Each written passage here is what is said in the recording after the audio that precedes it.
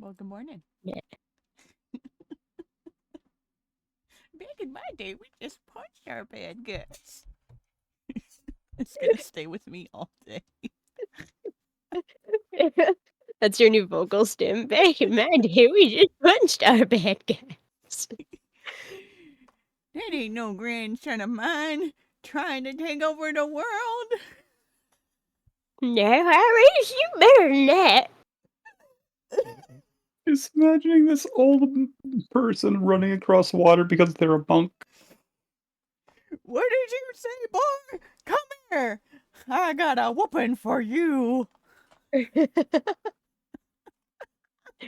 know I'm not as fast as I used to be, But I'm that don't mean I slowed down.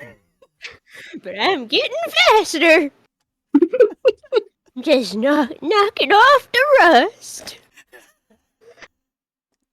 Congrats, I saw him first and Bam on second. Good morning. Good morning to my chat. Oh, that's what we forgot to hit on. What? I gotta knock on your stream. Oh, I can't knock on your stream. Wait, why not?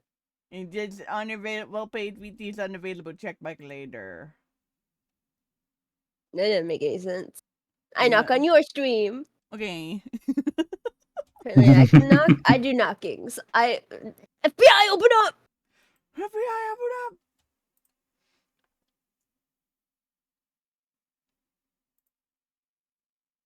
Knock, knock.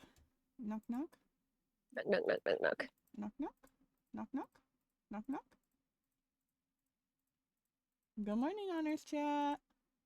Good morning. It's only 6 o'clock. Yeah, even though we were technically scheduled for 2 hours.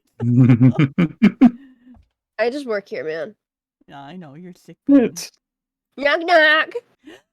Oh, it's because I have to do it through Firefox. That's why. I was like, why is it not? Because it's not available on Chrome. that solve that Right. issue. Or not Chrome, on Edge. I use Edge because Chrome is a RAM sucker. Didn't work, even though I accepted. No, I gotta use it. I gotta do it over here. Hold on. Oh. I gotta use a different browser. Okay, we're trying to get the chats shared together first. Yeah, we're putting you guys together. And then... Act like you love each other. Yeah. And then Or don't fight to the death. I'm not your keepers. I'm not changing my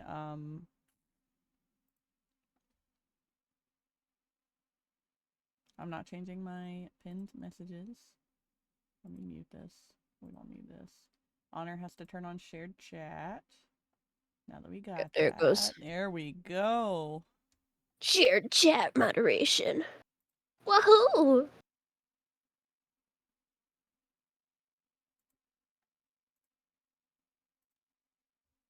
Yeah, buddy. Okay. All right, there we go. How's it going? So for everybody that's confused, probably everyone. Yep. We're doing dun-to-duns.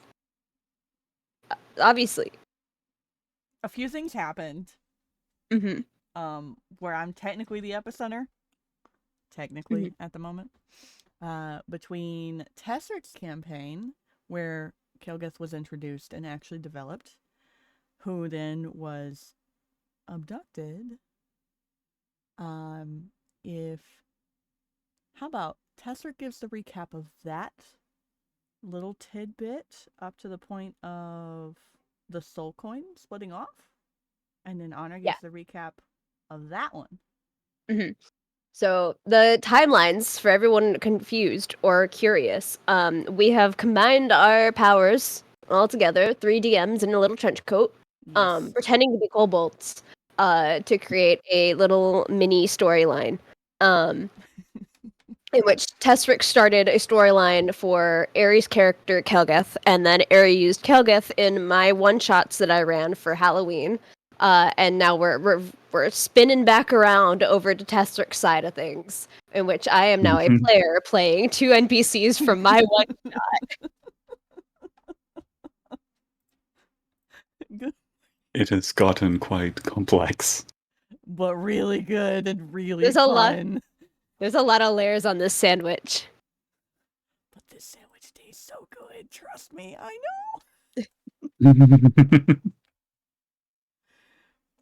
So, So as everyone remembers from Honor's game, Kelgath was a quite interesting drow.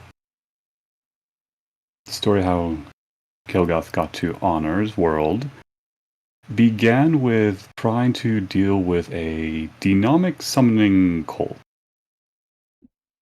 Upon finding their secret location and dismantling the portals, Kelgath made a pact with a demon to try to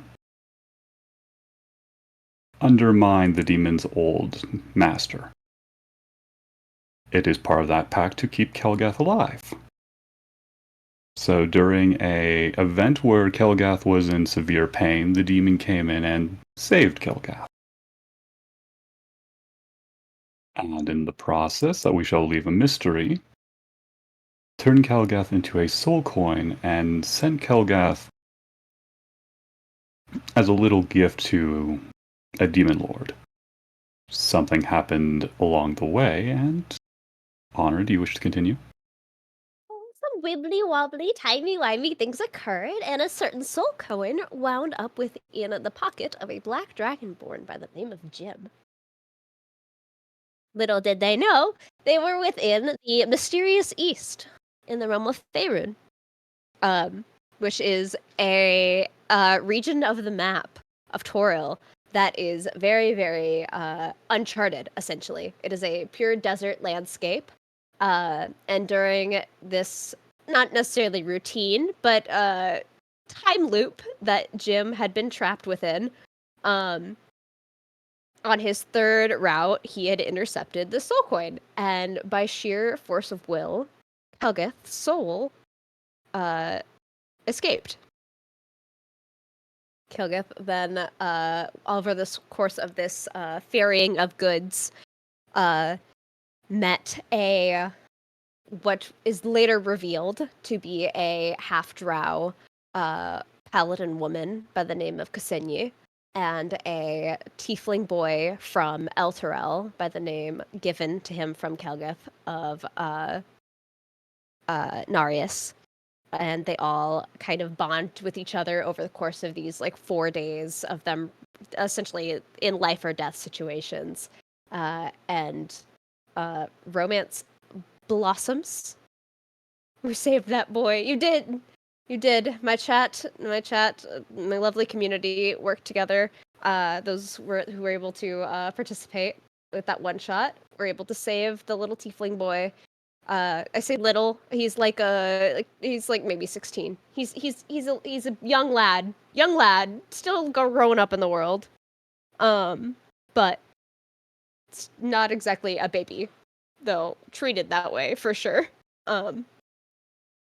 And they make their way to the their port, not necessarily port city, but their final destination, where they encounter the florist, who reveals to Kelgith not only that there is a deal associated with Kelgith, but also that they were being re-hunted by a succubus woman in order to reclaim their soul and recatch them Pokemon style within a new soul coin. Kelgeth is then given the decision after beating the shit out of this succubi, and, paladin style, it was smoted appropriately by Ksenia, and decides that it is, even without all of her memories, it is worth it to return to the life that she had versus borrowing other people's lives to live freely. And decides to house herself within the soul coin, and both Ksenia and Narius owing Kelgeth different life debts, as well as following, for Ksenia, her own personal oath. and romance, shooting her shot, she deigns to ferry Kelgeth from the Underdark to her body to help free her from this deal. Through shenanigans by a 6-year-old, they are teleported to the capital city of the Underdark, and that is where we left off. Seeking Bloodguts Tavern as instructed by Kelgeth. Mm-hmm. So, shall we begin? believe Sovereign, so. you have Well, thanks, Kaide, for the morsels. raid. I mean, guests arriving. Kaida Saigo raided Hello. my stream. Hello. Good morning. Welcome in, Good Raiders. morning. I should have made a GM command.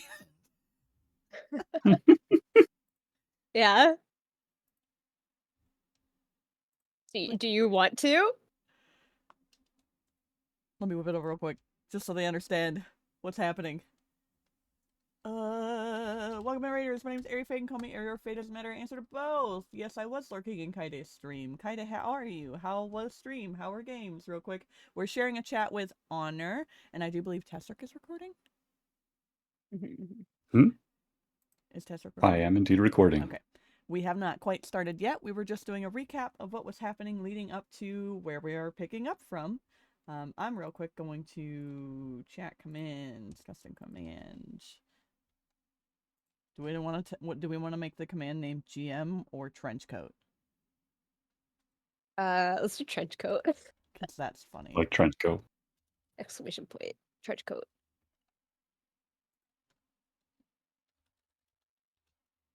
3 GMs and a trench coat. Oh, my poor mods are gonna be so confused. They're gonna be like, "What's happening? What's going on?" A lot. I'll just kind of lurking since you had a long day today. Good. Make sure you take care of yourself after stream, whether it's eat, sleep, shower, drink stuff, just laying down, looking at the sky, enjoying rain or snow, whatever you got to do to wind down. Thank you for the raid. Thank you for the support, and make sure to take care of yourself first and foremost. Tesseric, Honor Volpevity, and Edifay.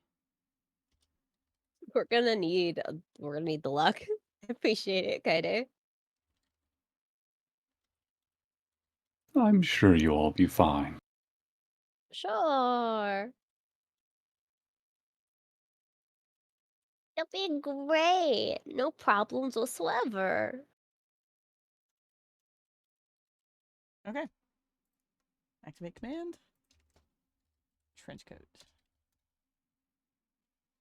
There you go.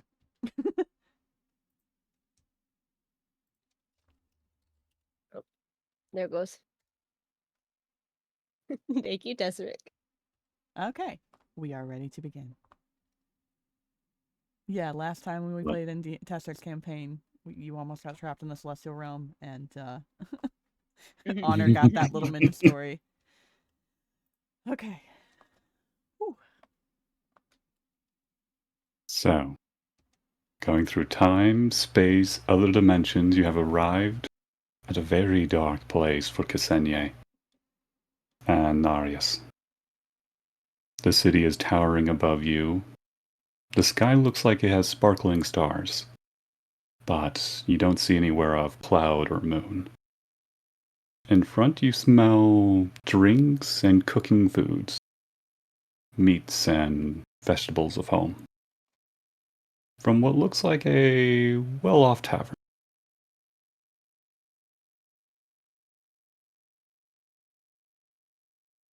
Looking around, there is not too much or too many people wandering the streets at this hour.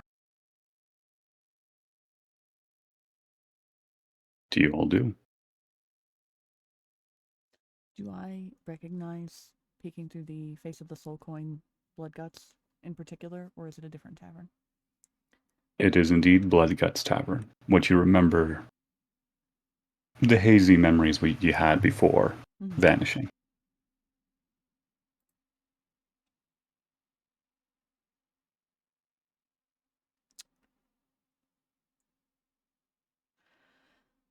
I gotta find the accent, not gonna lie. Like, where are they? Kelgis just sort of takes a deep breath at seeing, not that she needs to breathe in the soul coin, but seeing through the glass almost, and just whispers, rather mutters, even if telepathically. Home. We made it where we needed to go. Indeed. This is a place you have been to many times and recognize it. Looking around with a quick scan, Ksenia will kind of try to peruse and see if she can pinpoint the bugbear that Kelgith has been describing all of this time. Are you entering the tavern, or are you just looking through a window? I think through the window first, just to Okay. see. She's not super confident. I think she's only ever been in the Underdark maybe once or twice. Narius would be following close behind. You see a silver-haired bugbear, well-dressed, kind of just his head on his hand. He looks quite worried as he's gazing out the window. He seems to acknowledge your presence, but hasn't moved. It's been an hour, right? That's what we rolled for between the three of us. Yes, Mhm. it is an hour difference time-wise. We are an hour later in time from the events that occur. As Ksenia is looking through the window, and Kelgith can also see where she sees, she just, that's him. That is.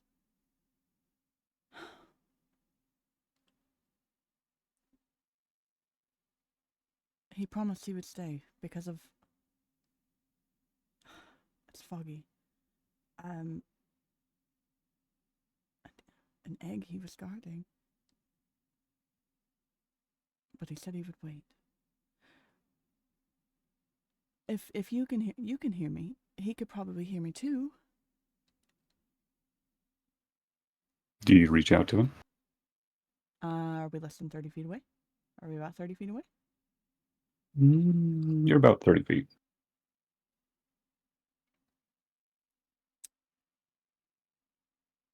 We still outside? Ksenia. Yep. Yeah. Ksenia will look down at the soul coin, 'cause she doesn't really have anybody, like a person to look at.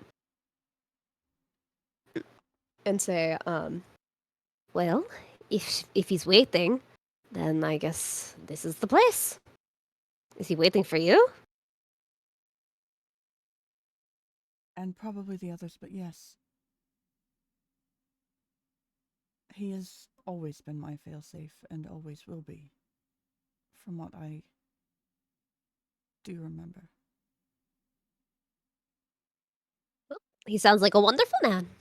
I feel like we're not going to get any better chances than this. And she'll walk on in. Don't Head up. trust anyone else. Never did, sweetheart. And as we're As you walk, entering is when Kelgith will reach out, even with just a, not necessarily words so much as if a feeling could be given telepathically, mm-hmm. that's what she would do. Okay. So you walk in, and I assume both Narius and Ksenia? Yes. Yeah. I imagine that Narius is very naturally nervous overall. He is following Ksenia like a shadow. He is taller than her, but cowers or shrinks himself down so much that he's hiding behind her essentially. Mm-hmm. It's one of those that you can tell that if he were to have grown up normally in an actual positive environment, he'd be a very hulking person, a very very tall, very buff male. Mm-hmm. But instead he is just the tiniest of beings.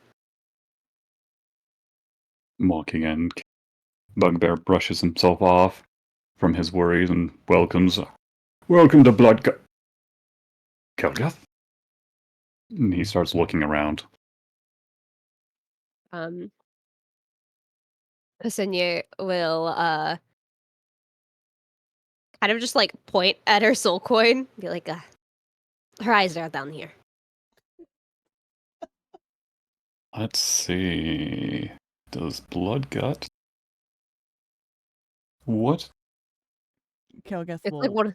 say It's like very a quickly. It's like an awkward understanding like smile of like it's not gonna be an easy conversation. But this would be said in Undercommon. But that's also when Okay. Kelgeth would say yes. Yes, my dear. I am as she says. So immediately Bloodgut rushes up to the three of you and starts barraging questions of what happened.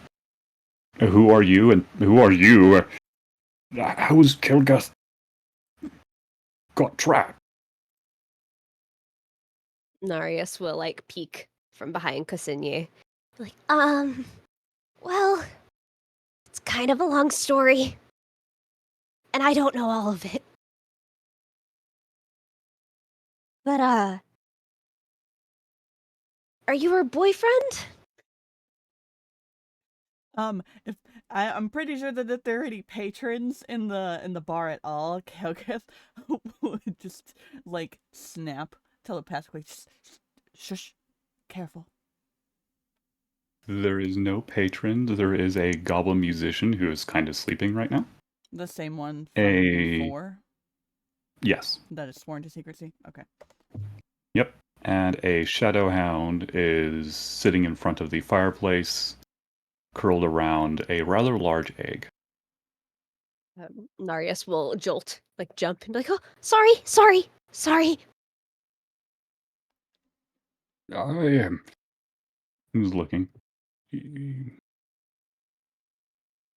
As much as her station would allow me to, yes.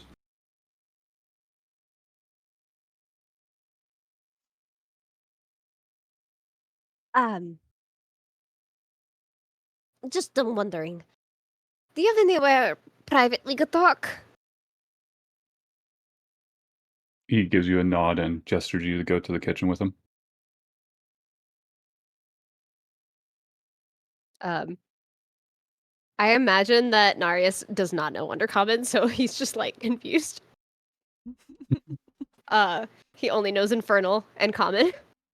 So he's just baffled, like looking between the two of them as and Ksenia will look at Narius with a kind of like understanding, like sympathetic look and be like, come on, let's go. Things Yeah. are Blood. And she'll explain along the way to Narius, like very lowly, of like things with the drow are complicated at all times and very secretive. Bloodgut nods in agreement. Does he not speak Undercommon? No, he's from Avernus. Avernus? Did you I'm hear not. of? Hmm? Well, I mean, did you hear of what happened to Elturel? About Elturel. Must be far away. I do not know of Elturel. Kelgeth will chime in. I don't know that any of it would be familiar. If you give my surprise at being where we were any regard. It's very hesitant, very confused, like still trying to piece together memories that aren't quite there. It's so funny because I imagine Ksenia, like every time that Kelga talks, she like leans down as if it'll help her hear her better. Or she's like tilting her head kind of like a dog. Of like, yeah, yes, listening very intently. She'd be like, the least complicated answer is he's from hell. Ah.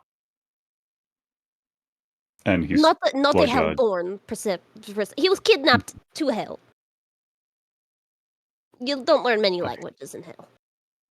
I see. Well, He's a good kid. it'll be easier to talk with overland languages then. That'd be preferred, unless you happen to know Infernal. He shakes his head. Unfortunate. Or maybe fortunate. Depends on who you ask. But, anyway. Please. If you wanted privacy. He keeps walking and gestures to a door that leads into pretty much like a secret tunnel. Ksenia will, like, lift the soul coin to, like, her lips and essentially whisper and be like, I see why you like him. He's quite the mountain to climb. That is true. He is nearly 7 feet, if not reaching 7 feet. Yes, quite. Would not be the first I've climbed. Yeah. Yes. That is my name. Kilgith just sort of withdraws, bashful. Rendered speechless, I understand. She has no decorum. No, she does not, and it's part of why I adore her. Oh, Why would she need decorum? She's a merc.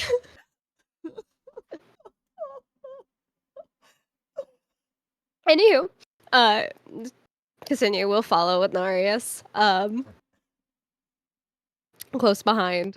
Narius is like almost inspecting everything he sees, trying to commit it all to memory as he sees all of these new sights and sounds and Mhm. smells and colors. And he's got like, if he had a little book, he would be writing it down. But since he doesn't, he's kind of just like fidgeting of like, what do I do with all this information? Where do I put it?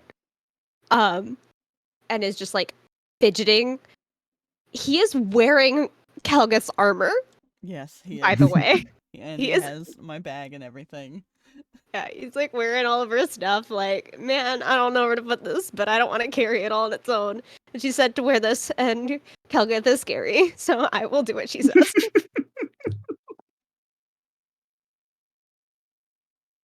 So, and during the tunnel, and Blood Guy just kind of leans on the wall and asks, "What happened?" Well,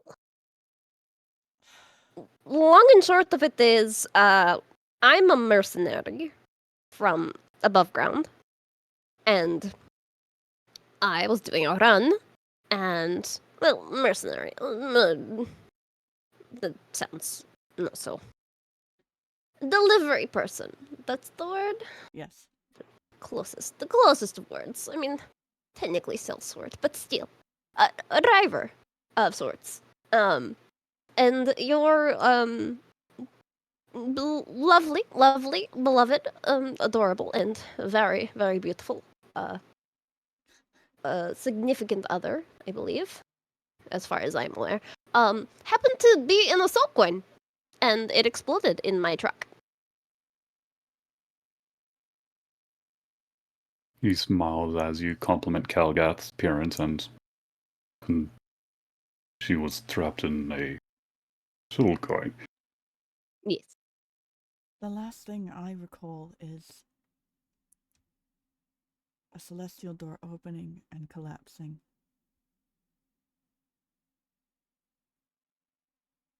Before that Right. was we'd gone to the temple to break the summonings. We had gone to close doors that were found. We were doing so successfully, and then someone showed up, and they had the face of one of Alan's companions. And then they knew it wasn't him, so he revealed himself as an incubus, and it's the same one who's taught the I can't. It's been Some a lot. memories are spotty. Yes, some memories are spotty. Please give her grace and patience. And by some memories, I mean most of them are gone. I don't think they're in this little coin.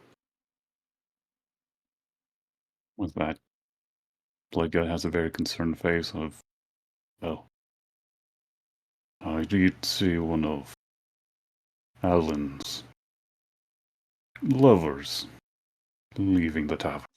It was an He incubus. said he had something to tell you. It wasn't. He was an incubus. And it's the same one that taught the human who has been charming my house. That's what we discovered, and the only reason I remember this is because of the conversation that was had. I don't... To be frank, I don't remember things more than when we first left the tavern with that party. I don't remember beyond that.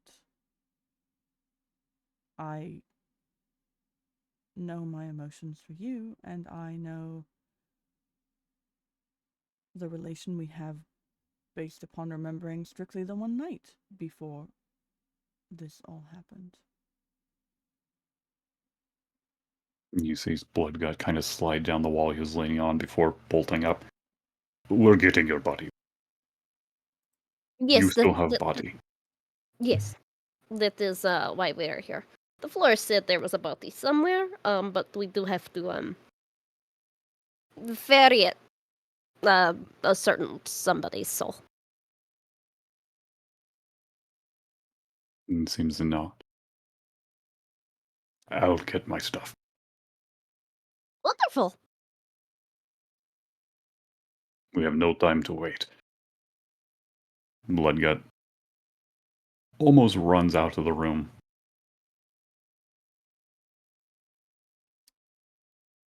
Narius will lean over to look at Calgath, I say in quotations. Wow, he must really, really like you. He didn't even ask our names. Time is of the essence when one is technically victim to an incubus. And yes, with the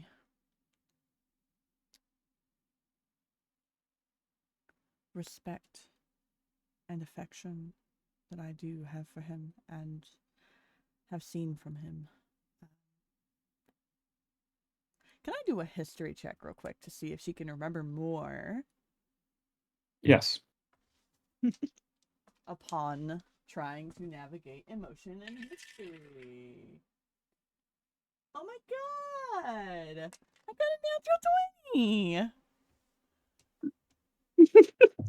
Oh my goodness! I whipped out new die for the.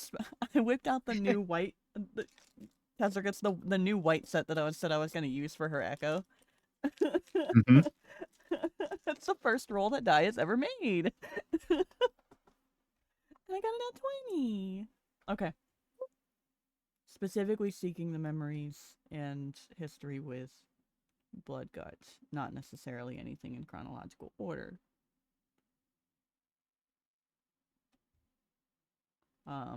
Previously with other wisdom saves has gotten up to about 48 hours of memory up to the collapsing. Mm-hmm. That's what she has to work with. Yeah. Which is very...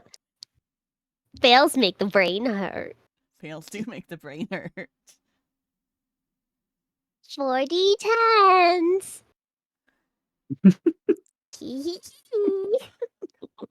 Poor girl. Poor cursed girl.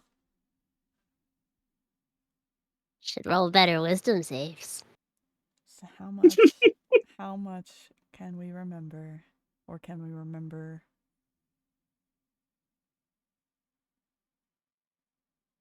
Everything with this particular lifeline of this relationship. What can we remember, God? With a 20, you're able to remember almost everything that relates to Bloodgut, but nothing beyond it. Okay. So you don't remember pretty much why you were working with him in the first place, but you do remember when you first started. Up until, well, this point. Just whenever you're away from him, those memories seem to fade away until he is back into your view, or at least your presence. Mm-hmm.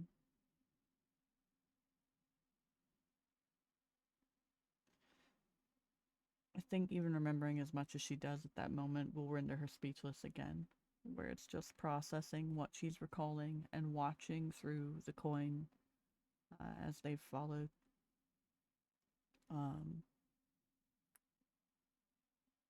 Remembering many days and nights they've shared together, things she's given him, the way he's cared for her, remembering the things that happen behind the closed doors the most fondly. And chat says to hydrate.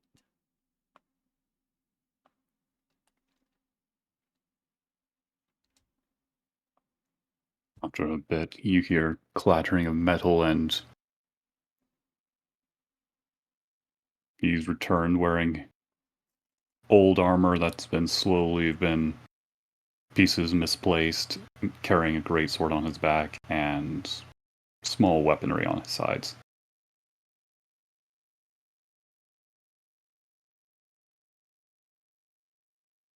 Where do we start? Can't get his voice correct. It's okay. That's fair. Ksenia will give a low whistle. Well then, you clean up nicely.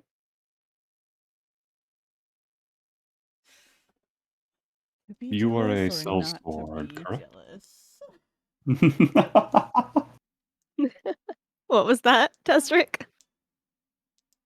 How much is your character worked around military? Her character, I gave her the soldier background. Oh, so you would see that this is the armor of a general, just some pieces have been misplaced over the years. He has worked in very many high places, earning his keep and his respect. This tavern was not easily earned.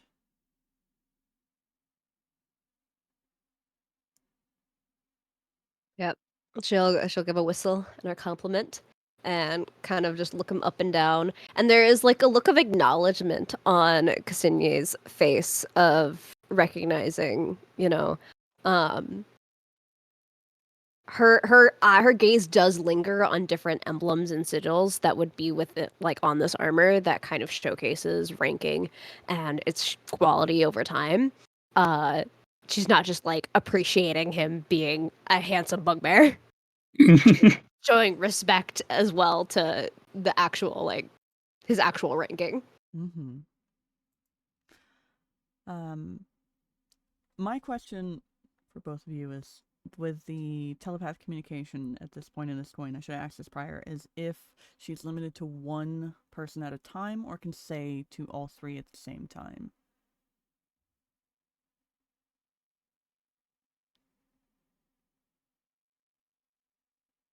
It was someone within 30 feet. I would say for ease, it would be like as if you were talking normally.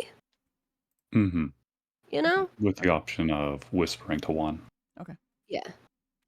Then to all three, she will state, I'd remember the path to get to the place.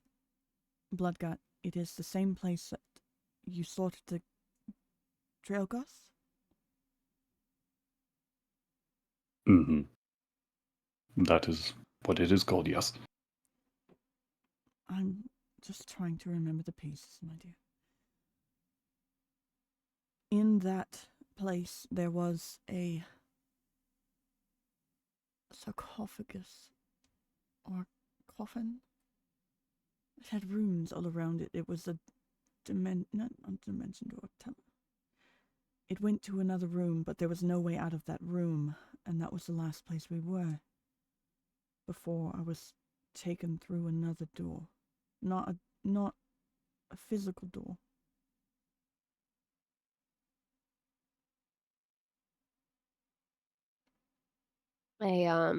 What's the word? My concern is if you go down there, you will not have a way out. Well, I mean, we have to follow one way or another.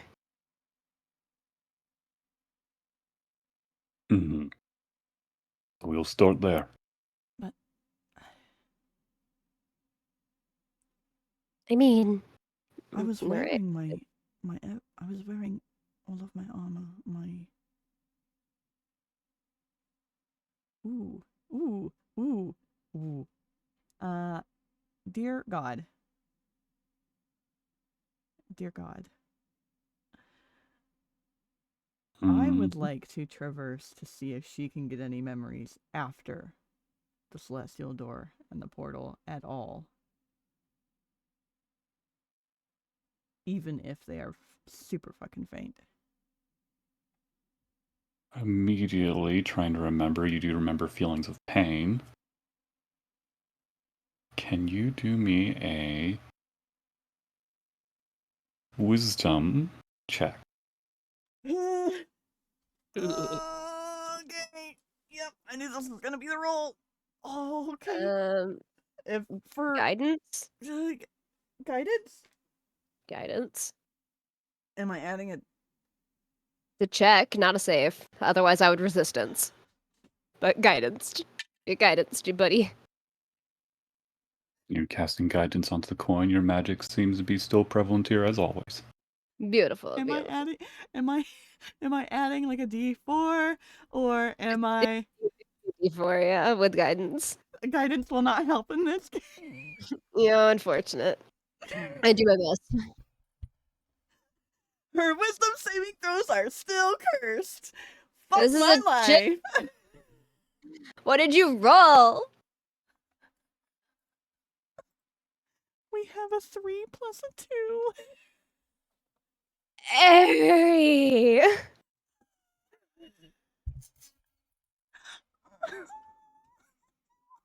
So you remember Goodness. a flash of fire, feeling pain, being outside with lights of the city off in the distance and above, before a soothing voice took everything away, the pain and your focus. How much damage do I take? How much damage? You failed. You failed real bad. You're 4d10. No. Have fun, buddy. Psychic Oh well, damage it's is a literally glowing the roll. only kind of damage she can fucking take right now. 9 points. Thank God. A 1, a 4, a 2, and 2. See, it's not bad at all. It's all good. That's a 1, a 4, a 2, and a 2 is a total of numbers. Oh my God. For those who don't know, Kelgis in particular, no matter what die, no matter what guidance, she's only had two successful wisdom saving throws in her entire history. And And one that of them was had advantage because of the paladin we are traveling with right now. yeah, But the she power of always gets somewhere between a 2 and a 5. She's never gotten a nat 1, but it's always a 5 or less. it's been comical. Your wisdom saving throws and checks are the worst thing I've ever witnessed. Cool. Oh my God. So, upon trying to recall anything after the portal, remembering the pain and then feeling the pain of this veil real bad, takes a moment. I feel like you still would have the three of them still would have heard her cry out with that small little bit of pain, and recalling of trying to push through this fog. And then almost muttering to herself more than to the rest, while still having a passive sort of wall out. Just, it's still in the city. It's still in this realm somewhere. They're not underground. There were lights. I can't remember. I can't remember more than that.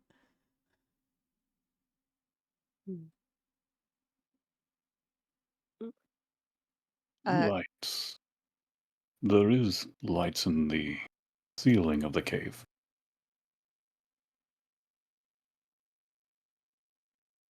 Ksenia will kind of like pat the soul coin, I guess, like, comfortingly, if you can do that to a coin. You could pat a fucking If you coin If you yourself. can pat a coin, she'll pat the coin, and say, "You know, you really shouldn't be pushing yourself so early in the journey. We did just start."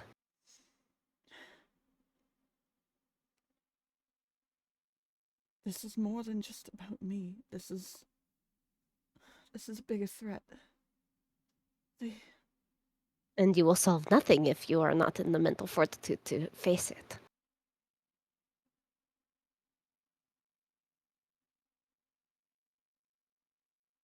She just goes quiet, just sort of processing, trying to think of what she can and can't do. Well, I guess Ksenia will look you. at Ksenia will look at Bloodgut and give him a nod. Lead the way, please. I'll show you where the entrance is, and we start there. Bloodgut takes you outside the tavern and leads you to the edge of a plateau the city's on. It's down there. A stone trail leads into a crack in the wall. Down here. Somewhere, actually, chat. We'll zoom in on the city. We're going down this way, behind Honor Bay.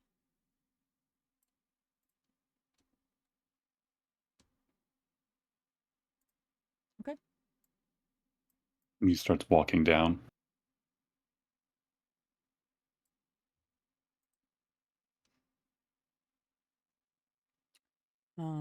And Kelgith will reach out before he gets far and just be careful. I don't know what else was alive when it happened.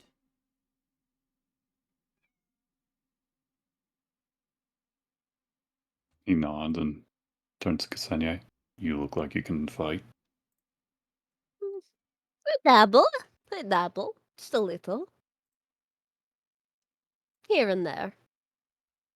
And the young child. He can tinker. He's really more adopted than anything. He's gifted She would say that in undercommon, actually. Like, it's an endearing comment of like, he's more adopted than anything, but he has a good heart. And Kelgith will reach out to say he's gifted in the same skills that I've used, my dear. He nods. And starts walking down. Fully believe that you all can defend yourselves. How long of a walk would this be? Probably 5 minutes. It's within sight, but it does take a second traversing the cliffside. Yeah, it was only Okay. like 5 or 10 minutes the first time we went down to, so I wouldn't be surprised if it was, again, the same 5 minutes. Mhm. Okay. I'm looking at character sheet. I feel like by this point, he would have had time to craft this. with the scrap that they were able to acquire. Because they collected a lot of scrap. Mm-hmm. Ksenia would on that question, Narius would be like, "Oh well, I don't really fight, but I got this," and he'll pull out from Kilgut's backpack this essentially reworked or re God Medusa's gonna be pissed. This reworked Infernal Heart that unwinds itself, or unfolds itself essentially, and it takes the shape of a spider and crawls then along the floor. And it's very much you can tell that it was probably a collaborative work between Kelguth and Nereus while they were on their like drive, essentially. hmm Or at least a way to like impress Kelguth. And that is his steel defender. Aw. Bloodgut smiles at the contraption.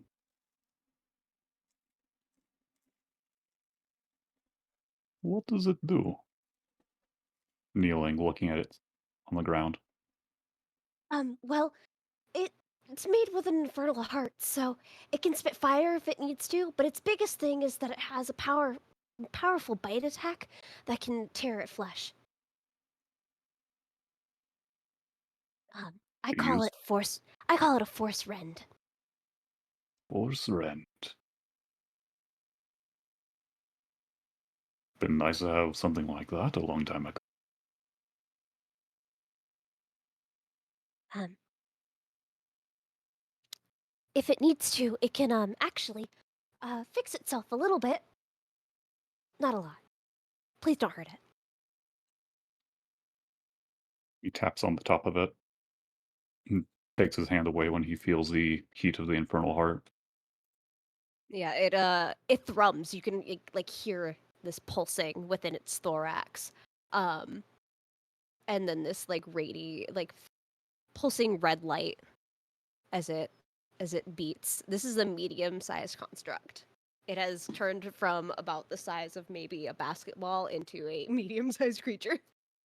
So, like, started unfurling and Mm-hmm. showing its full self. Mm-hmm. Yep.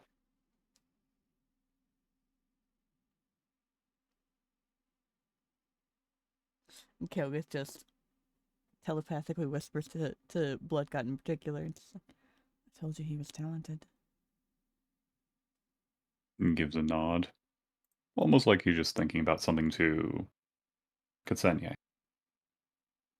as his answer to Kelgath. Shall we look at this sarcophagi? Sarcophagi? Sarcophagus guy? I wasn't in there. I don't know what's He doesn't inside. know how many. It's just one, from what I recall.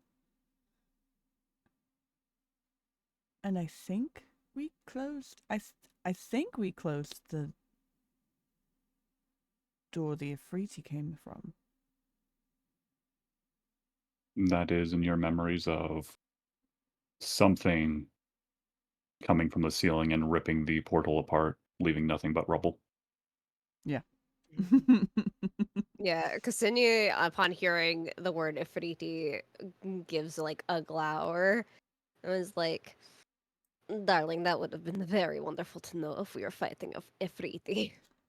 Well, it's a good thing that I remembered that I charmed it away. And Nope. with an inflection around charmed it away in particular. She would raise an eyebrow and say, normally you charm things, do you? Well, I sacrificed something of great worth to convince it to leave us alone. Because I don't remember why. Mm-hmm. But That's probably why we are in this situation then. I think It was the level of threat to me. I can't remember all of it. Probably the same reason I collapsed to begin with. And you'd be able to hear the attempts to clarify for herself the reasons behind things. The confusion still there, very much. Don't push it. I won't. I'm just trying to put things in order from what I do recall. As you tell the story, it is quite clear to Ksenia and Narius that Bloodgut has no idea about the Ifriti or what happened.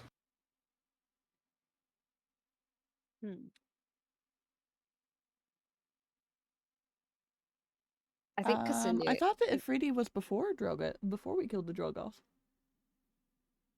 Mhm. And that was the day before? Yeah, I think that was when Ksenia and Narius actually, because his stats are all mental. I think Narius would be a little confused because he would have heard from Kelgat that they fought the things together, but Bloodgut doesn't seem to know what they're talking about.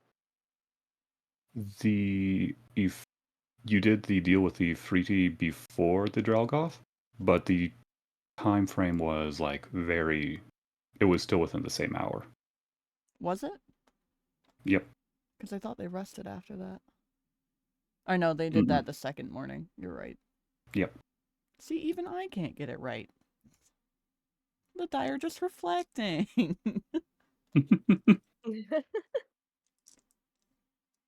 Yep. We're gonna. I think Narius would just assume that we have a very unreliable narrator, and Ksenia would look at Bloodgut and say, "So, if we do run into an Ifriti again, I trust you'll hold your own, but do you have any recommendations for Underdark Ifriti versus other Ifriti, or if they're all the same?" They're all the same, Kelgith would answer before even giving him a chance. Bloodgut! I know. Never fought an Ifriti. From stories I'd say.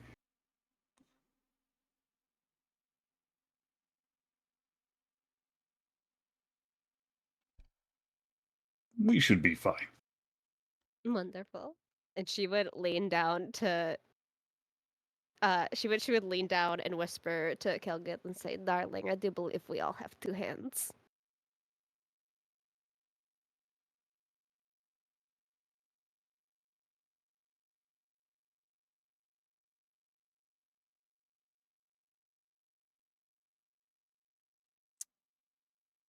Just a long moment of silence as if her gears are turning like, the hell do you mean?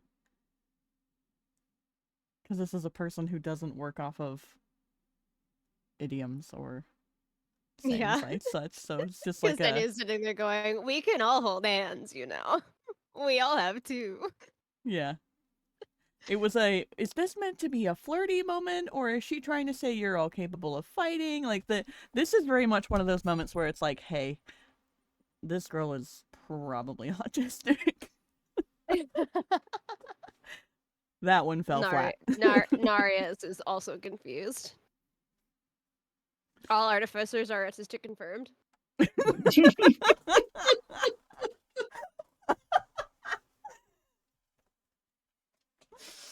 Oh my god.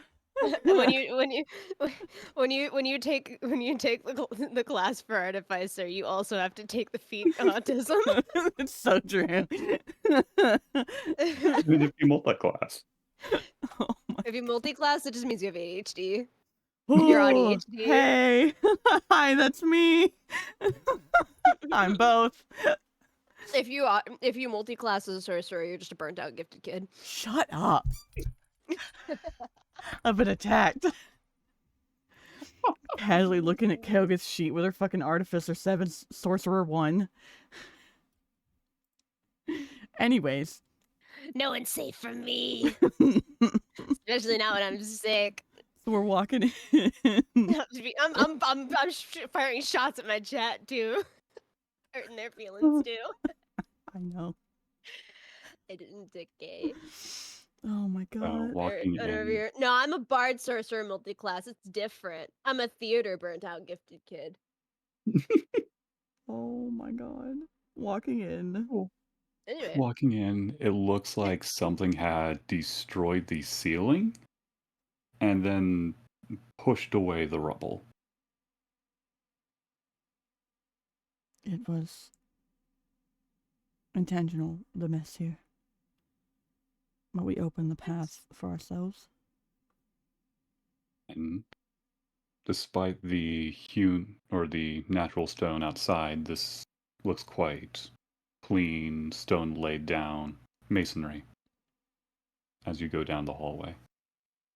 Eventually into a cross section. Path to the left, right, and forward. They held beasts captive here, collecting and harvesting there. There was an imp that I saved. He'd still be with me, right? He was with me when we went down, an imp, you say? and Um, I. you roll me a charisma check or intelligence check. Okay.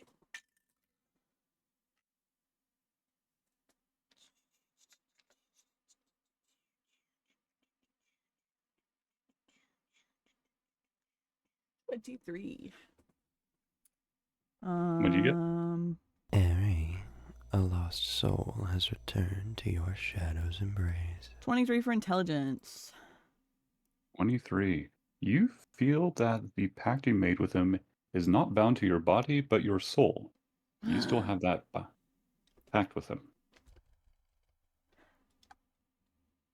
Okay. Could I technically follow it like a tether and locate him? Or summon him? How does that... What are we doing here? What can I do with this information?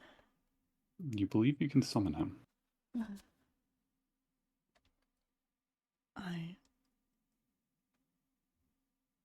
I made a deal with it to offer it because they were harvesting his blood and then healing him over and over again. They did the same thing with the small celestial. We'd save them both. And I promised protection if he became my friend instead of a threat.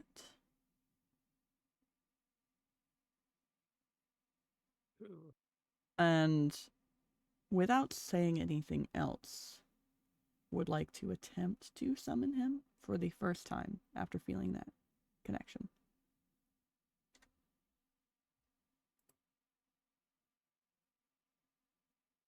You feel something has happened, but you're not sure. There's no immediate effect. Something has happened, though.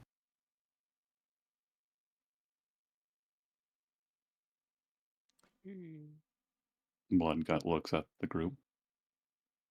Which way was the sarcophagus? Straight ahead. The Ifriti came in through the right before we erased what was there. The Drelgoth was from the left, and the sarcophagi they tried to take me to was straight ahead.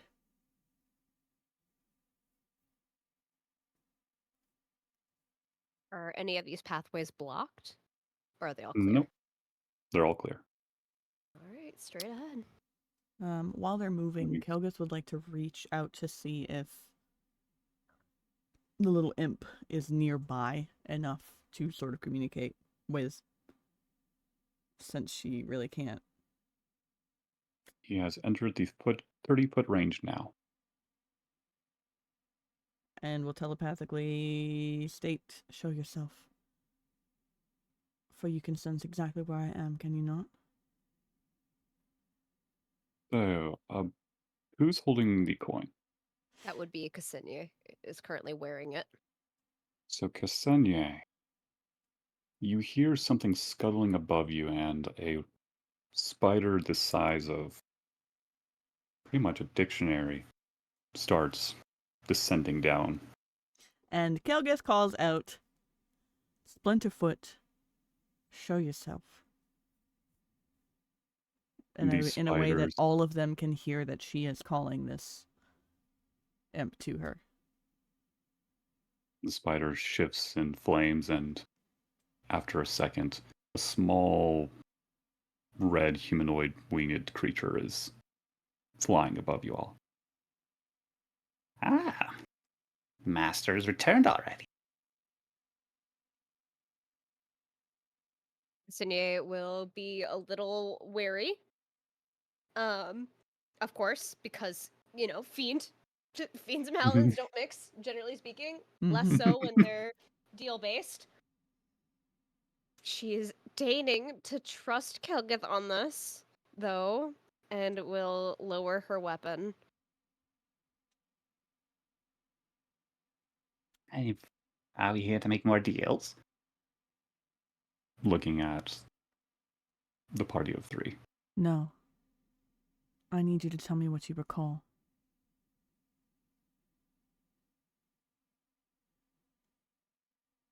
Ah, You see a visible shudder and his expression become fearful. I understand you what are I recall. I understand you are afraid. But these here will protect where I failed. Well, I was with you when you were whisked away off your feet and saved by the old master. Old master. You said your master was dead. Well, yes. Master's wrong word. Commanding officer. Ah,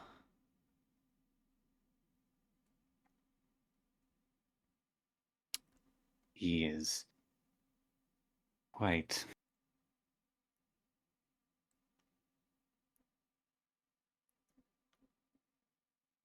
he charming. took charming is not the word I'd use for him.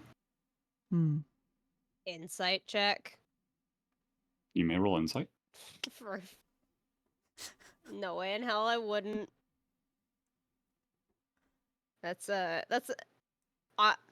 Would Narius insight is the question. I mean, he doesn't trust fiends either. He's from Avernus. Neither of them like this. But this conversation in particular has to do with the incubus, which he would know more Yeah, about. he said other masters, in command. That's where they're like insight check. She wants Ksenia would want to know if he's hiding something more, that is antagonistic. Like if he's trying to be sly and sneaky about it.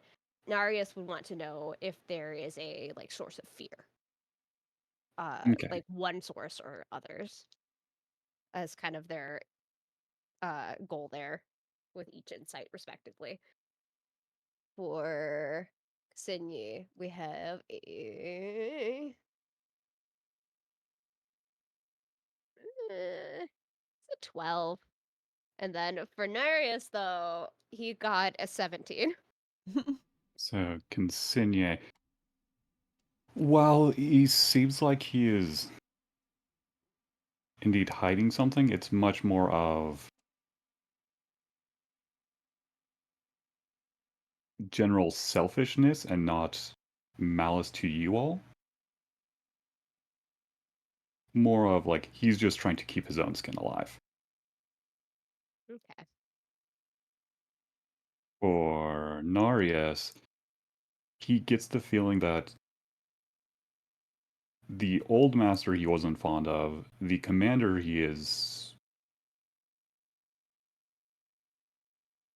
not want anything to deal with. Okay. Any other questions for Narius? Uh, hmm. Yeah, Narius would probably have the most knowledge of hell. and deals like that. Or at least of devil types, I should say. Yeah, he would look at this imp. Obviously he's been healed magically from what Kilgith had said. Hmm. But are there any brands of ownership upon this imp?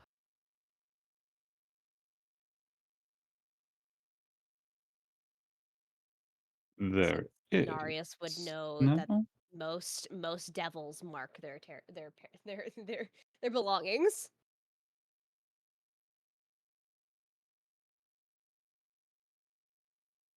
There is a brand on him.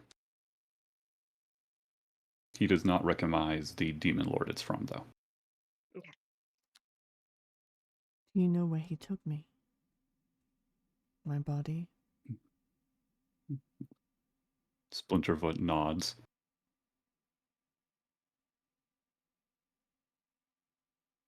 Are you going to tell us, or are we going to guess? Were you with There's my...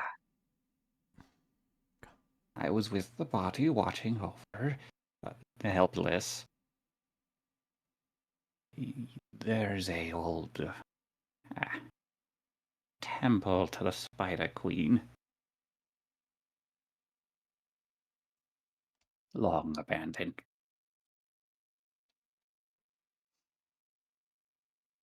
It's not too far from here, but I don't think I can sneak back in. That's fine. No, that's fine. I'm not asking you to sneak back in. We're just trying to figure out where to start. Do I even want to know what is happening?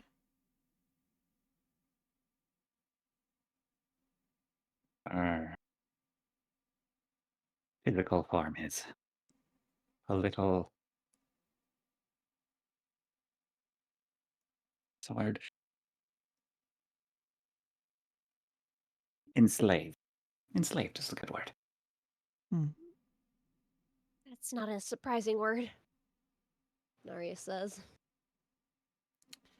Well, He's also using you as a bit of nutrient source right now. Kind of like how I was making deals. it's also not a surprise.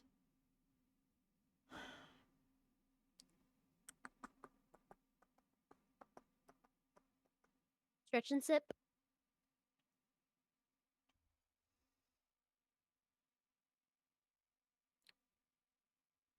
Did Bloodgut hear this as well from Yes. the imp? Though, Bloodgut does not know that much about demons. Fun stuff. The question is, would Kelgeth even say anything? Because she doesn't want to like enrage him right now. They're just trying to locate and just will. Ooh, should I be concerned about anything else? Influencing. No, we're not. We're not gonna try to reach out. Nope, we're gonna back. Okay. You sure? You don't want to finish that? This was a moment of at thought of location and hearing this and hearing the words. Should I be concerned about what's happening to the body influencing Kael'gith before continuing with questions? While I frame up my next sets of questions. I think Cassinier, upon hearing this, would ask Kilgith with kind of a sense of concern. Narius would share the same sentiment, or at least the same like look on his face of darling, are you mentally prepared for this?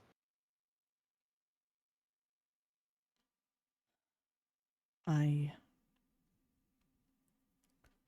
That's why I ask myself if I even want to ask what's happening, but by all counts, he is technically holding his promise if all he is doing is feeding. Because the deal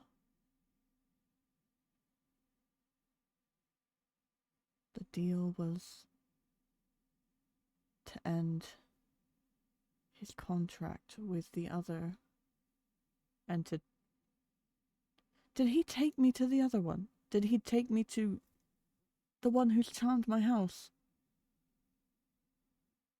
I think I'm not. He finished his side of the deal. And kept me alive.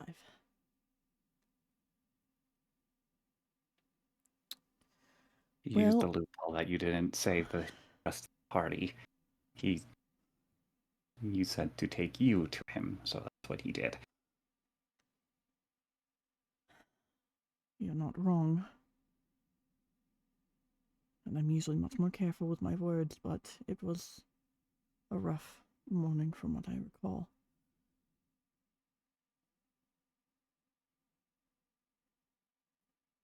Bloodgut, what?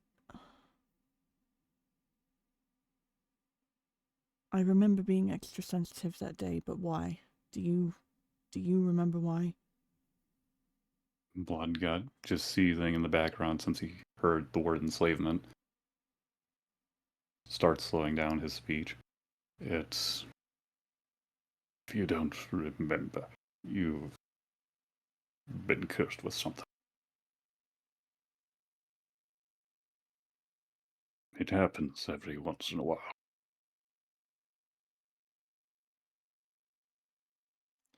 Like when hit with blinding light, for instance?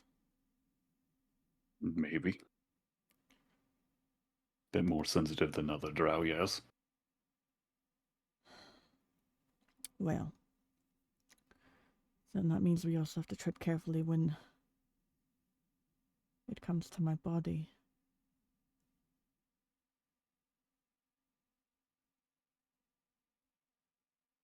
Because without the memory, I won't know what triggers.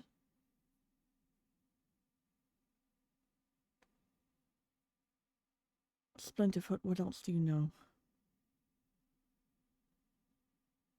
Yeah, there's a few other demons there, quite a few succubi, but mostly a nice collection of other drow. Food, I presume, for him. Food and the people he's was. No. Food and mass. That,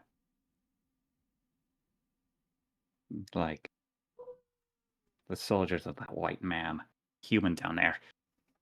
Apparently he made a pact with them or hypnotized them or something. Well, the pact with the humans should be over because that was part of the deal. Mm-hmm. Is the human still there? Do we need to be concerned about that threat? He was there when you were first taken there, but not anymore. He was said he had a meeting with the matriarch of Drathobit. He didn't recognize me. No, he didn't. But he's targeting my house instead again? Mm-hmm. Something about trying to get the last few ends, especially the most important ones. I didn't pay attention. I was too busy playing Itsy Bitsy Spider. Which I appreciate you doing carefully. And I will reward you for it later. When I have my body again.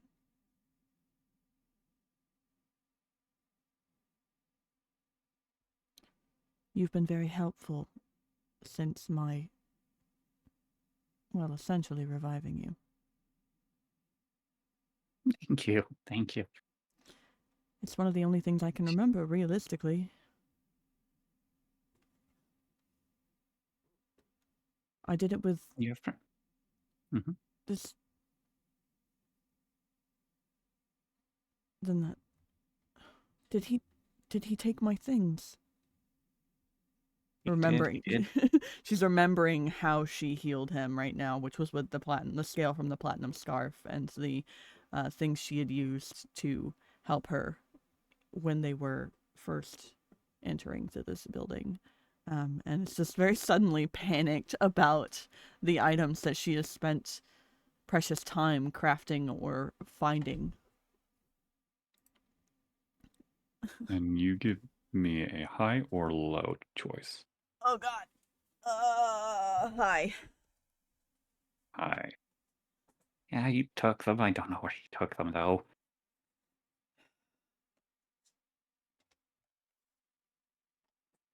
All of them?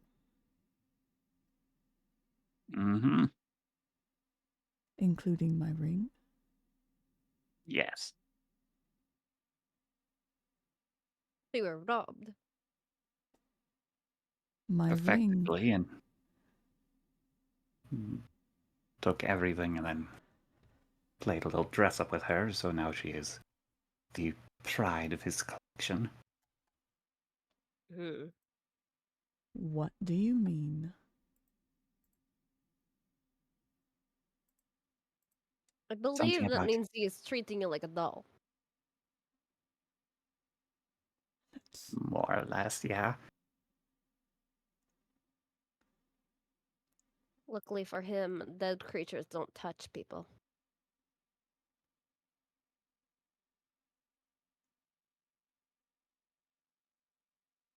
If the pale human did not recognize me, and he took my belongings, including my ring is a signet of the House of Drazaben.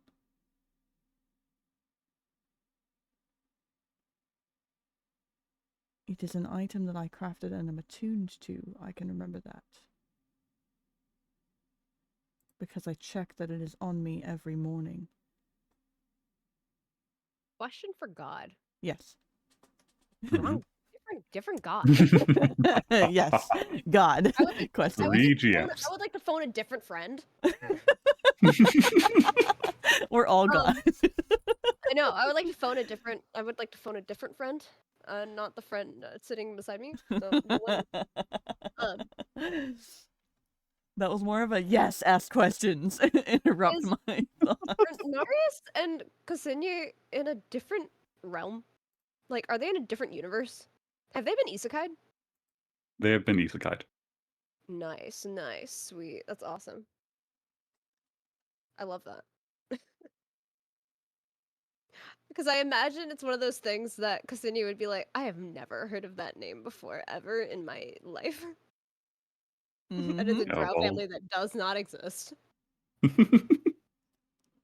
Yep. So they're sitting there like, this is the world I remember, but none of the names are the same. Well, it makes sense as to why Bloodgut and Kelgith know jack shit about you guys and your history. Yeah, it's like Elturel, Avernus, what? And it's like, no, those got they're completely different names. It's just like, I know the word hell. The ultimate crossover is happening right now. I love that. I love it so much. Okay, I just wanted to be sure because I was like, I feel like Yep. 'cause drow names are not one of the family house names are not something that drow tend to forget. Mhm. That's something they very much keep track of. So I think I imagine Ksenia is just like, okay, I wasn't away from the Underdark that long, was I? My question for you in particular is if Ksenia in particular has gauged that Kelgith is essentially royalty yet. I don't think so. I don't think she's quite made that connection yet. Between think the signets and the her station. I think she's like, okay, you have a signet ring, but that's not unusual for people proud of their drow house, regardless of their like station. but she's putting the pieces together. She's a himbo. She's a -1 to intelligence, okay? Yeah, she's so pretty though. She's very pretty. She has an 18 charisma. She's very hot. She has an 18 charisma and a 16 strength. She is hot and strong. She is a himbo. Oh, I'm hot and smart. Let's go. Like, she can hit things, and she has a strong sense of loyalty. But I mean, what? There is not a single being with a high wisdom or intelligence that would have been like, "Hell's yeah, let's go ferry somebody into a different universe." Like, really? She's the essence of doing it for the vibes.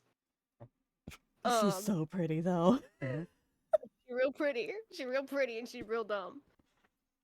She She's kinda like literally Yasha. swept She's like Kelgith off her Yasha. fucking feet Yeah, though. she's like Yasha. Well, like she tries to remember. She's like, maybe I just wasn't that good in school. Like she just like maybe that's a name. But with okay, well we'll do this instead. With Kelgith's experience and limited knowledge because of her freaking loss of memories, and the way that this half-drow paladin is reacting to not recognizing things in particular, can Kelgith roll to sort of gauge whether or not, with the fucky-wucky of all the realm shit, and the timey-wimey Yeah. shit, of if she actually, if she got them to cross universal bounds, not just up top to down low to Feywilds, etc. Yeah, because Kelgith, Bloodgut, and Ksenia, like all of them would have noticed Narius being like inspecting this imp's like branding and being like, and then not knowing whose it is at all. Just being like, wait a minute, we can check this. Like as if he had like a eureka moment, then looked at it and went, But like even if it's a high DC, what kind of roll do you want from my smartass bean to figure out whether or not she pulled them into a completely different universe altogether?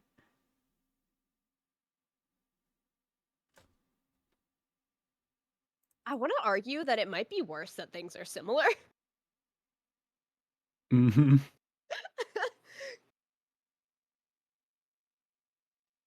Is your character spent any time researching different dimensions or playing? Mine? Mm-hmm. Absolutely, even if she didn't travel. Because it falls under the Arcana, which has been her specialty. Yep. Knowledge Arcana. Woohoo! 19 plus 8 is a 27. Yes. Somehow, if I remember, her name was the Florist, correct? Yes. Yes. The florist and her child Sprig. Somehow, the two of them were able to send Kelgeth back to another dimension, another world, alongside Narius and Ksenia. So Kelgeth will just whisper to, well, not whisper, telepathically communicate with the three of them and just, well, my dears, it does appear that you are a very, very long way away from home.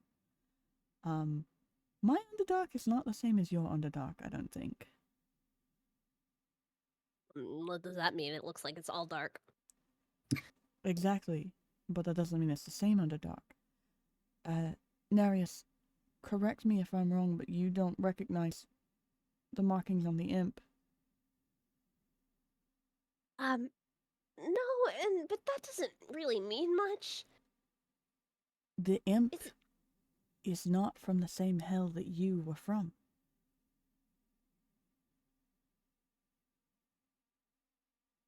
I think Narius would like slowly process.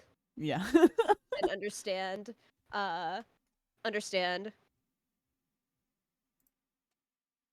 Would slowly process and like come to an understanding of like what Kelgeth's trying to get at. Without overloading. Just trying not to overload. Without like having a panic attack.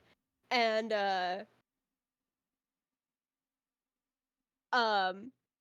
and what's really and then like maybe like a solid like minute after that would be Ksenia coming up to speed being like after Narius is like, so you're are you trying to say that like we're not This goes beyond just realm travel.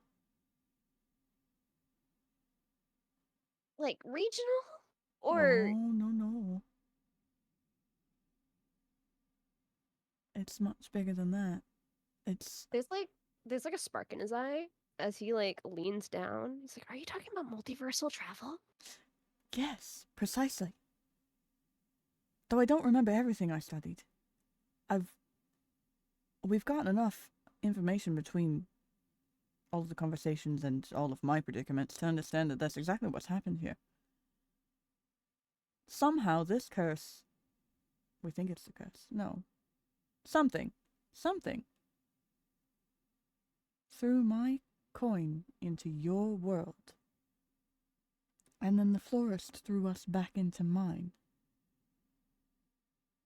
But it also makes sense why we couldn't just open a door here with anyone else. It had to be the florist. There's like a really big thinking face. Yeah. That's what's happening right now. It's just a big thinking face for everybody.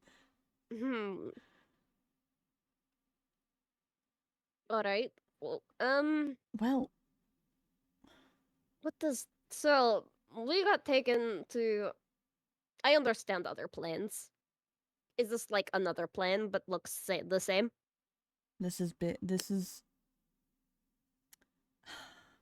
well, I can't exactly just put it down on paper for you because I'm stuck in here, but one day I will show you exactly the theory that we have discovered here. Scratches at her head. I'll make it easier for you, dear. Wonderful. You will never recognize the drow in this city because they're not the same from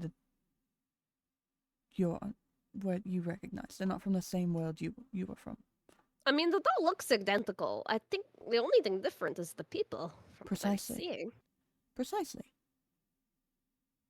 But, Wait a minute. And she just like, almost like a light bulb, and she just like wraps her arm around Narius and like, you're not the fucking slave, buddy! Let's go!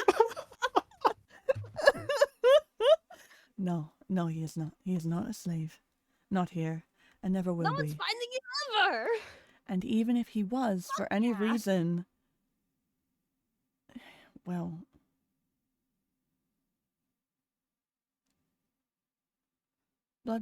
Bloodgut. He seems to be trying to process all this himself. They don't know the houses or what my ring means. And to be quite honest, I don't remember as much as I should. But if Splinterfoot is correct, we'll have plenty of time between here and the temple that they... How many temples are outside of the city that are in ruins? Not too many. There will be time to explain to them and to me who I am. And perhaps even why I would be so concerned with this human threatening my house.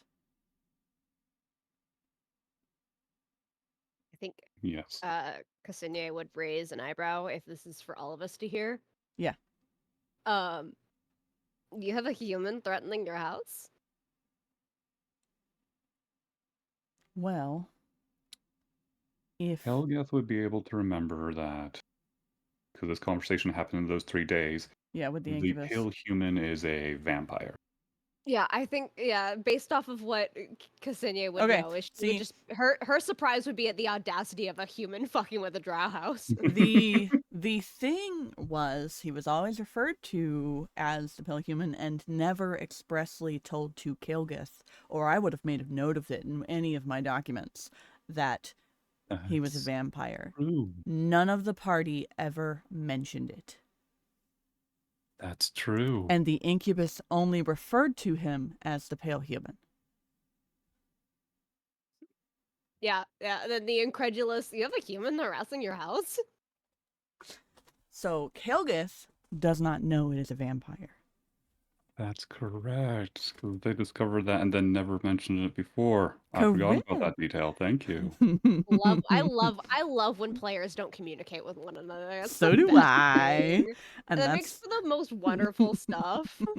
And I say that as a player that doesn't always communicate with the other players. I choose what I communicate for the sake of storytelling. Drama. hmm But now everybody in this call knows Kelgis doesn't know that he is a vampire. She only knows him as the pale human. And because she cannot remember anything after the door except for the little bit we just collected a little bit ago, I never saw him, hmm even though he saw her. Just knows that he didn't recognize her because that's what Splinterfoot just said to her. Yep. So So there was a I have a question. Helgeth. Well, If you went through a weird portal door thing, how are we finding you?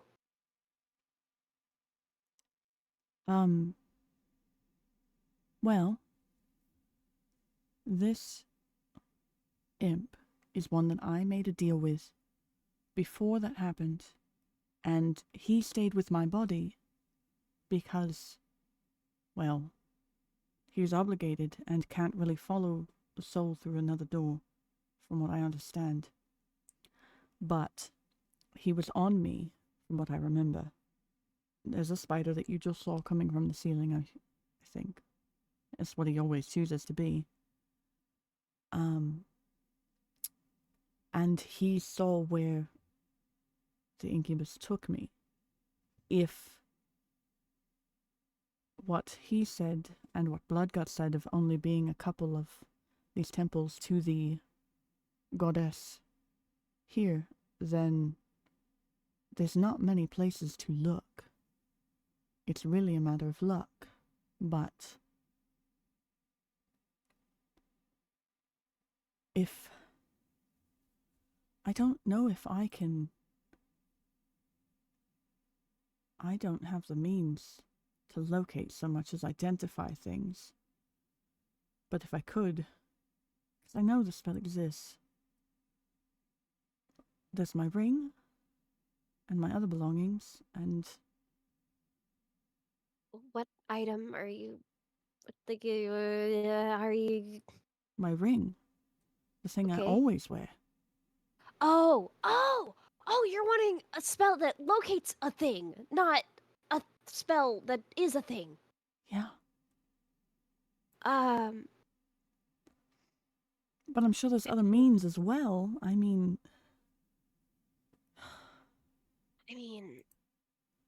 Well, where?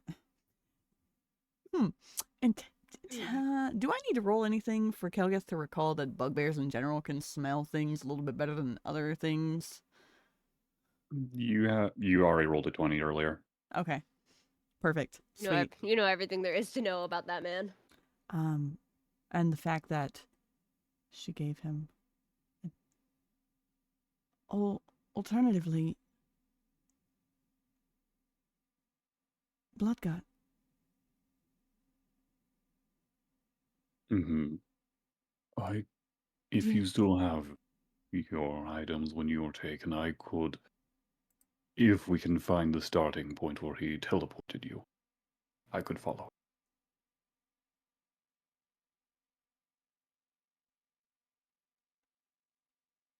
Okay, well then. I would have kept it. I always keep it close. Failing that, I don't like asking your family for favors, but I know someone there could be able to cast a locate spell. The problem is that I don't know who we can trust. And In my This- experience, favors don't come from Drow for without cost. They're not really favors. No.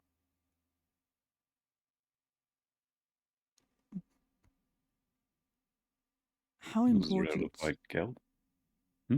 How im? She's trying to remember. How important am I? How likely are they to just seek?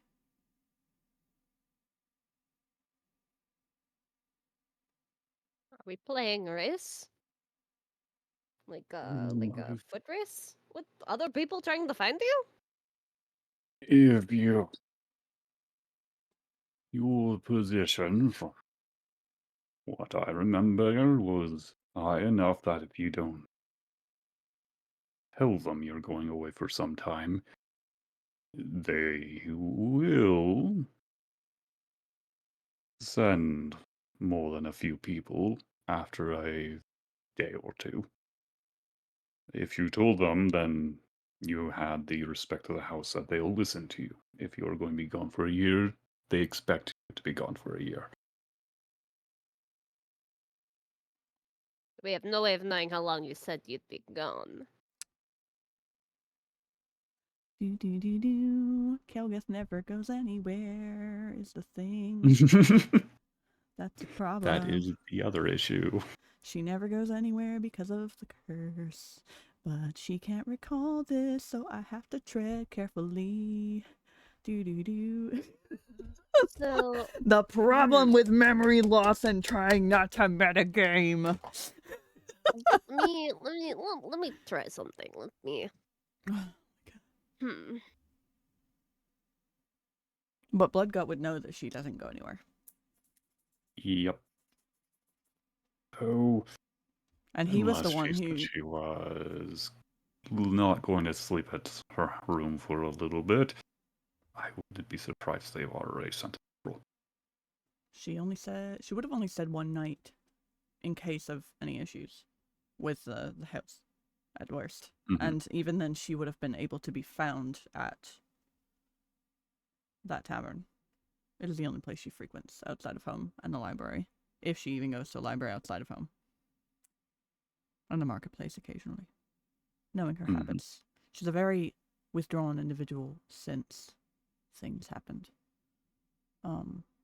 We're not talking as Kelga, so why are we going into an accent, Ari? Okay. So, then time really is of the essence if there's going to be a search party at any point.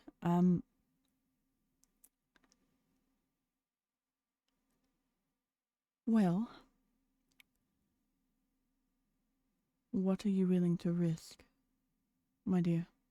Referring to Bloodgut in particular with this one, because without Kelgus physically present, obviously it's going to fall to him to ante the cost. If there is one.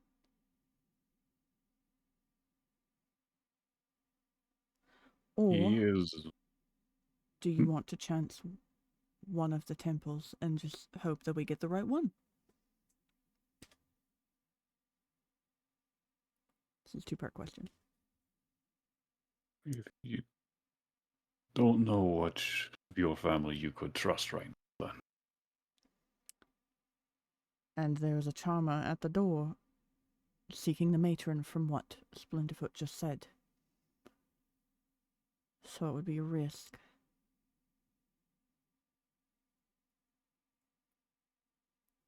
I mean, haven't we been doing risks this whole time? Well, I can't exactly hide any further than being in this coin.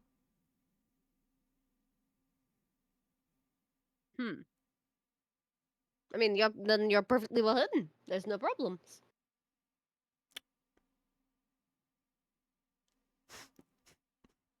But pondering, it just makes the comment that it was never really his position out of the two for the political side of war.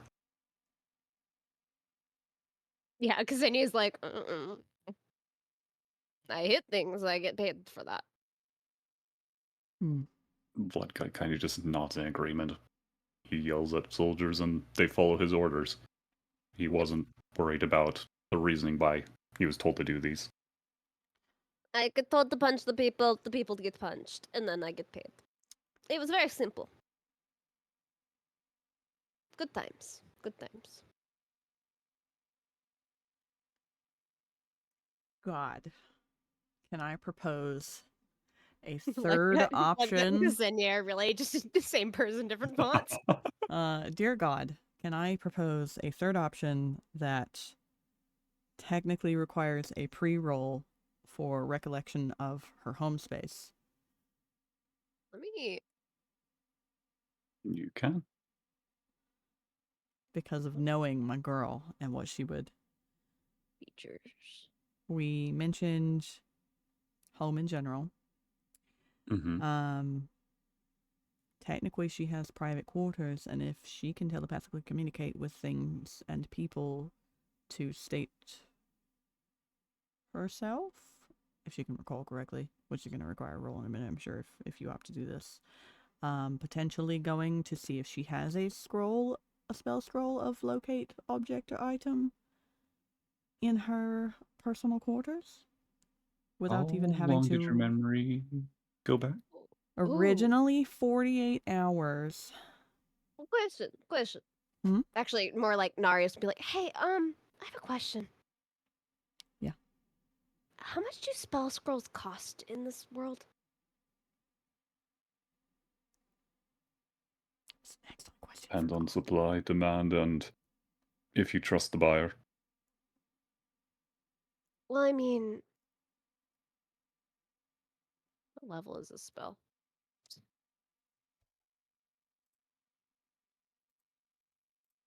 Locate person or locate object? Ooh. The risk with Think- person, though, is whether or not it's going to locate the body or the soul. Yeah. So object we would want. It's second level. Okay, yeah, he can make that. He can make that. I mean, he'd like pull up the like sack of 450 gold. Right, we But- got paid for shit, didn't we? we did get paid. And a fourth door was unlocked. Fourth door was unlocked. I Means I don't have to throw the fifth door at you guys either. I can make the spell scroll. I just need the materials. Blood guy immediately says, "How much? What you need?" I don't know. How much does it cost? I have. Because Zinya's like, we got paid. And then she'd pull out the gold and be like, is this the same? So between the two of them, they collectively have 900 gold. Yeah, because the reward was that you get 50 up front and then 400 when the task was over. Ooh, oh yeah, and then yeah, that's And they both completed the running. And the technically only all reason three. that Narius didn't get paid because Narius did not take the job to begin with. Neither did but- Kalgus. And neither did Calget, so they're both down the 50 gold. But the florist was like, But that's I'll pay you. still 900 between Nereus and Kalgith, and then 450 from Ksenia is like 1350. yeah. That's a lot of gold. They have a lot of money. The question is that Narius would pass it to Bloodgut and be like, is this the same gold? Gold is gold. Great. Gold is gold. Is there inflation? What's Well, inflation? I don't It's a- know the value of your gold compared to my gold. I don't even know what that word means. How much is a dagger in your? We'll use that as a baseline. Depends on when you're buying it, frankly. In Well, that case, I think we understand that we do not know what the prices will be, but I think 200 be enough. And I can pay if need be. great. We have a lot. Come, let's go to markets now. Okay. Well, should we find where you disappeared first? That way, in case the ring's like on the ground. Splinterfoot was.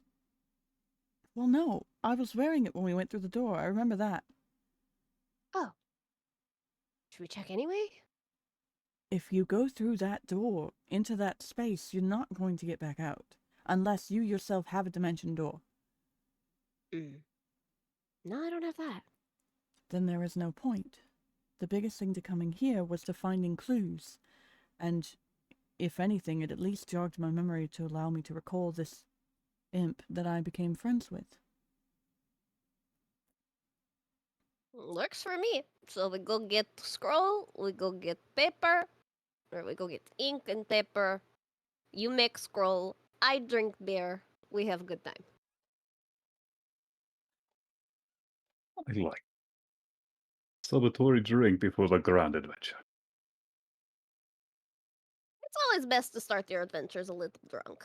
That way, if you die, you're at least happy. Well, I don't know if I can drink anything in a state like this, because if the florist was correct, then that means I'm bound into this coin and not allowed a physical form. Unless... I mean, like... Are you guys willing to try something while we drink? Or while you drink? I mean, they'd let you inside me anytime. If a coin could blush, a coin would blush. Your silence speaks volumes. Mm-hmm. I'm curious to know how Bloodgut responds to the obvious flirting happening. He is laughing. He likes this little one. She is not a whole lot shorter than him. She is like 6 foot, 6'2". God, that makes Kelgith fucking tiny. Oh my god! This woman Especially is if she's built. barefoot, because she usually wears heels. Ugh. Yeah, Ksenia is built. Whatever her other half is, Tall. he was tall. Or she. We don't judge. Anyway. Yeah. Let me look up what the spell scroll costs. Or at least what the... Okay, so we're heading to the markets. I'm just piggybacking the entire time, guys. That's what's happening. I'm just in a coin, hanging out. Because I will say they did add better rulings for costs and stuff and crafting magic items. Very true. Do tell me, because I do not know. The only one I can find is, well, a scroll that has no price attached to it. So it is about 100 gold per level. And So I was right Locate about object 200. is 200. You were like right on the money. Cantrips are 50, and then it goes additional 100 per level, which makes sense. So that a 9th level spell would be almost over 1,000 gold, and that's just for the materials. And then you'd have to pay somebody to have the spell to put it on there. But the biggest thing is that our good old artificer can mimic a magic item. So let's see if we can finagle a magic item that has that ability at the least. Just Before curious. we buy a spell scroll. Does Ksenia want to try a random drink from Bloodgut's brewery? Oh, I would love to. Ksenia as a character is Dude. always in it for the thrill. She's literally the embodiment of adrenaline junkie. Pretty much Bloodgut puts a tankard out and says, for a celebration, a new adventure. Can you roll me a D100? Yeah, if he asks her, she'd say, I'd never turn down a free drink, no matter the form. We have a 33. 33. Let me look at the artificer infusions. Ooh, and we got things, replicate magic items.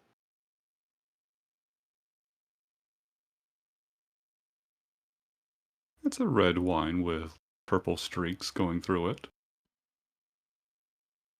Mm-mm.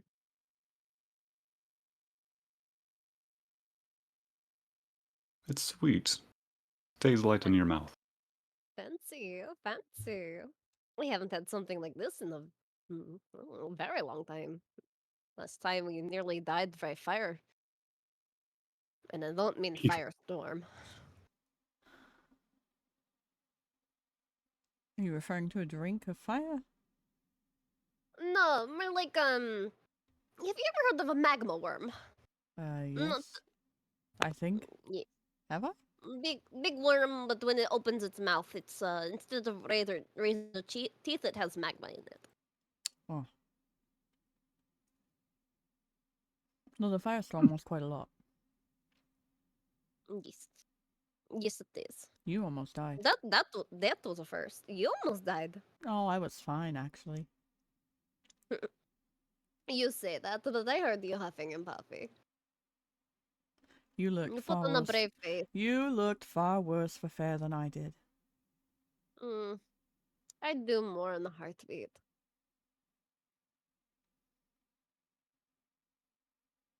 All right. Yep.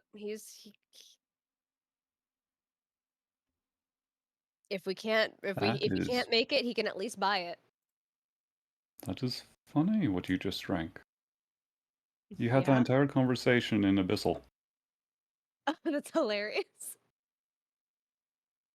I don't even know she'd notice. Kelvin doesn't speak Abyssal. You speak Nope, telepathic. You speak telepathic. Yeah, that's true. Of all the languages Kelgith has, Abyssal not being on the list is the funniest to me.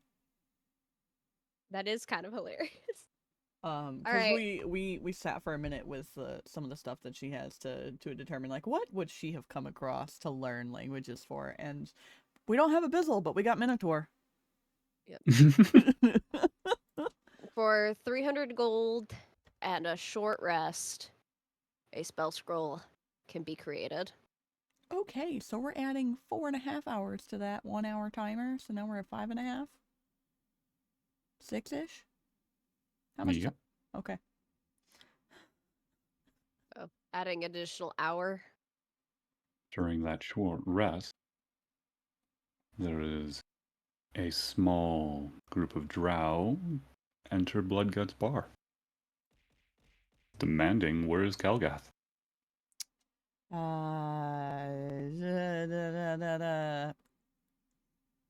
many? Can I? No. Do I recognize any of them? You recognize. Roll me a luck, high or low. You want me to roll it? You pick for me while I roll. Shit. Are you picking high or low? High. Hi, you recognize this person. It is a good advisor to the matron. This person has, despite being a male drow, he seems to hold some lead or sway amongst his escort. And Kelgith will reach out telepathically and say, "Do not threaten these, for they are helping to locate my body."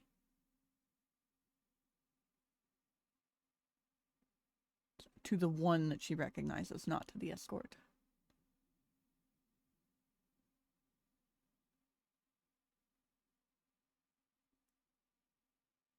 A Yeah, I telepathy think to Narius, as everyone. panicked, would be like, "Who's Kalgith?" So, telepathy to everyone. What happened?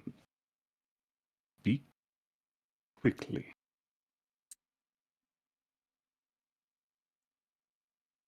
Uh, Uh, Wait, he said Bad this to deal. everybody telepathically? Yes, you see his eyes suddenly start growing long shadows. His face starts becoming a silhouette of what it was before. So at this point, she will just very quickly respond with an incubus that was once bound to a pale human who has been interfering with our house, whom I do not know much of anything about, has taken my body and shunted my soul. And here we are. These lovely beings are simply helping to locate me so that I may return to the form that I once was. Bad deals and even badder decisions.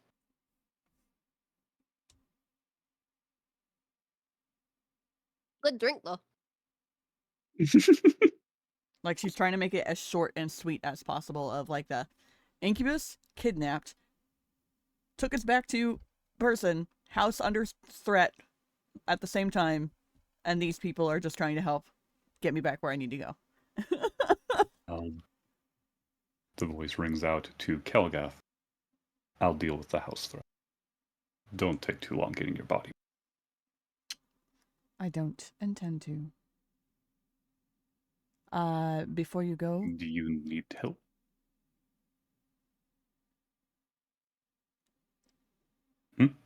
which temple do you think one would hide themselves in?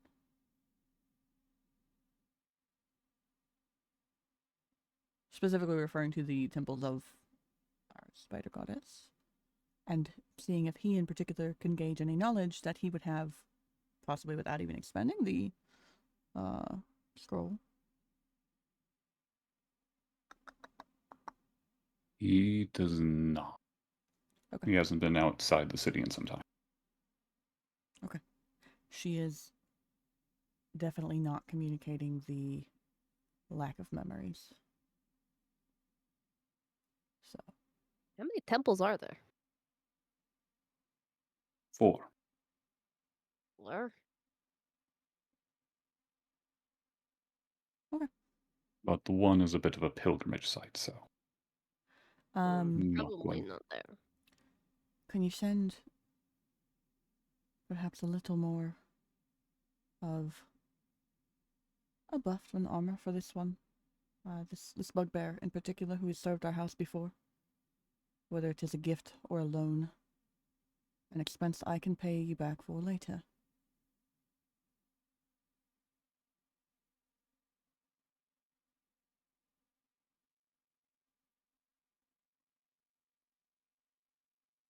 You see, I'm thinking.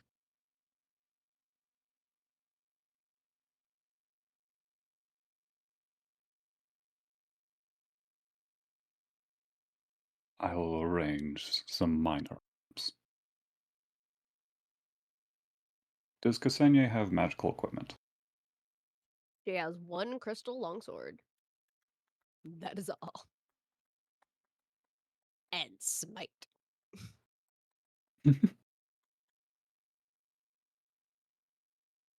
But as for spells, she does have divine favor, so that at least does things.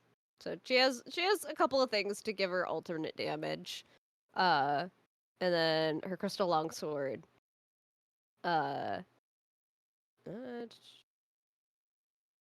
to see if it's considered it's technically a magical weapon, but it deals extra radiant damage. I'm not sure if it's considered. It doesn't seem like it's magical for the point of overcoming resistances, though. That's not the worst thing in the world. Yeah. She's just essentially requested the only aid be basically a buff to their defenses when going to retrieve. That's all. So, whether it's armor or magic items of protection that be sent, she will cover the expense later. What's the promise? return in one piece. I'll deliver them. Thank you. Do we have time to wait for a And- delivery? It will be quick. Oh, quick. You work on the magic item?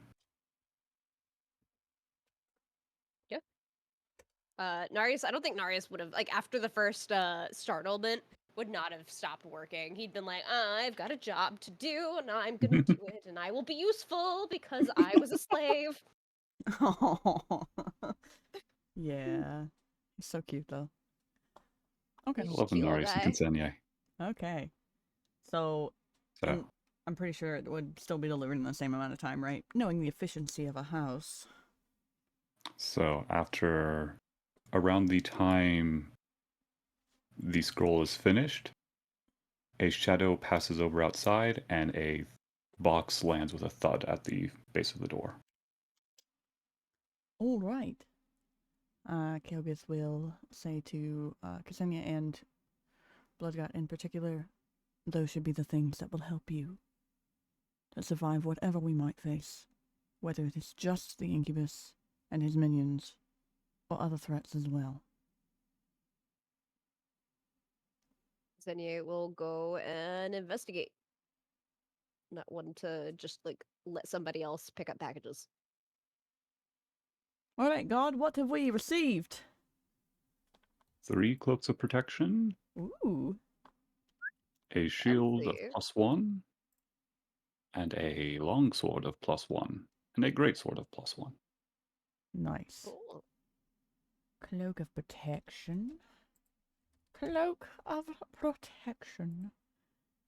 Ksenia will look at the cloak, pick up the cloaks, pass one to Narius, and then find another cloak, and then go, can you wear 2 cloaks?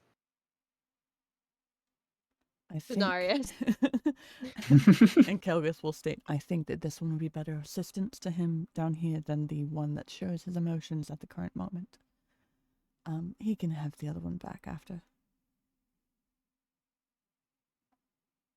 She'll proceed to stack the cloak of protection over top of his cloak of fashions, and then the other cloak of protection. Oh yeah, that was the Thinking- other thing, is we always see his little emotions. Yeah, he has a cloak of many fashions that is a mood ring. Oh, poor kid. Um, that is a canonical mood ring, so it Ah. changes colors every time he has a different feeling. We're gonna give Bloodgut Most that great sword +1. and a cloak, and then I'm guessing the shield for Ksenia. Ksenia would just keep stacking the cloaks, thinking that they do stack when they don't. That's She'd be so like, funny. yes, you can be bundled. You look like you get cold easy. I Says to the tiefling. It is at this moment that Kelgis would like to attempt to possess one of the 2 willing creatures to see if she can aid in attuning these cloaks to the beings in front of her. I guess pick your poison. Well, this is gonna feel weird. Ksenia, Yes. can I borrow your hands for a moment? I'm sure it'll feel weird, but it's to help the cloaks actually work for you. I don't know what you're wanting of me, but you can guide me. I read the story about this once. It's like a spectral arms around somebody. So, God, what does it look like as Kelgith possesses Ksenia to do this attunement? What are we looking at? How are we feeling? What? I don't quite know how to approach this one in particular. So, Very much coming from the coin seeps a mist that is Kelgath's soul, taking a vague shape of her. And does Ksenia accept the embrace of this mist? Wouldn't be the freakiest thing I've done. She'll shrug and accept. The colors in Ksenia's eyes change as Ksenia is now possessed by Kelgath.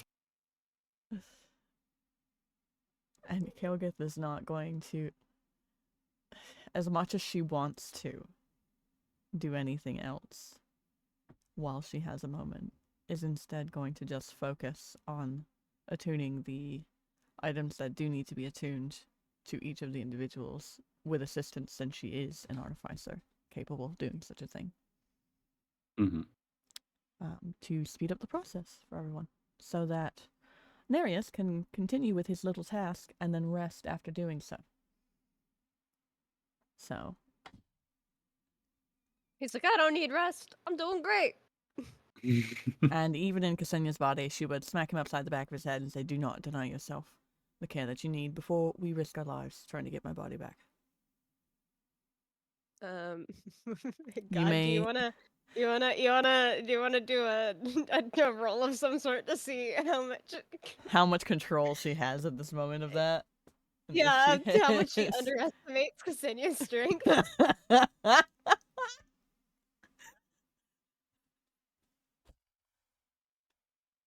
kind of roll is this? We about to concuss a poor boy.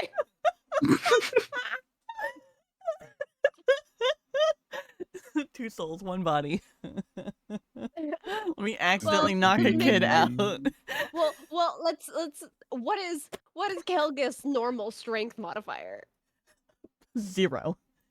Okay, you're going from a +0 to a +4.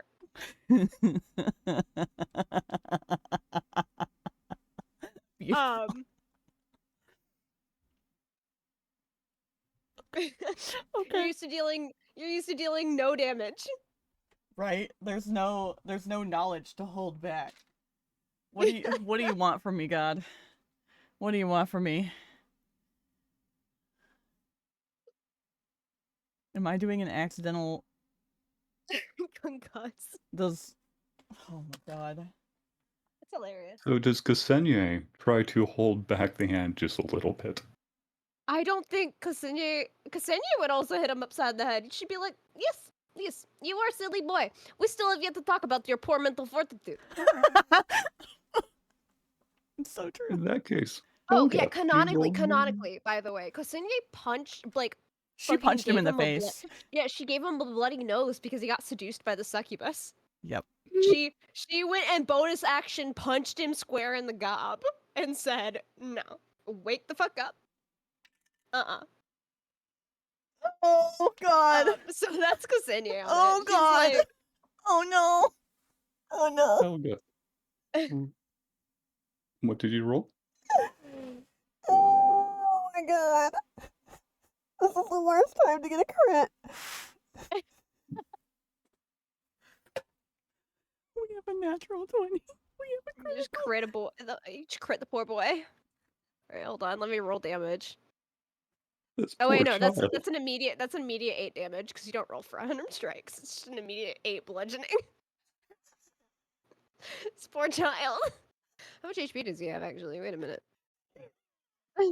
As you smack the back of his head, lovingly, just as a little reminder that he needs to take care of himself, you see him go flying straight into the floor. Oh.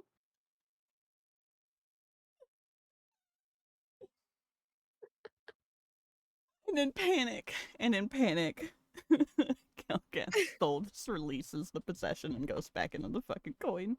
It's just like shit.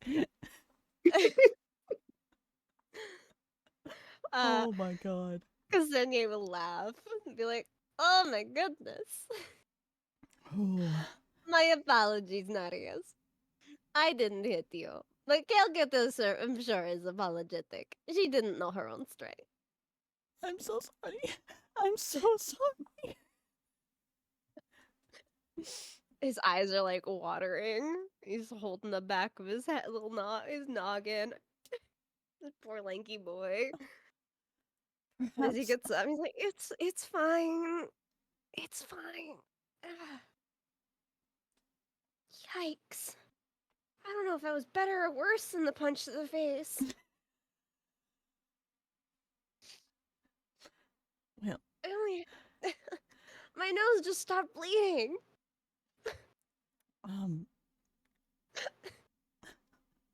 I'm sure Even one of Emma. I'm sure one of them has a solution to resolve the pain. I'm so sorry. Well, I get slide the drink over. Yes, that'll fix it. I think he would. Hold on. He trusts Bloodgut. Beautiful. As he rolled a 4 on that wisdom check. He thinks, yeah, that's gotta help some. What Well, it is this helps the poor boy pain. drinking? Yeah, it helps the pain. Let's roll percentile. All right. 27. 27. I'm gonna make a con save.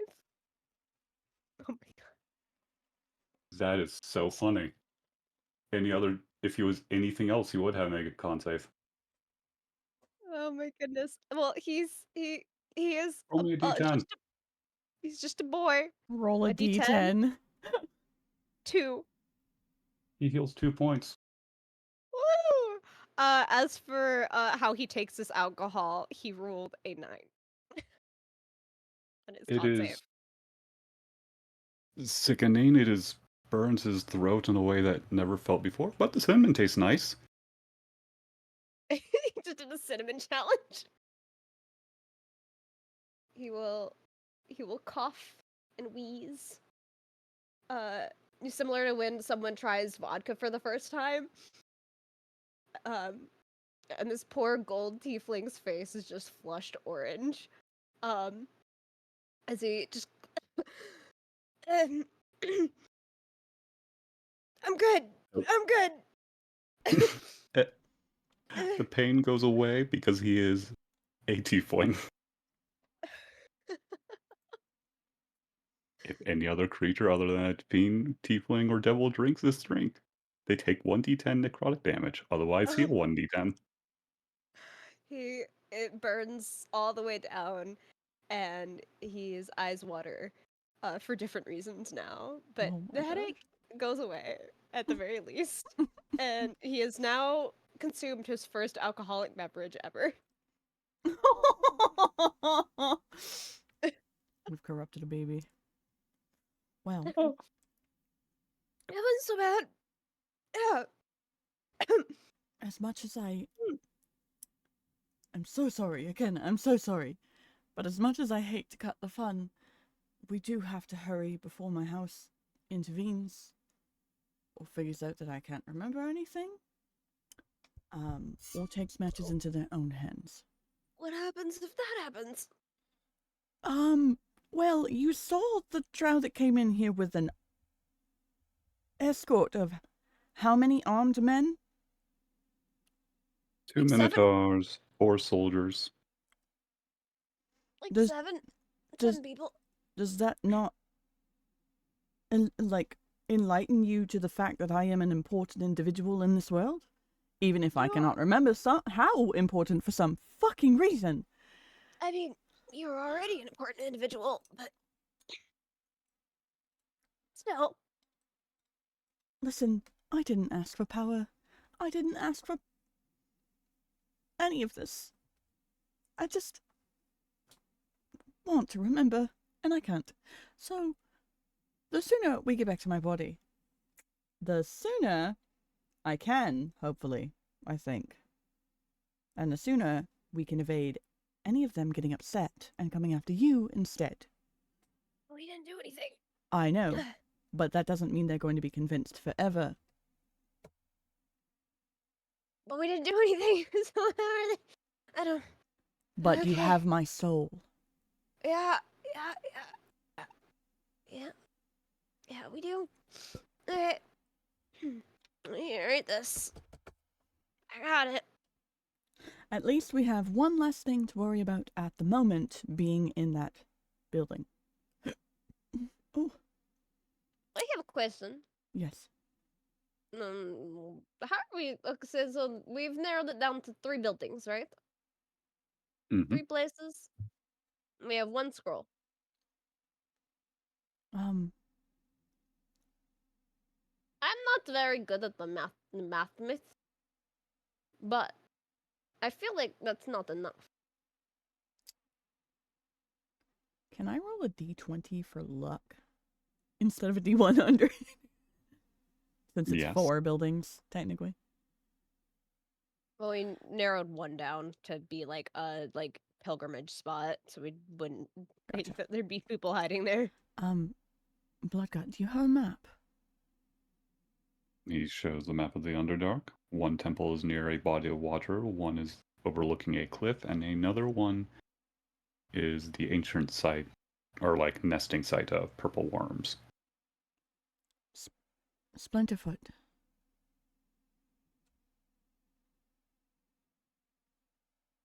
Splinterfoot, do you remember what you saw?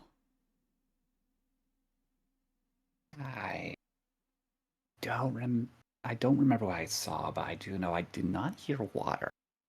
Okay. Well then. Did you hear roaring or what have you? Don't remember hearing roaring either. Okay. That means no water, means no worms. Right? Question mark? Exclamation point, question God seems to agree with you. mark?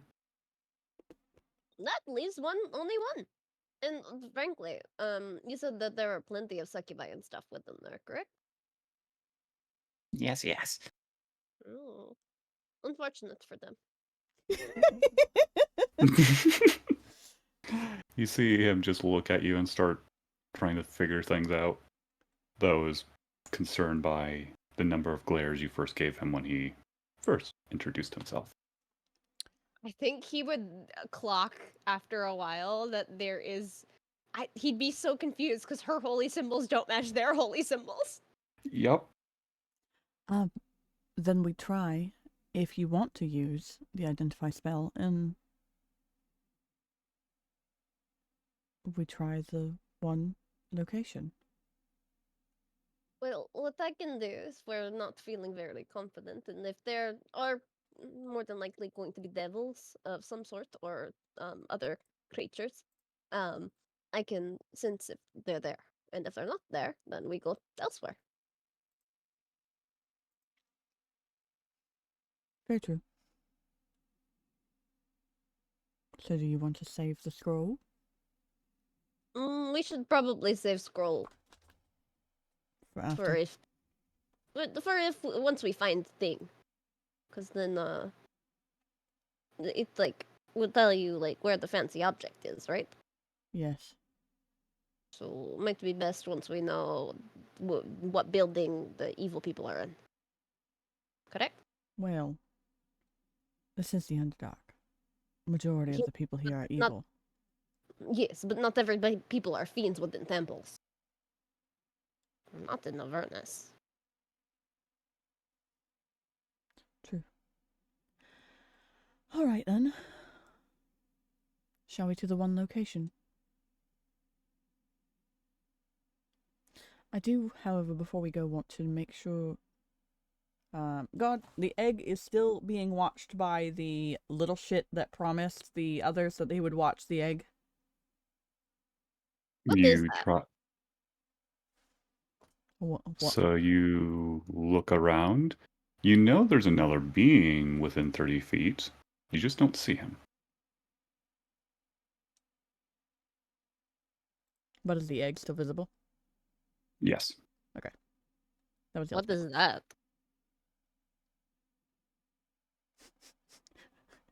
Are you asking Kilgith or Bloodgut?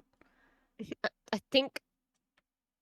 Because Yeah, she'd point at she just point at the egg. Be like, what is that? And wait for an answer from something. Complicated. Bloodgut looking away. kind of confused. My And first Narius do can Narius do a identify. yeah, it's more like I guess a nature check, yeah. Somebody else is gonna know.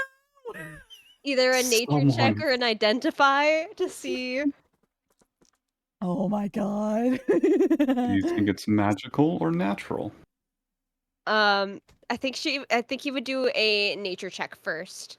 And if he's uncertain of the nature check, then he would do a like arcana or identify. Chat, you are sworn to secrecy. You cannot tell Tesserix players whatever you hear. So for nature, we have a dirty 20. A dirty 20. Yeah. Oh my god. So, Oh, ripples. congratulations. The mystery of Ripples. 5 sessions has been completed. 5 Bam. people who are No, let him finish. Let him finish. It's fine. Ripley's overheard a few things, so Ripley's fine. But the rest of them went to bed. Okay. Anyway, Narius is inspecting Okay, this so- egg. immediately. So, did Kelgath say where the egg came from? Helgath never communicated to anyone what she learned. Okay. She kept Which this theory do I go information with? to herself. So, the first thing that catches Anari's attention is that it's been disguised.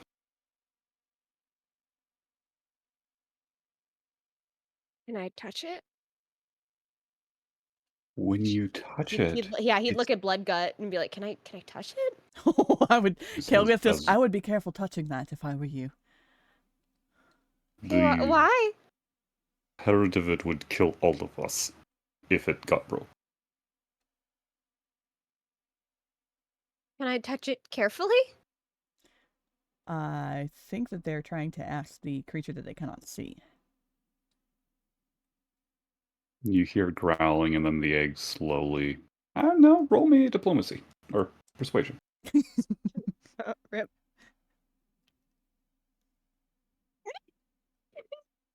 No. Kelgus would at this point reach out to the creature growling and telepathically and just... He's just trying to learn what it is so that we can better care for it. I promise you, there is no threat to this. You recognize we, Bloodgut and I, are part of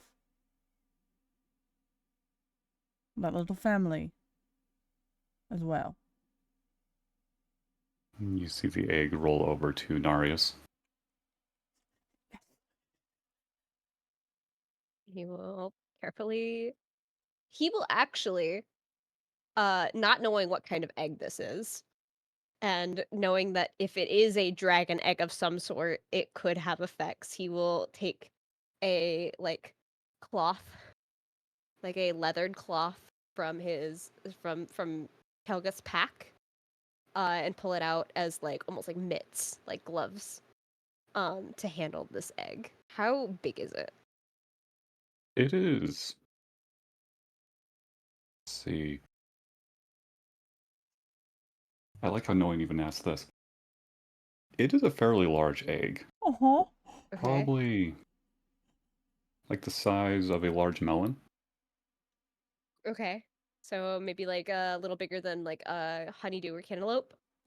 Yep. So an ostrich egg, It's roughly. bigger than an ostrich egg. Yeah, it's This is a massive. lot. It's probably bigger than That- Nereus's head, honestly. That's a huge egg. Yeah, he would definitely have almost like smithing gloves, essentially. To protect himself from fire or something. Yeah, like the gloves that you use when glass blowers use, to shape glass. I think that's what he'd have. Yeah. And he'll pick it up that way. Not only just so that way it's protected, so it's padded, but also so he can get a good grasp on it. And inspect the egg, kind of rolling it around. It's been disguised? Question mark. Mm-hmm. Yes. He is confused. This is a large egg. Large in size. What spells does he have available to him? Because oh, okay. He will set it back down on a cushion. On the like if it has a cushion that it was resting on, he'll set it back down and ask Bloodgut for a glass, like a large glass bowl of some sort. He gets you one. And he will set down the bowl and cast light on it. And then place the egg within the bowl so they can see inside the egg. Oh my god. One second, I need to be. Similar to how you check on chicken eggs to see if they're fertilized or not.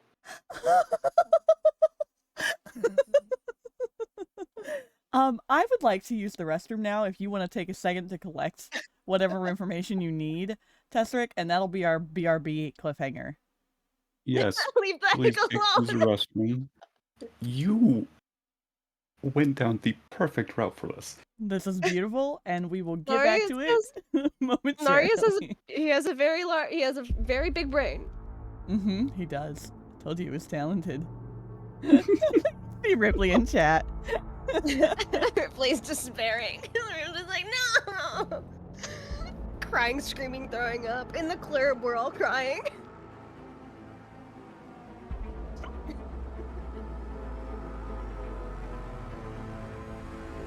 Okay. When science class comes in clutch. Yeah, I mean, he's a smart boy. He's a very smart boy. He learned from a lot. Also, I think tieflings have the chance to lay eggs. Depending on the type of tiefling. And devils. So... you never know. You never know. I love the fire. It's just teeny tiny now. How are we feeling, chat? While they're on their BRB. How you guys feeling? How we all doing? Wait, they do? There is a chance. Like, it depends. So tieflings are a little, like, it's funny. Like, you can birth a regular tiefling, right? Like, normal births. But, if you want to get fancy with it, there is a chance that tieflings can lay eggs. Because it depends on just how unique you want to make your tiefling's infernal heritage.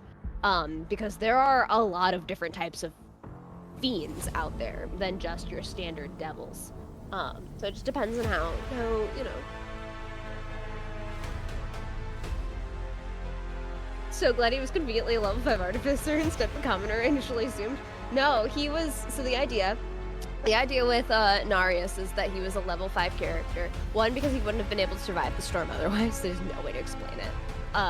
There was no common way to explain it. But also, a level 5 artificer would have had the skills available to him in order to be able to, like, repair an actual, like, infernal machine. Similar to how, Damon in BG3 is not just your standard blacksmith, you know? It's like that. Narius is very much like a very young Damon in terms of, like, a type of character. And then, for Medusi, I think Medusi was also a artificer, because she needed to be. She was like an artificer multi-class, if I remember right. Wow. Medusi. Ah. Artificer fighter multi-class. Yeah. That's what you introduced her as. Hi, I'm back. Welcome back. Who is DMing me? Tezric. Oh. That's who's DMing you at the moment. Let me clear my stuff as well. Being a tiefling cleric, imagine worshiping God's temple and wonder where the egg came from. Yeah, I was talking. So, someone had asked. So, like, there's a possibility that tieflings can lay eggs, right? Mm-hmm. And everyone was like, "Wait a minute, what?" And I was like, "Yeah, it really depends on the infernal heritage that you decide on. Like, you could technically have egg baby. It's very true. Because there's so many different types of fiends out there. Yep. You don't have to go with the standard like hoof, like horned and devil tail. Yeah, Even you though could that's be a common fiction, you could be a you hyena. can always flavor it. Always flavor it. The biggest thing is that if you do tieflings, stuff like that is sometimes they'll do them as feral. So like imagine an imp maybe. You get feral tieflings because those get wings. Yeah, the world's your oyster, really. I mean, frankly. I mean, I'm the type of DM that's like, hey, if you want to make your character based off gnolls because you want to be an abyssal based tiefling and not an Asmodeus based tiefling, go for it. Frankly. Depends on the mother in this case. Yeah, because that's the other thing is it does depend on the mother. Because like, what if you had an Aarakocra that had sex with a devil, and they laid an egg, and got an tiefling baby from the egg, or an owlin, you know? Friday, why are you awake? I thought you were going to bed. Yeah. Also, you guys can't metagame if you hear whatever you hear. Very true. You got to discover it in your own way. Yeah, well, you guys are about to get spoilers. Aarakocra lay eggs every 12 days. Fun facts. Kenku every 8. Roughly. They don't have to be fertilized. They're just egg.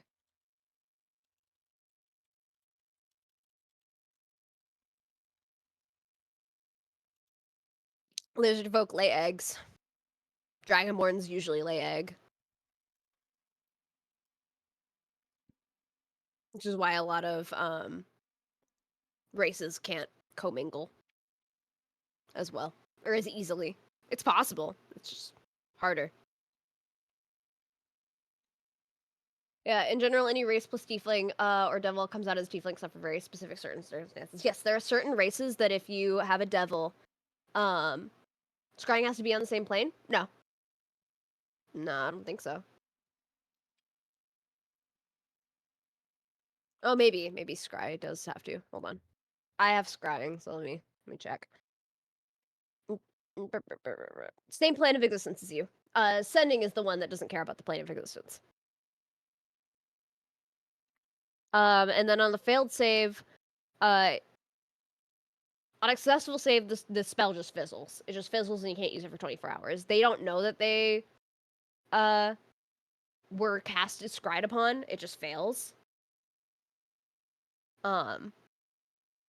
Which is nice, but it does mean there are if it fails and it can see invisible objects, then it could catch you because it can see the sensor that pops up.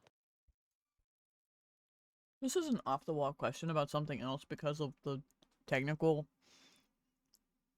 Yeah. Rules of shit, but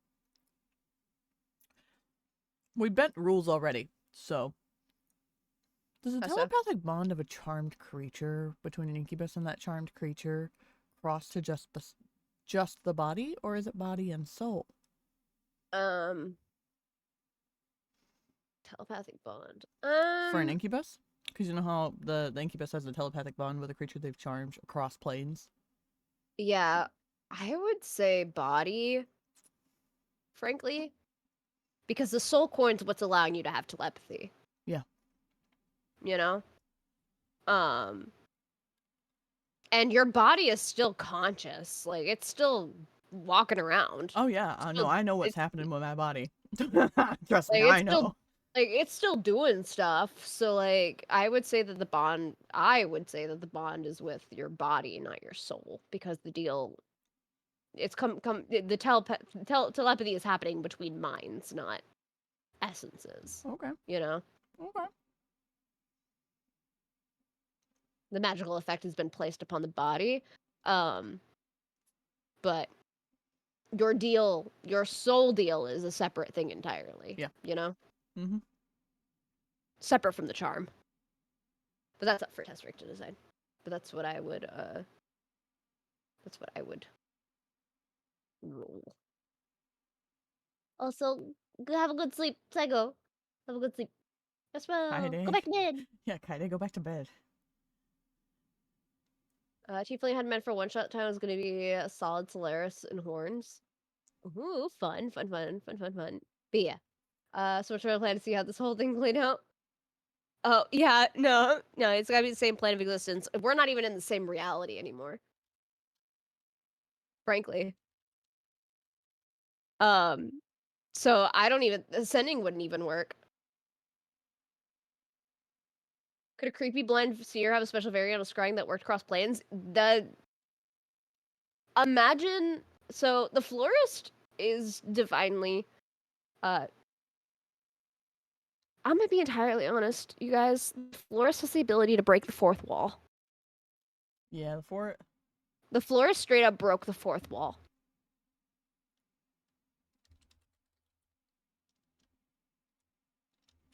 That's why the florist was able to tell Kat, i.e. Jim, about them being stuck in a time loop.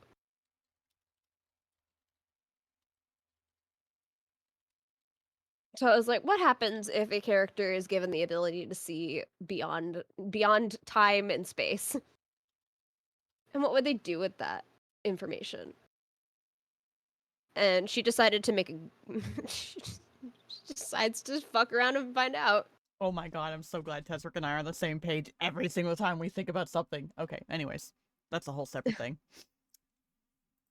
Sorry, Off the Tesric. Yeah, the florist is currently. I don't even care if you're like, that's a self-insert OC. Fuck you. Yeah, sure, fine. Yeah, the florist is OP.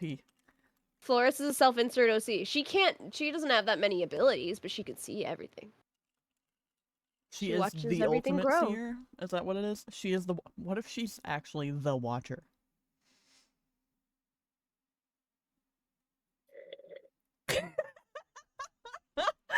Just a little... apple cider.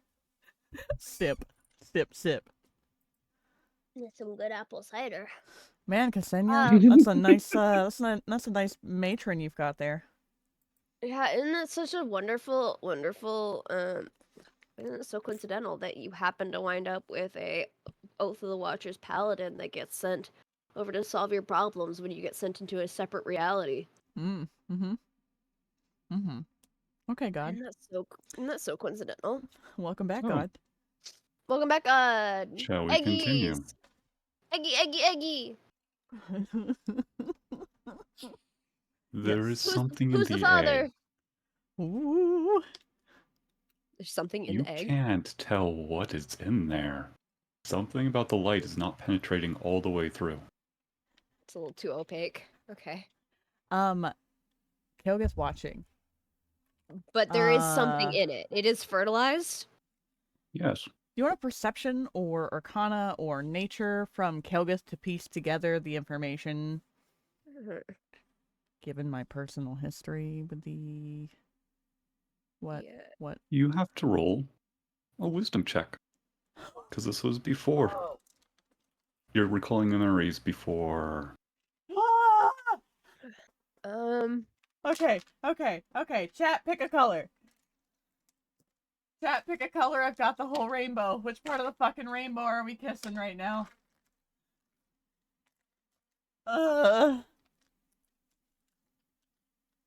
Pink. Aw, of course that's the one fucking color I don't have. I don't have pink, but I've got like... Oh, wait. I have the ones that I didn't send to Bam that are like a magenta-ish purple. Oh, orchid? Orchid pink? Is that what you want to call it? Yeah, that's orchid. That's fucking orchid. No, come back! You're not even the die that I need. Where's the D20? Fuck! Come on! Why can't I find everyone except for the D20? Oh, Leffy said purple. There is something within it. Okay. It will indeed hatch. Oh my god, we got higher than a 10! Is there... That's... Wow.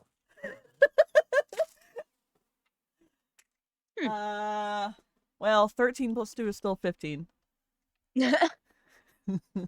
Well, you don't take damage. Yeah, What were you trying to recall? that's actually right on the money. That was the DC that I set too. I was actually trying to. I was trying to perceive whether or not I recognized the type of, like, looking at watching the egg. Like the movement and stuff Yeah. It, based off. and then you said wisdom instead of arcana or history, or instead of arcana or nature or anything Oh, like that. yeah, because you have to remember that your skills. Yeah, now you can roll nature or arcana, your choice. Arcana all the way. Yeah, I think That Narius is would. an 18. It's 10 plus 8, so 18. Narius would. Narius would see if he can like mentally narrow down with his a dirty 20, like eggs that would be this size. You know? Like Let's creatures see. that would lay an egg this size. Since he can't distinguish like it's not like formed enough to be distinguishable, you know? He just knows that there is Mhm. something within it, right? Yes. So, eggs of this size could be basilisk. It's a little small for giant eagle, but it could be some other giant bird. It certainly has the hardness, so it's not likely to be like a giant snake egg. Yeah, that's But kind of what I was thinking. I oh, was about to ask is if this was a soft egg or if this was a hard egg, if it has a calcified outer shell. since It's n- calcified, it is hard. It is not scaled? Question mark? If it is scaled, whatever is disguising it is hiding the scales. Okay, so it currently has a like illusion of some sort on it. Mm-hmm. Oh, is this egg worth a dispel magic? No, no, no, no, no, no, no, no, no, no. I don't know. I don't know if it's worth that. This is GM telling the other GM that the other GM has hidden something here. Uh, But would Narius care? I think Narius would be well. confused. What does Kelgith know? God, I did my rolls. Yeah, Narius would wonder if it's worth he'd be wondering if it's worth the he might wait. I think he'd be like I want to know, man. I'm real curious, but it's not worth using a dispel magic yet right now, No, it's not. you know? Like that kind of Well, energy of like I wanna, but I shouldn't. I let feel me like describe what Kelgoth knows.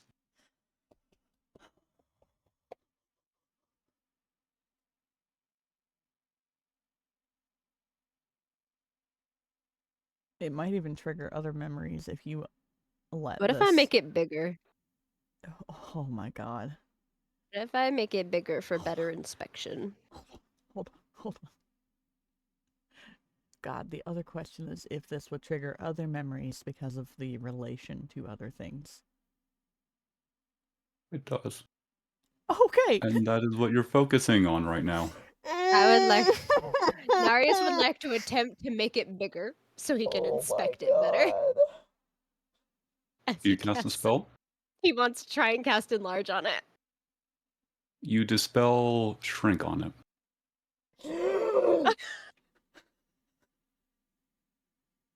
So it gets bigger.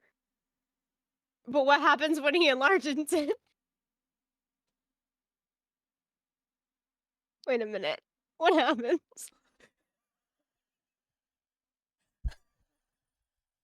I didn't think the one shot was going to be focused on the egg. I had to ask if it was like being.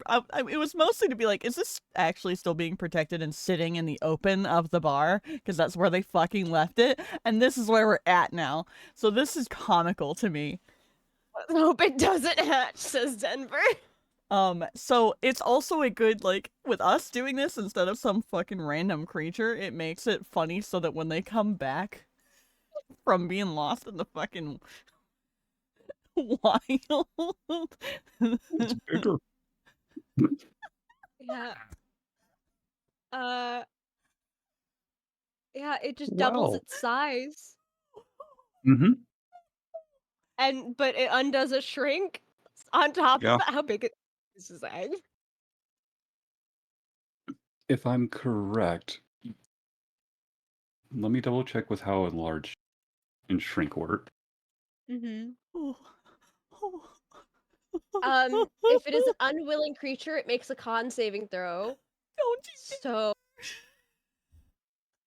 on the enlarged, the target size increases by 1 category from medium to large. For example, the target also has advantage on strength checks and strength saving throws. The target's attacks with its enlarged weapons or like everything it's wearing and stuff enlarges as well. Okay, so I'm going to use an old ruling with enlarge reduce. Your enlarge was canceled because it had reduced casted on it, but you canceled its reduced. So you counterspelled it. Interesting. So Oh my he god. thinks the enlarged worked. That's all he thinks. Yeah. It It is got now bigger. the size of a halfling. Oh my god, but come on. It got man. bigger. Oh. He will now inspect this halfling-sized egg. Using the light method. Yeah, continuing the light method. Because light isn't a concentration spell. The light is still there. And he would get a.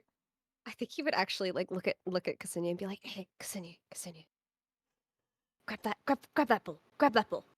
The problem is that I It's like the actually most. know what it It's like, is. and he's like putting his goggles down. He's like ready to go. Yeah, there is a. So, Barry He's will know ready. of this being that shows up, but Honor, you wouldn't. A goblin just appears out of air, jaw drop, staring at the egg size.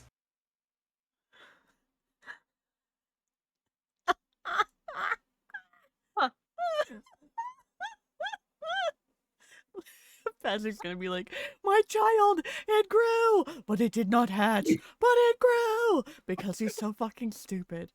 Oh, Yeah, he is. Narius has goggles, like almost like magnifying glass. Like it's like the jeweler's glasses, you know.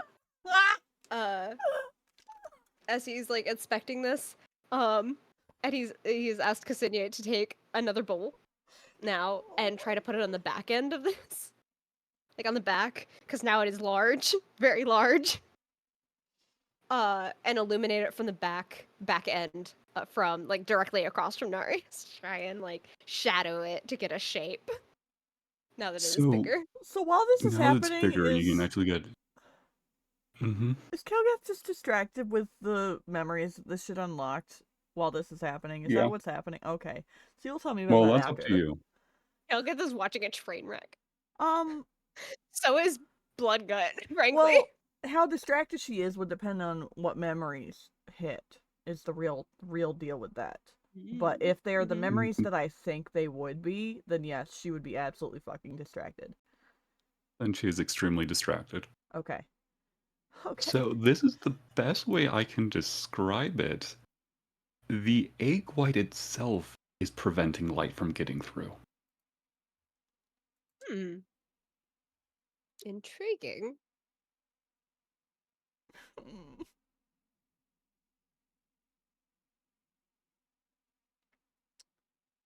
Happens if he lightly taps on it, like you would a watermelon.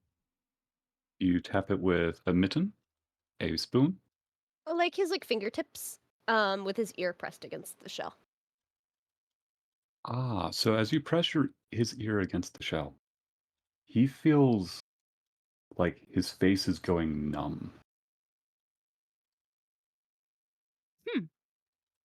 Not from cold, just like it feels numb and weak. I don't recommend that. Well, he's already doing it. He will move back and rub his cheek. Does he take any It takes a damage? second for feeling come back to it, kind of like painkillers. My headache's gone. He also has a little bit hard time lifting the side of his mouth where he touched it. He's like rubbing at it. He will check his like left arm and whatnot faculties.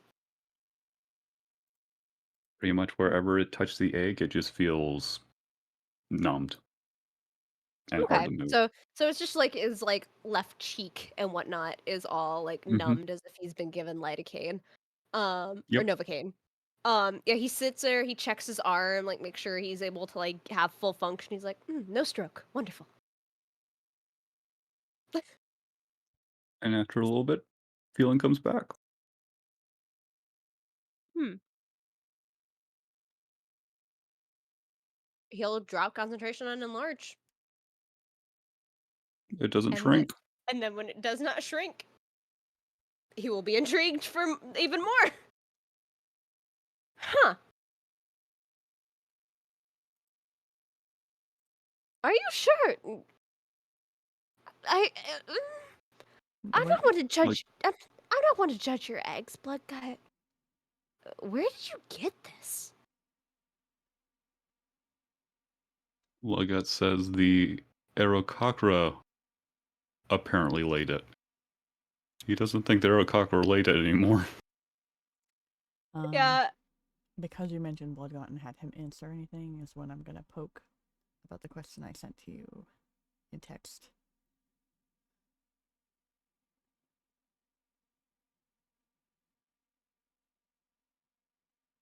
I know we're not in the whispers, but in the whispers. She asked, well, I asked if Bloodgut notices how quiet Kelgith is. He does. And does ask if you're alright.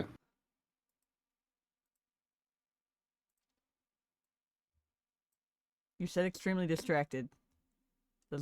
Would this break the reverie enough? Yes. Okay. Now I need to ask, what do we remember? So let's see, where do you remember? You remember the person who walked up to you is the preferred form of the advisor. It was also the form that he was in when he interrogated you after giving you a curse.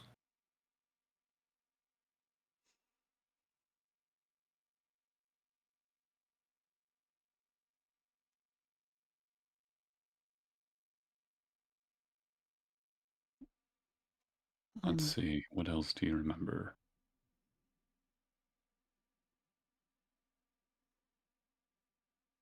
Voices from the shadows, always giving advice to pretty much the entire council, you included, up to the council to follow said advice.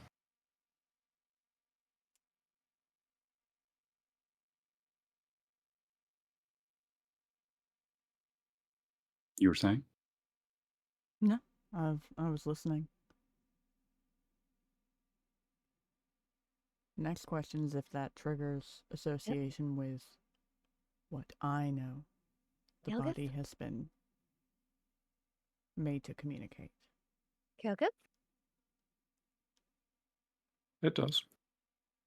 So then, hearing remnants of conversation she, as her soul, has not had, but her body. Mm-hmm. Oh boy. Kelgith is slow to respond to all of them. And just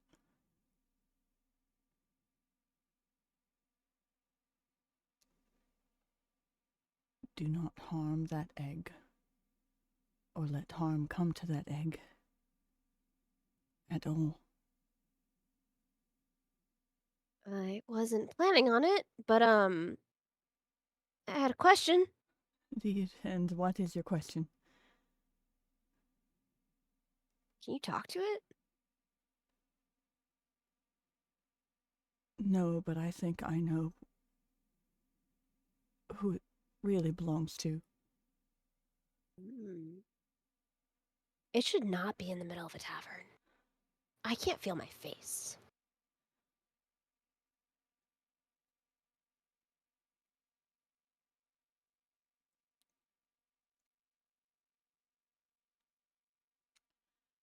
She hesitates for a while.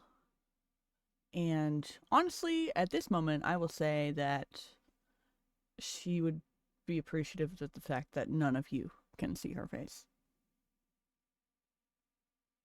Because she's most definitely distracted by the memories and what she is embracing. What she's recalling, what she's essentially reliving, not just recalling. And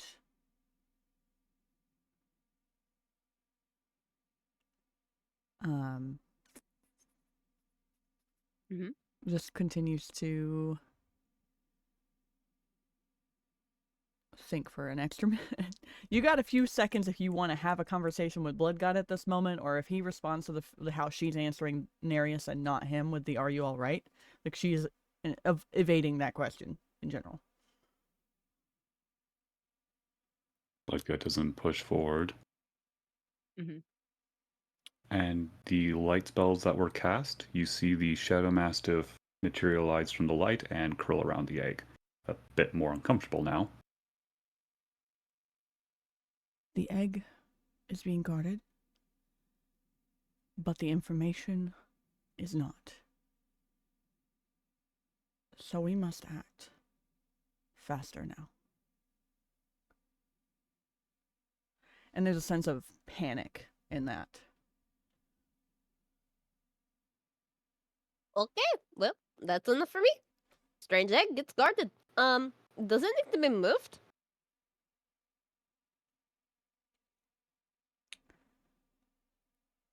That would be a... You rolled a dirty 20, right?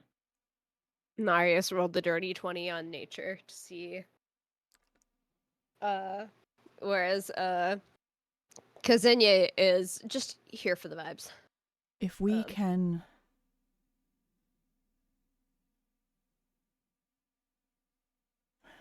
I don't know that it should go back to the house, honestly, with the danger there as well, but... It definitely shouldn't stay in the open space of the tavern. Do you have spare rooms?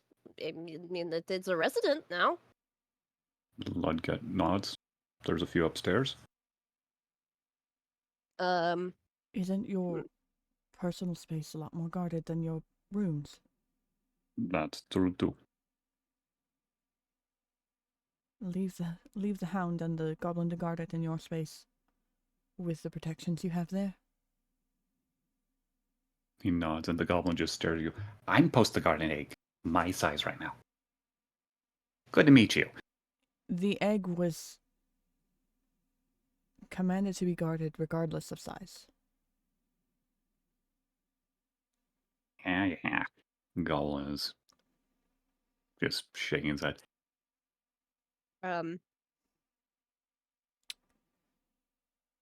Narius will, Narius will like look at it because it's so big now. Feeling kind of bad, and he'll I mean,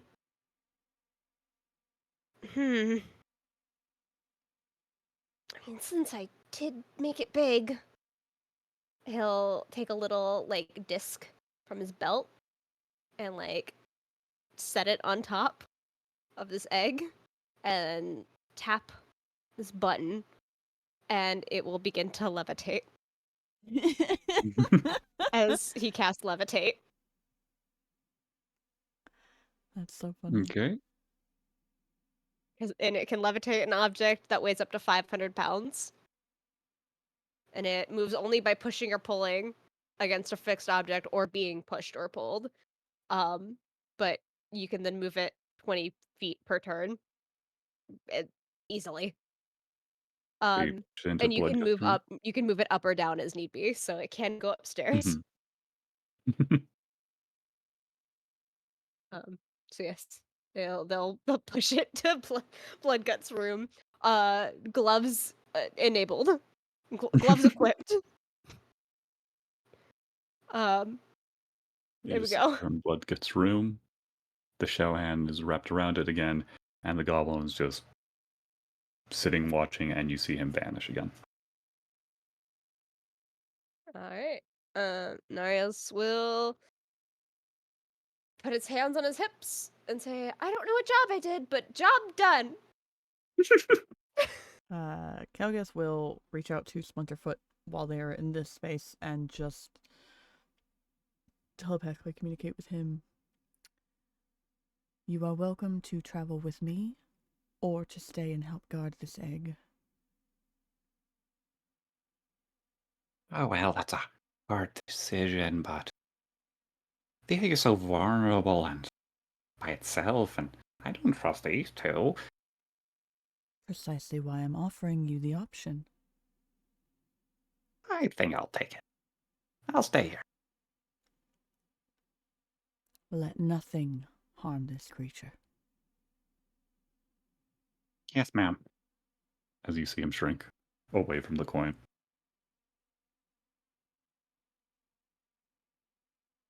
And in return, if it remains unharmed by the time we actually return, I'll make you a new deal. Deal? Accept that. Hey God, Deal. Yes. Ksenia is going to, understanding that everyone's like really, really gung ho about protecting this thing. She will take the extra cloak of protection that was on Narius that was never attuned because you can't have two, and she'll like drape it over this egg like a blanket and be like, "Yes, protections." That is amazing.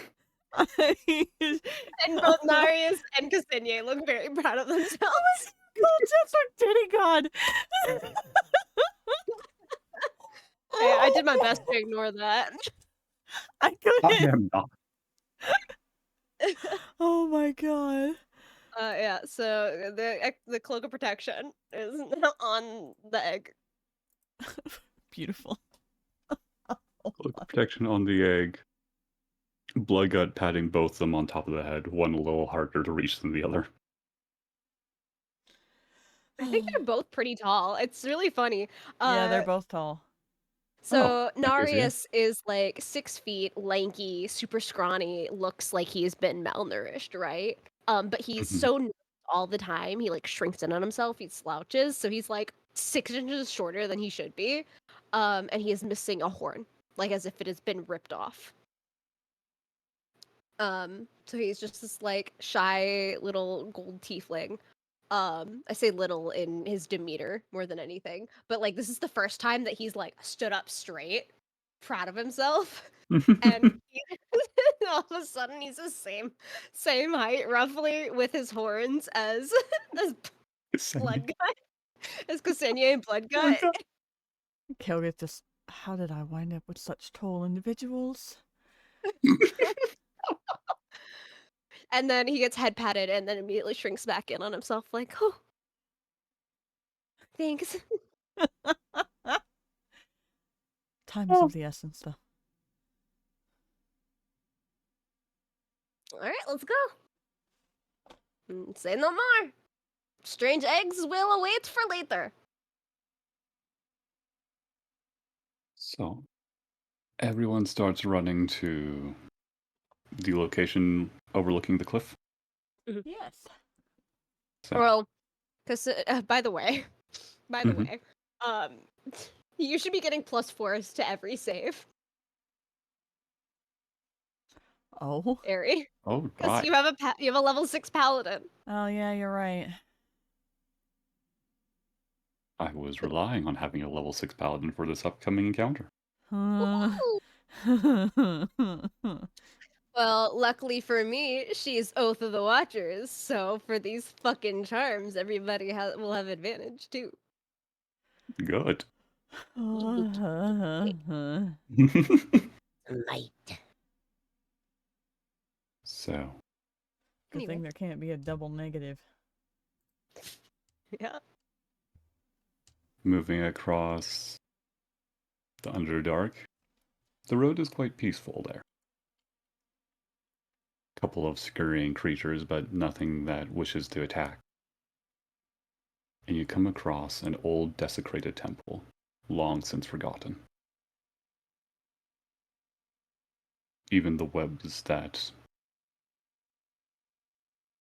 cover it have been long since turned to cobwebs. A couple of drow seem to be sitting on the stairs leading up to the main archways.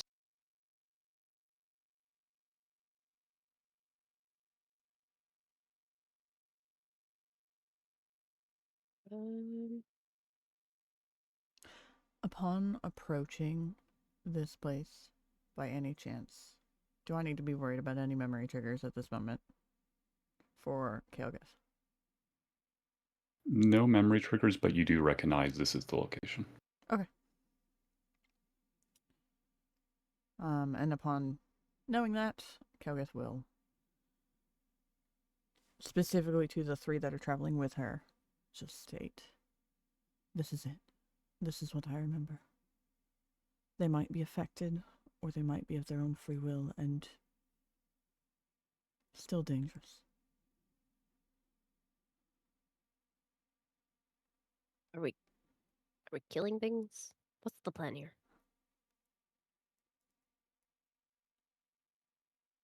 Are they awake? The ones on the stairs? They are not.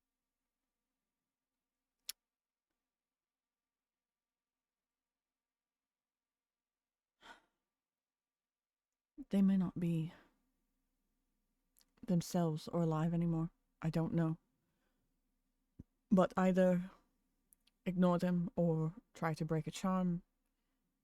If there is one.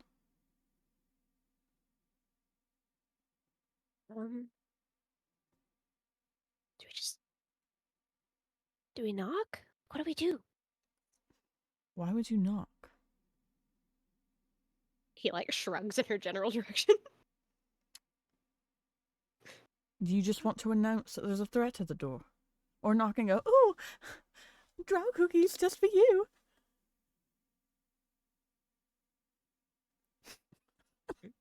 Narius is like confused. She's like, oh man, I just work here. What are we supposed to do? We killing people? Like, what are we doing? Ksenia, perhaps it's time to Yes. sense. Yes. And she will. Okay, I've got. Okay. She will. Take hold of her holy symbol that's just above. The soul coin. That is this. Jeweled eye. And. Her irises will essentially like melt away as her eyes glow this pale white. You made this canon, and it would feel very eerily, this gaze would feel very eerily similar to the florist's. Yep. As she uses her divine sense to sense anything is affected by the hallowed spell or know the location of any celestial fiend, undead or aberration within 60 feet that is not behind total cover. So, As we're walking one inside, of the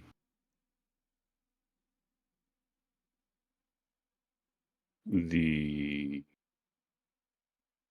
2 drow ahead, one is pleasant in a very sickly, fiery way. A demon of sorts. You feel deeper in more that same feeling and something that smells of undead.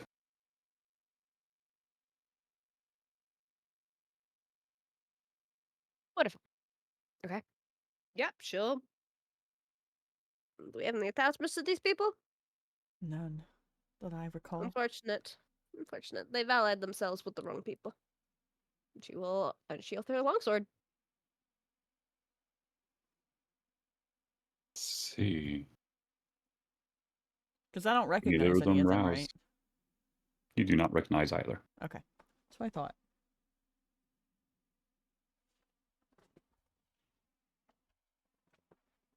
You can detect the exact number within 60 feet, right? It's any. Within 60 feet that is not behind total cover. Okay. So currently you can only confirm there are one in front of you. Okay. There I is know the more, you location of just any cannot confirm. celestial fiend, undead, or aberration within 60 feet that's not behind total cover. You know the type, but not the identity. Mm-hmm. Oh boy. And then if a place has been consecrated or desecrated. In that It same has radius. been desecrated. Oh, time for me to do my job. I think honestly, that's exactly what Kissen would say. It's like, all right, Mama's got to go to work. And she'll take a flask from her hip and just fucking down it. The fact that nobody can see nobody can see Kale gets inside the coin just fanning herself hearing this, like, okay. Hey, God. I think it's time to roll for initiative. So She's gonna, roll because me initiative. she's gonna start swinging. You get the surprise round. Hells yeah. Ooh. Oh, wait. I have to do blood guts, right? Yep. Beautiful. Nice.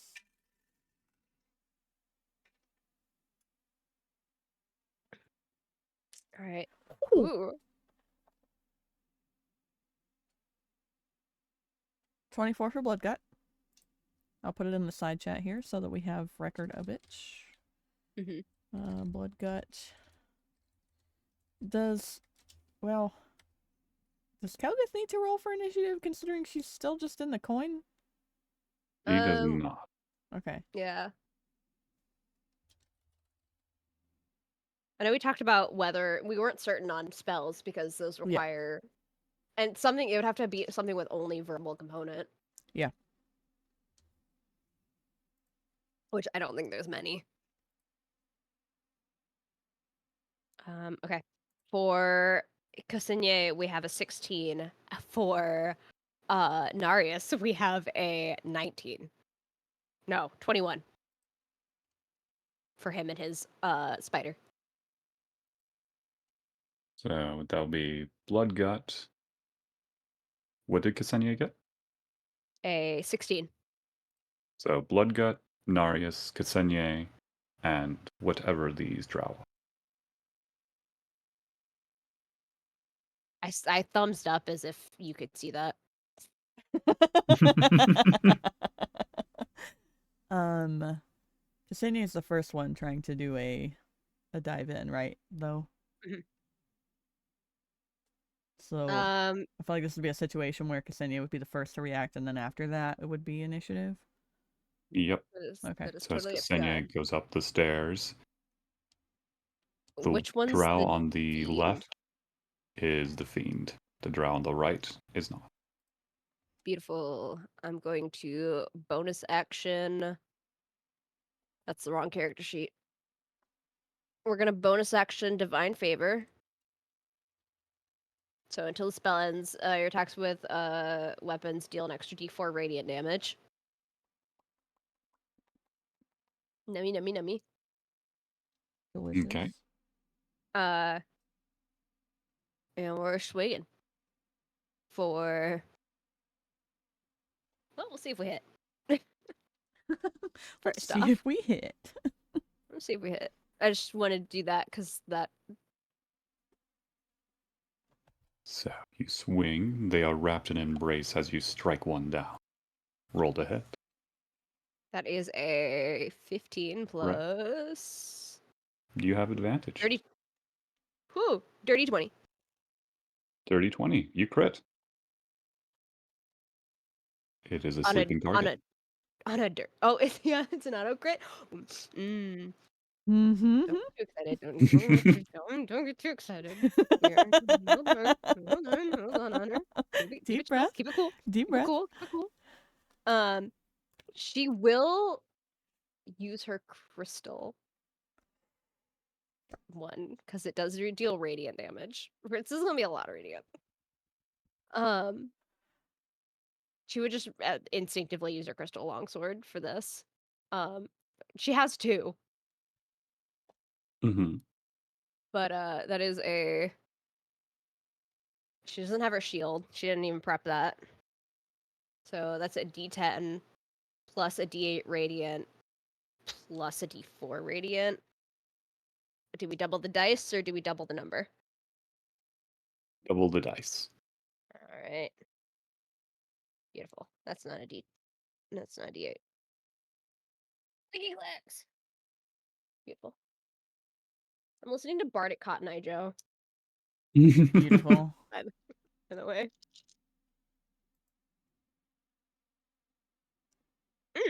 Do you smite this being? Not on this hit. But I do get 2 attacks a turn. So that is a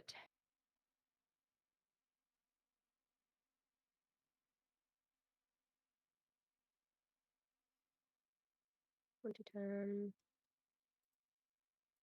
plus the D8 radiant. Oh, wait. I'm missing a D8. Okay. I'm bad at math.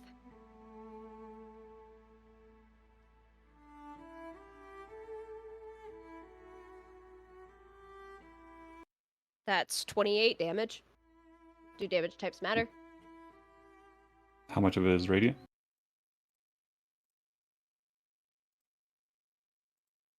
22 of it. 22. Okay. And as you start hearing an ear-piercing shriek coming from the drow as its form shifts, do your second swing. As the color starts returning to its black skin. You thought you could hide from me? I see your lies. 22 That is a 22 to hit. hits. Is it still prone? It is still prone. Beautiful. Is it bloodied? It is indeed bloodied. All right. Then we're not going to worry about a smite. Beautiful. Oh, that's spicy. That is 14 slashing.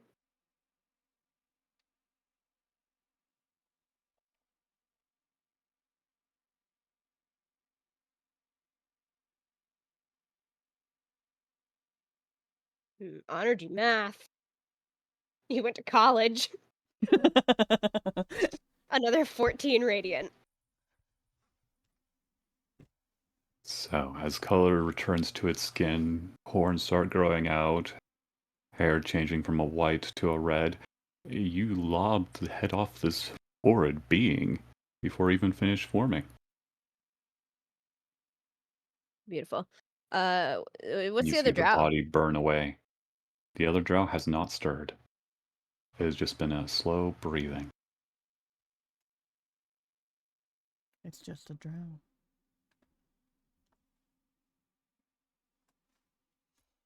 I mean, he didn't wake up from the screaming.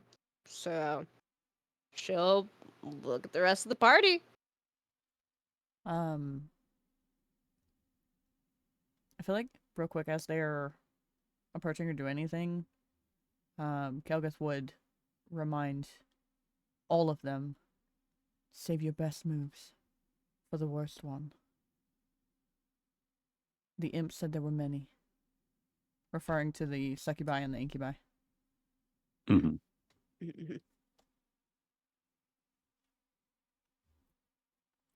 Okay, who's next? All What's right. next? Yeah. So, what do you all do with the sleeping drow? Or do you enter the temple? Just check if he's breathing. Yeah, like I think. Well, no, you said Yeah. breathing. Check if he's fine. Yeah, Narius would do a medicine check to see if it's like magical sleep, like unnatural sleep, or normal sleep. Maybe he's just a really sound Oh. sleeper. Or like a soul gone. Medicine. Yeah, or if he's just like nobody's home. 12? Well, Yeah. not magical. He should have woken up. He's not dreaming either, though. The eyes aren't moving.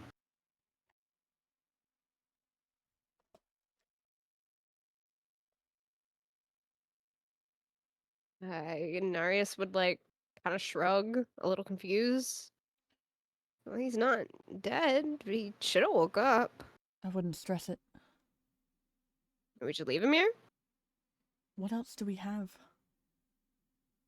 You know, like move him? Like off the steps at least? You can do that if you'd like. Obviously, I can't. Have you tried? Have you tried? If the soul coin could like shine brighter at her, like pushing the Well, glass think- in her face, that's what would Yeah. be happening right now. Where she's like, "Oh no, really? Tried?" Well, I think that would be Narius would have like the eureka moment of like, just take this, dude.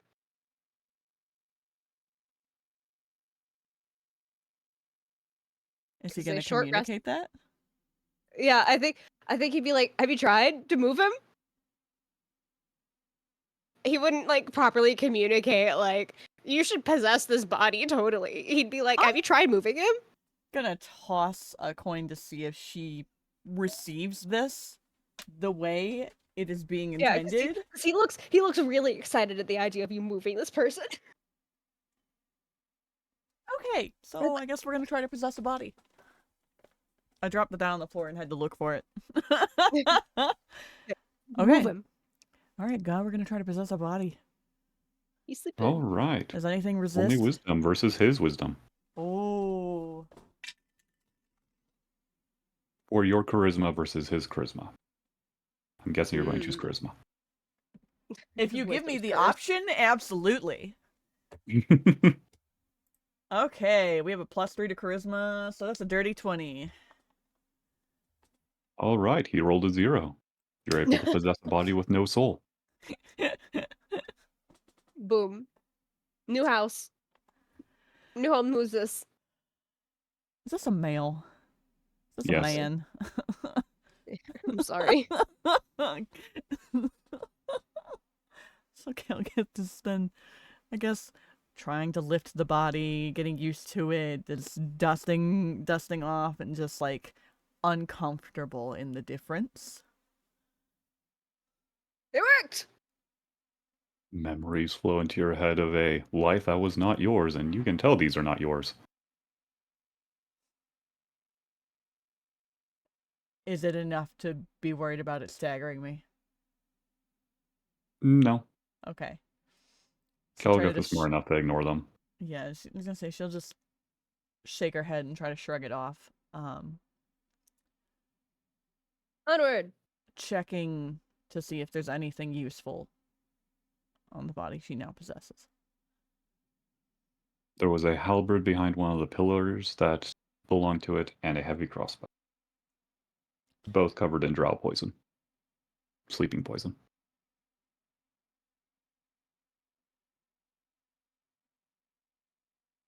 She So, will onward in. leave them, yeah. And as they're walking, will mutter to Nereus, and it feels weird to use a mouse now to actually say the words in common. Yeah. In a voice that's obviously not hers. Mm-hmm. It's just like, can I at least have the components from within my bag that you have? Because there should be a yeah, pouch within there that has the He's got a necessary book. components for her. He's already physical holding it out. He's like, here you go. Here's your belongings. Take the whole bag. I have a feeling I don't have long, so I simply want the components for the magic side. You can use the rest to protect yourself. He has no idea what you need. Holding bag still. Yeah, Just she supportive boy. quick snatches a pouch of spell components. That's all she wants. Yeah, he's like, I don't know what you are prepared for, frankly. Could be Everything. anything. Could be anything, Could frankly. be anything, frankly. Got it. He's like, I know what you have in this bag. I know what you can do, but the question is, did you prepare for it? Yuck, yuck, yuck, yuck, yuck. Now, being in a body. God, this is the other important question. It's the physical stats of that person, mental stats of you, some sort of wild Ooh. shape, I would guessing. Well, the other question is, because I know something that's sort of triggered with the actual body of Kalgith and needing to know if that's stirred in the soul without the compression of the curse. Mm-hmm. Of That I was actually thinking of. the sorceress side of things. Would she have Ooh. access to those cantrips and spells that were unlocked recently?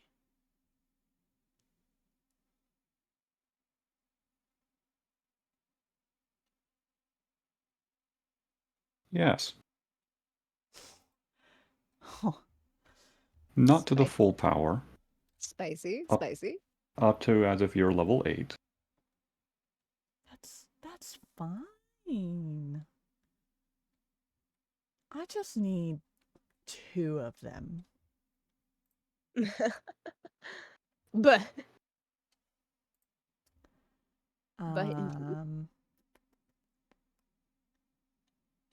Which are Firebolt and, if allowed, Lightning Lure.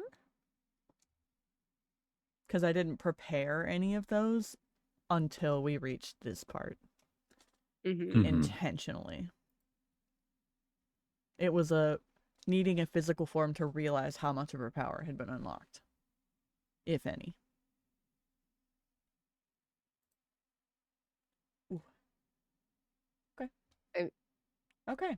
So then we would like to continue on? Yeah, we're going. We got time limit, man. That meat suit, yeah, because then you'd be like, that meat suit's not going around forever. So, deeper into the temple and going past FBI, open up! altars.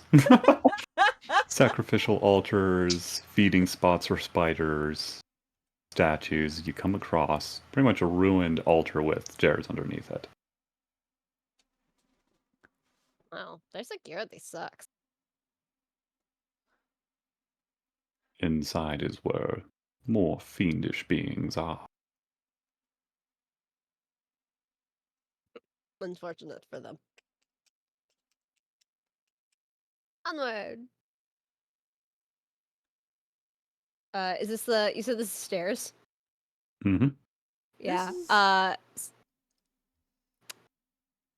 I would Yeah. ask if anyone needs a light source, but I'm pretty sure you all have dark vision. No, I'm pretty sure everybody all has dark vision. Yeah, we all have dark vision.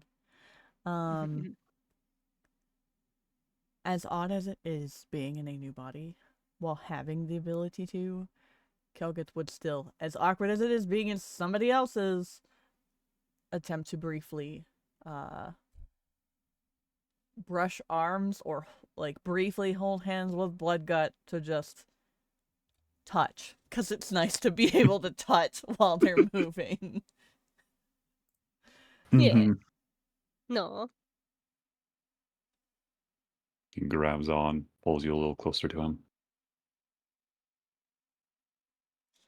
And as they're moving, she'll just mutter, because hands are distracted at the moment. Let me double check which ones they share.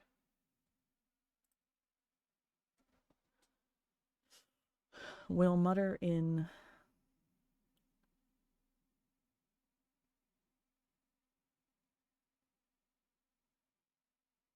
Dwarvish in particular, not knowing, trying to avoid the others understanding or hearing.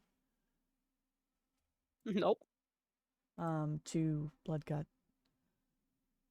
I don't know what you will see in there, but try not to be too disturbed or distracted. Either way. He makes no promises. He was on a quest to free you from the beginning, and he's going to finish that quest. Sweet. Then we continue on. So, going deeper, a warm light fills the bottom of the stairs as a scent of wine and blood fill the air. Perception? To the bottom. You wish to roll perception? Yeah, to know if there's anything on a sort of semi-quick glance, trap or threat wise upon seeing the actual scene. Good. Roll me perception. I think at this point, Cassini would proc see invisibility as well. I'm rolling with my bonus, not the mystery bonus of somebody else, right? Mm-hmm. Okay. Perception. I forgot my perception bonus. +5, so 18. 18? Okay, yes, there is an alarm trap. And a power word. Is it power word stun? On the doorway. Kilgith will literally reach out to try to stop anybody from and just freeze, trap, and point at what she sees. So on one side you see pretty much painting of a demon giggling, and that is the alarm, and the other side is just scrawls and words.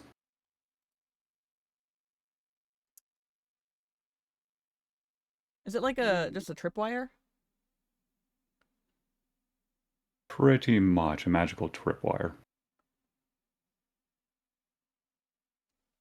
Ooh, I Hmm. don't have dispel magic, I don't think. So she'll ask if anyone can, if either of the other two can one of you dispel this alarm before it alerts them to our presence? Narius would look at it and say, like, ask how many traps do we think there are gonna be? I don't know, but we'll keep our eyes peeled for any at all. We proceed with caution. I can try. I can get rid of one, That's maybe. fine.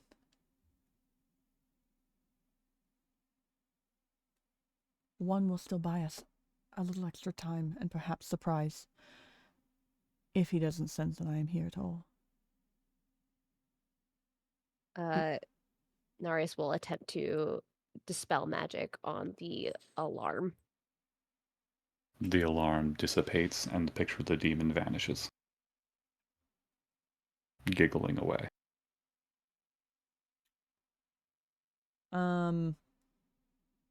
The power word stun has no longer a trigger. It cannot be proc. Okay. Sweet. And then we'll move through. So you move down, you see a scene of pretty much banquet hall. There is a few drow discussing amongst each other, several drow and other above ground creatures such as elves and humans asleep on the ground. See invisibility shows two succubi talking to each other. You'd have divine sense up still, right?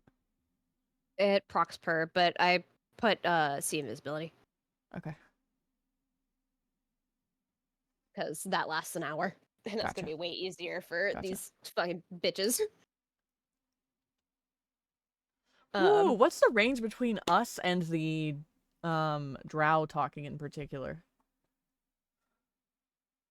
20 feet. 20 feet? They're leaning. They're leaning over a table. One's drinking wine, the other's eating. What kind of damper on my abilities magically are we talking? You don't have access to the higher level spell slots, but otherwise you are fine.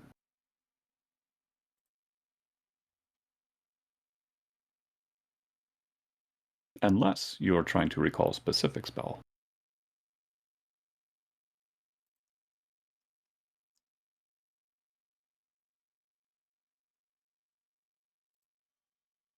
I was trying to see if any of them. I don't have chain lightning, which would be really fucking cool right now. That would be Um, really, really cool.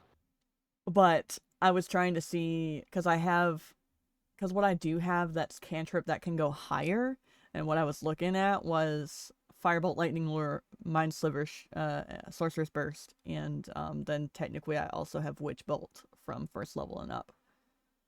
hmm So like I have a few things that have a little bit of range on them. You know, Could Narius do an insight check to see how like beefy these guys are? Like, are they like fit? hmm Cause I'm not gonna lie, Narius stole those. He would have stole those items. At least the crossbow, because he has no range. So you have a crossbow. He has the crossbow with the sleeping. Oh, that's a net 20 well, I for should the probably insight roll for her initiative, a right? 24. So an insight on the drow, and you got the crossbow. Yeah, he does have the crossbow, so he has one bolt that's sleepy times And you got a nat 20. on the insight. Hypnotized. They don't realize where they are. Noted. Don't hit them. Um, Don't hit them. They don't know what's going aw, but I want to play Agatha all along and just firebolt these bitches. on. Ksenia would scan the room, look at Bloodgut, and direct, like military direct, where the succubi are. Okay. Without He does have the highest initiative, which I just rolled initiative for Kelgis, by the way, to add her to the list, and she's 8. 8 for total initiative. Roll a 6. If that way, needed. that way he knows their general directions before they're exposed, Okay. since they are invisible. I don't really have a way to like make them known besides channel divinity, and you said to save that, so I'm saving it. So I will say with the nat 20, they will attack you if whoever hypnotized them orders them to attack you guys. Sweet. So then I do want to continue with my plan to just cast Firebolt at one of these bitches.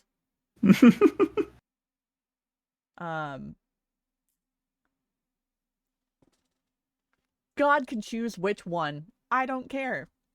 Kelgis would like to auto cast Firebolt on one of the 2 charmed drow to at bare minimum wake them up. If not, just get this shit going. All right. Roll to hit. Have a You spell have to advantage change my because they don't know. clothes. But I'm useless. Okay. Okay. Well, what color are we using for possessed combat? Let's just go with the bright blue. I'll take the bright blue for Kelgis. With advantage? You had to give me advantage, didn't you? Oh my god. Advantage is a great time. Advantage is a great time to get a crit. That's the best time. That's Alright, God. So that's a nat 20 Alan's to hit. boyfriends. I want to know the context of that statement. The face that the incubus took when following us into the tower was one of Alan's harem. This is Oh. big brain time. Interesting. See, I don't have that context, so both Ksenia and Narius don't know why Kelgit's like, fuck these bitches. Yeah. And that's 2d10. How would you said roll extra die for a crit? Yes. Double the dice, not the number. That's what I'm Mega- clarifying. Mega clickies. Mainly for satisfaction, holding more dice. Oh, no. That's 37 fire damage Beautiful. to one of them. So, What does this firebolt look like as it incinerates this man? After being so sick of just having the haunting memories of such a pleasant voice, wiping the slate clean and consuming everything, the body that Kelgith is in, eyes glowing with hers, points directly at the throat of... Which one did we hit? The left or the right? The right one, the one that was The one eating a close, spider leg. essentially the closest to her right hand. And this bolt, this blazing bolt, just shoots into his throat before incinerating the entirety of him in a burst of flame that is filled with rage.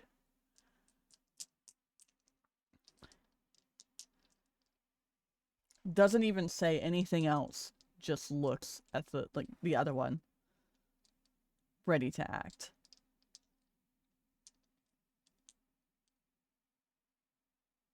You hear a whisper in the room as the other one falls, and he takes a sip and draws his weapon, almost like he doesn't really know what's going on.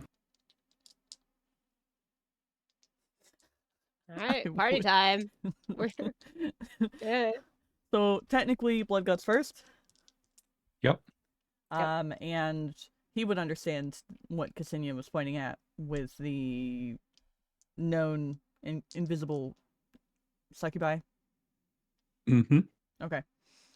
So Yeah, she's like military signaling like 2 enemies, one at 11 o'clock, one at 2 o'clock. You said 20 invisible. Are they also essentially. 20 feet away, or is this hall longer than it is, or wider than it is long?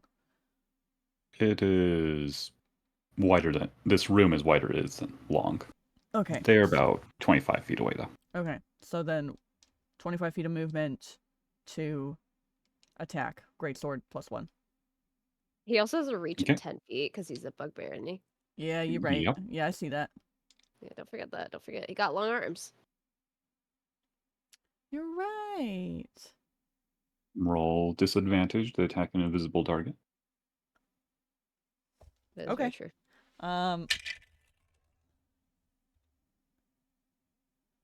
Got a 15 and a 17, so 15 plus 17 11 hit. plus it was 15 plus 11 is 26. So He is used to not fighting things that he can't see, so he hits. Love that. I love that. I'm giving the lovers the same die, honestly, by the way. I don't need to see. My arms are long enough. Ooh, okay. 9 plus 7. Okay, so 15 slashing damage. Yeah, that's slashing. And it's magical. Yes. Alright. Right? Cleave, and you see demonic blood spray against the wall. You don't see where you hit, or Bloodgut doesn't.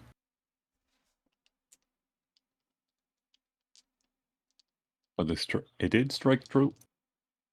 Okay. I do believe that now means it is Narius's turn. Every roll sounds like the death like of Sam.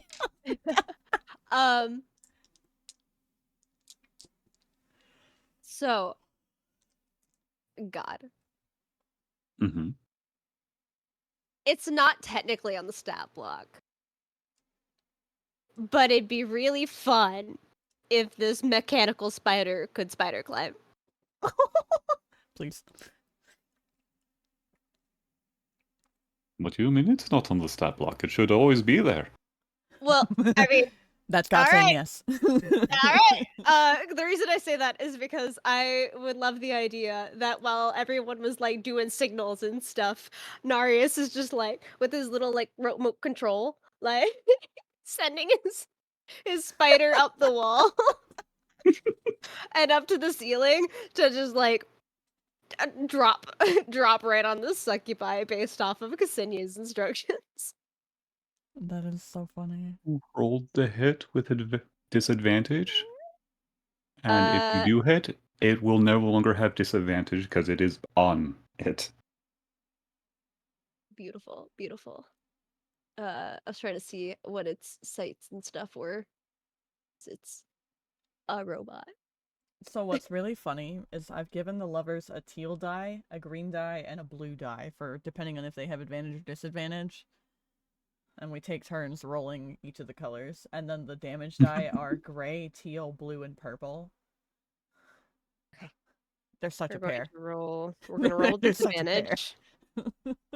Yeah, roll with disadvantage. We want the metal one and the one with copper flakes. Ooh. Okay. As an attack? Mm-hmm. It's a nightmare on this thing, stat block. Plus your spell attack modifier. Okay. So +7. So that's a 16. 16 hits the succubi as it lands directly on her head. What does it do? Does it bite her?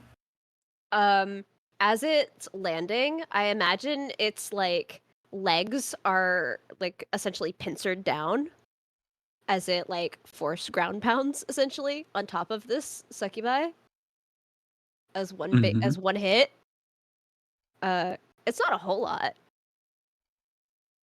but it is force damage. So there's that. All right. For 10 points of force? And it was the injured one? Yeah. Sovereign, you have new morsels. So, I mean, The giant guests spider arrived. lands on something, and Mass you attack hear a raided my sickening pop stream. as you think something got dislocated. And then for Narius' action, because this is a bonus action, he will check his inventory and ignore the bombs because this is not his inventory. I just use the spell sheet.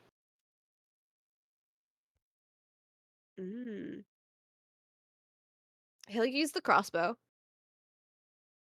which is. Was it a heavy crossbow, hand crossbow, or a light crossbow? Like, what kind was it? Heavy. Heavy? Oh, he can use all of them. Artificers can use every weapon. He can't see it, so it's also disadvantage on that as well. Or does he target the drow?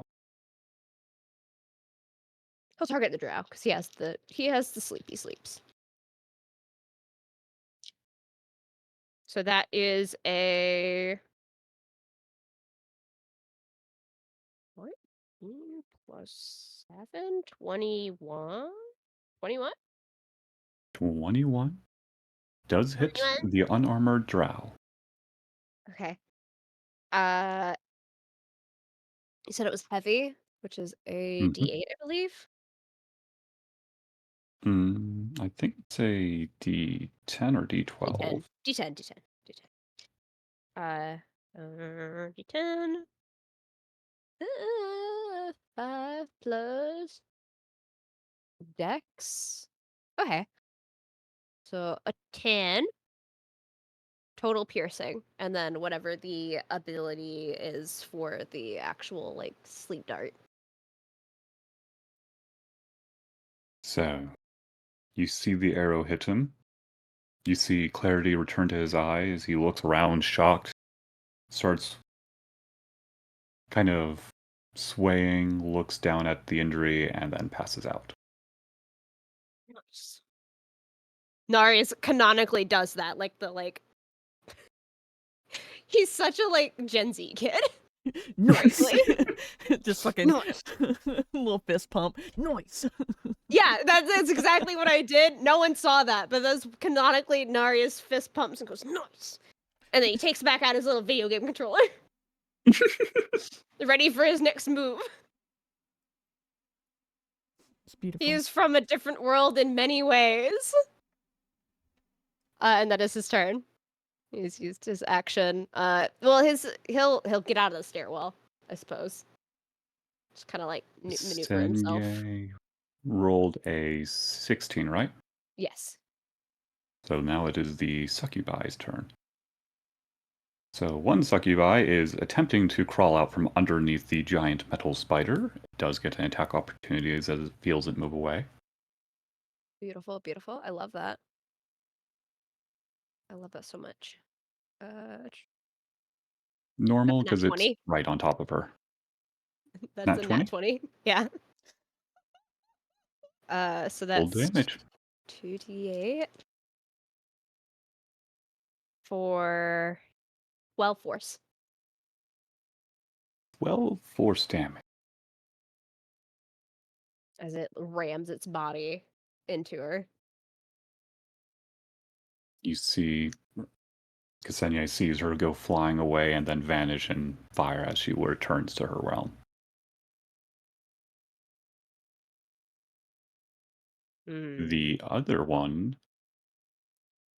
can Bloodgut roll me a wisdom saving throw as it starts whispering into his ear?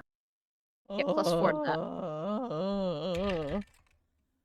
Ooh, okay, yeah, we're fine. Where? Bloodgut's fine. If it was Calgath. Yeah. I know, Yeah. right? Man, why is it that Bloodgut has to be the one that gets a 15 plus his 3 plus the 4 from He also has a cloak. He also has a cloak of protection, which should give him another +1 if it's not attuned. Yeah, it is. So he gets +5 So- total. Well, it's plus 3 from wisdom, plus 4 from Ksenia, plus 1 from the cloak. So that's +8 to a 15. So he's definitely passing with a 23. I would hope. I would hope. I hope. Listen, He passes as the succubi materialize, kind of just leaning over his shoulder, desperately trying to make a friend. can Kelgath say something smart now? Just real quick, just like, you think Yeah. you're gonna touch my man with that kind of shit? Ksenia Kelgath. It's your two's turns. Are we at this? What? So Yeah, it's you guys Ksenia rolled then the same. Kelgath. Ah, okay. I was gonna say Kelgath only got like okay. a 6. Okay. So this succubi has like apparated to try and like be a sly bitch Yep. on Bloodgut. Mm-hmm. Mm-hmm. Unfortunate. I'm gonna roll the hit. Senier will immediately go swinging for a crit. It seems like Ksenia didn't approve of it either. Oh god, Ksenia's like inspired when there's a bunch of these damn things around. She's like, She doesn't. She is an oath of the Watcher. She's not fucking around with succubi and fiends. She says none of that bullshit. Get out of my house. Not in my house. Get out of it. Do I smite? Is this thing injured? She is not injured. Not yet. I still got second level spell slots. I'll sink one in. Level 1 smite. So that's a total of additional. That's Bah.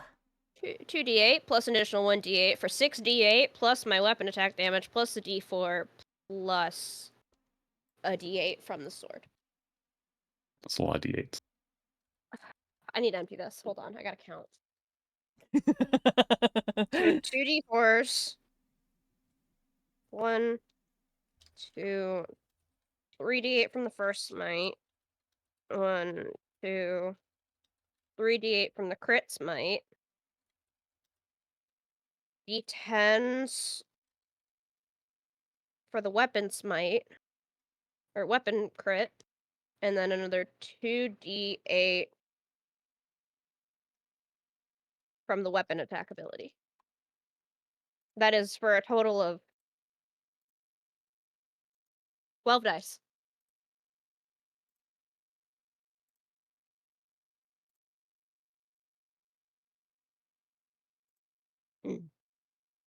Beautiful.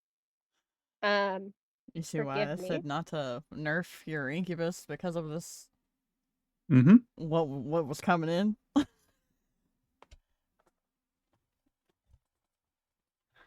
I am nothing if not a paladin. I need a calculator.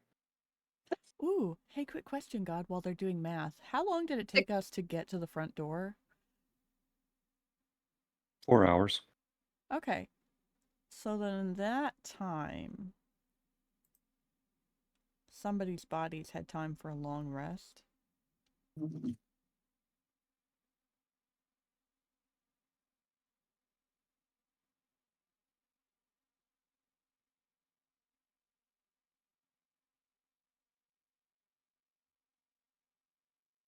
Your body? Oh. That is a total of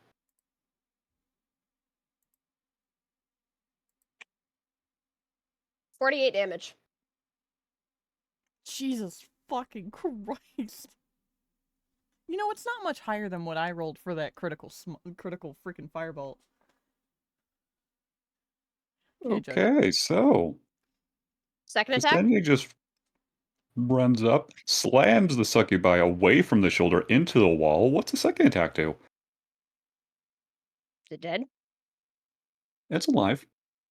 Unfortunate for it. Yeah.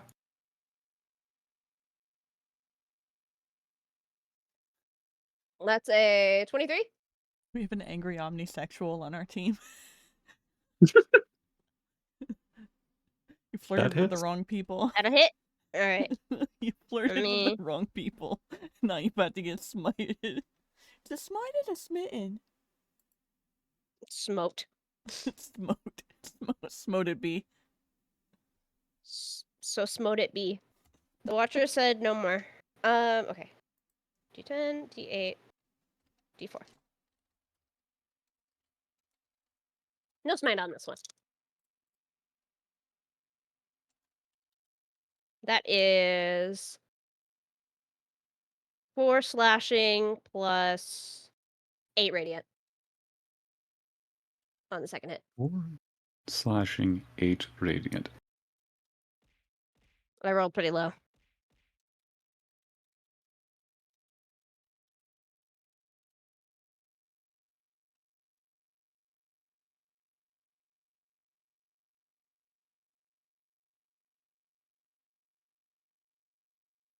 Yeah. You stab her torso, pinning her into the wall. She's breathing. Just breathing. Beautiful. I think honestly on her second hit, she would have just punched her in the fucking face. Otherwise. Can I bonus action punch her? Yeah. Aw. But I wanted to Hells repeat what yeah. I did last time. Bloody nose. Her used to be perfect figure now very disfigured. I'm gonna lay on hands. Show you what my lay on hands do. For a bonus action punch for a natural 17 plus strength. So 20 and another 23. The For succubus's form dies as it returns back to its hellish plane.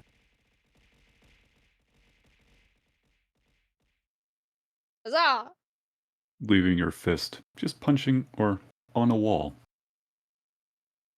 Yeah, she just rears her her fist back for bonus action punch, and it apparates and just slams straight into stone. Oh boy. She'll shake her hand out, give it a flex, and look at Bloodgut and Kilgith. Is there anybody else to hit? Not in this room. Beautiful. Onward. Sovereign, you have new Another morsels. raid! I mean, guests arriving. Frost_Scale raided my stream. So, onward.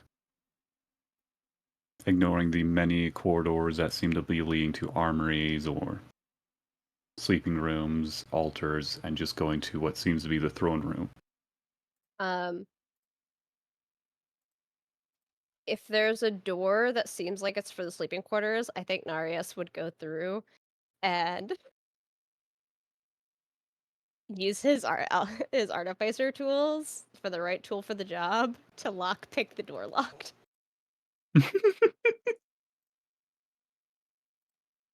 So, can you roll If- me?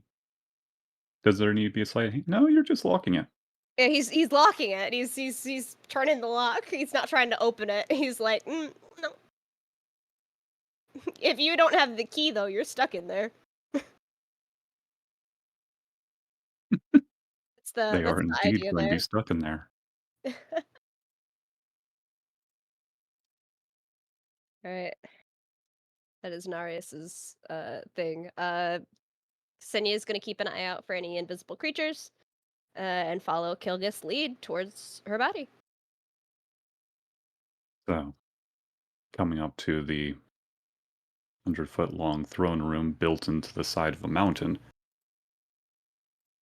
you see just a horrendous sight of just unconscious bodies laying left and right, with two succubi doting on Kalgath's old body.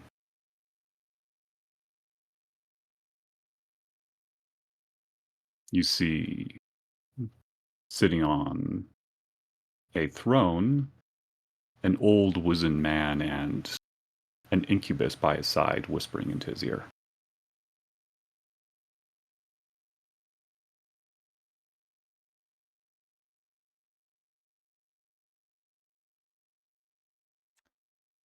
Where is Kelga's body in relation to the incubus, and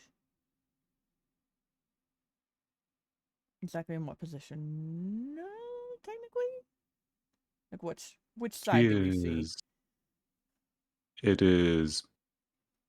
So, where the throne is, there's a small platform. She's sitting off to the side, probably about 10 feet away from them.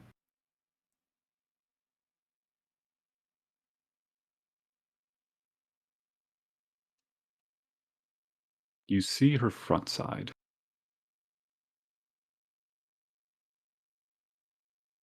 One succubus very thoroughly examining her backside, and the other one doting on the front. The wizened man does not seem to notice your presence, though the incubus does look up and give a short wave How far and away? gestures for you to join him. How far away from her body is Kelgith right now?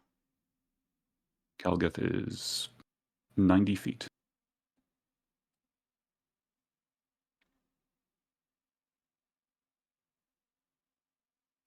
Decisions. No, like, pull or anything to be concerned with, right? Nope. Okay.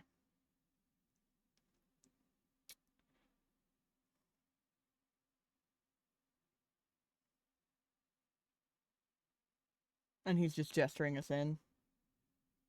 Mm-hmm.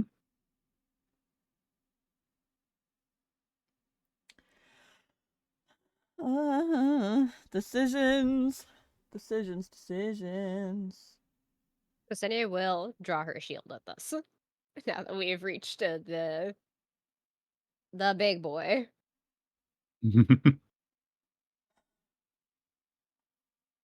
Kelgith breathes a deep sigh in the body she is in. Looks to Nereus, and then Ksenia, and then longer at Bloodgod.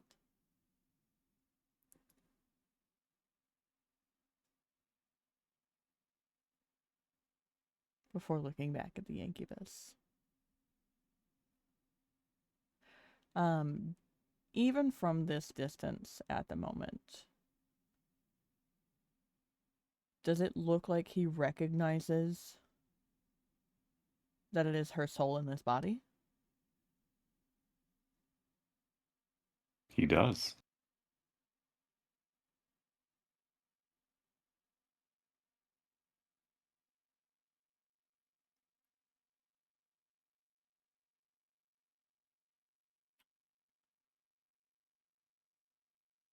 Your Okay. move, sweetheart.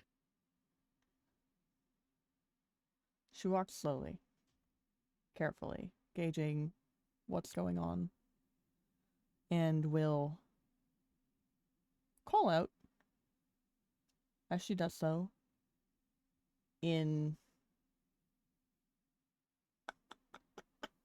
language choice, language choice, language choice.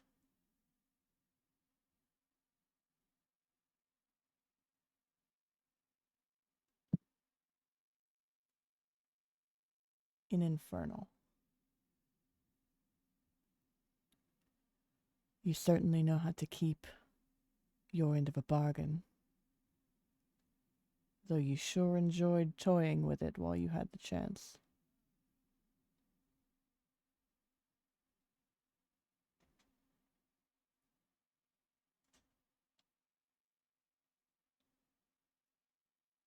I mean, there was nothing against a little joy, and you seem to enjoy it just as much. The wizard man finally notes your presence and stands up. Who are you? Who are you?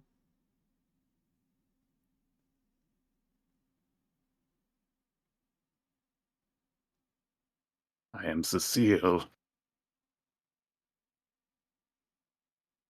Why are you here? How'd you... And he seems to be looking at all of you. Tiefling? Bugbear? No, you're not.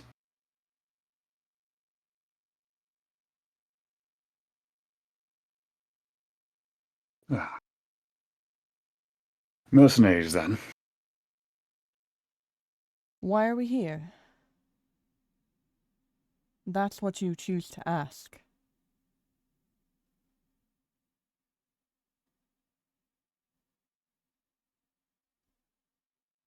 Yes. We're here for what's mine, of course.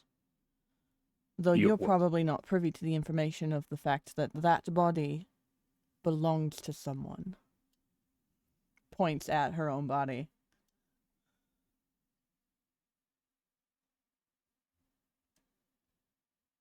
It was... He seems a little confused. She's still walking, Maybe. by the way. So how much in this amount of time? How close do you think she? Because she would only stop maybe like 20, 30 feet away. You're about 60 feet now. What is everyone else doing? Following close behind, at least for Cassinia, and Narius. Yeah, I'm sure I would have blood they- guts they- still close by too.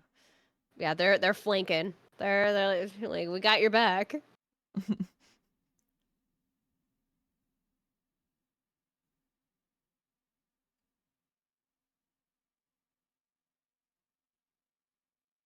He starts walking towards you himself, and the incubus takes the time to slide into the throne.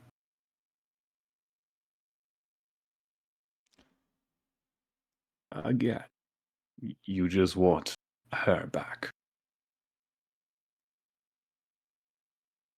That would be the case, actually. But I don't know that he'll give her back. He will. He who smiles. Give her back. You had your fun with her. And as expected, Smiles just looks up at him and shakes his head. Divine sense. Oh, is this who I think it is? Divine sense. Mm-hmm. The wizened man in front of you is undead. I fucking knew that bitch was in here. Ooh. What did I give you for? What did I give you for morality? Did I Is forget this to mention? is Ksenia a rabid dog? Is that the question? She's a hembo though. She'll listen to the smart lady. She'll listen to her smart, pretty woman. This okay. Welcome to Sassy Kelgeth, because this is when she's literally, if at hearing him command Smiles to give her back, and seeing him refuse, she'll just almost this looks awkward on this man unless you're gonna allow it to look good. Do I need to? This is funny. Just sort of like a fake pouty lip, over dramatic, and it's just like, oh, did I forget to mention that I broke your contract?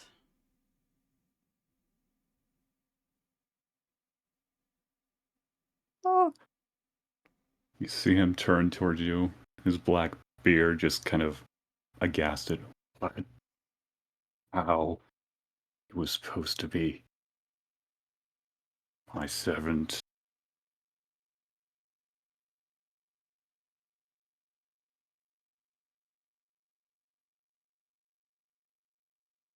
How did you do it? How did I do it? Oh, that's not for me to tell you.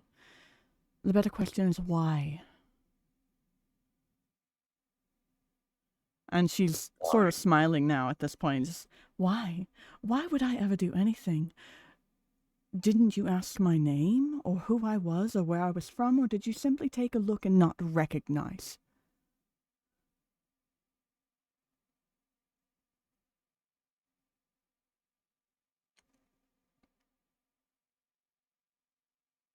Just curious.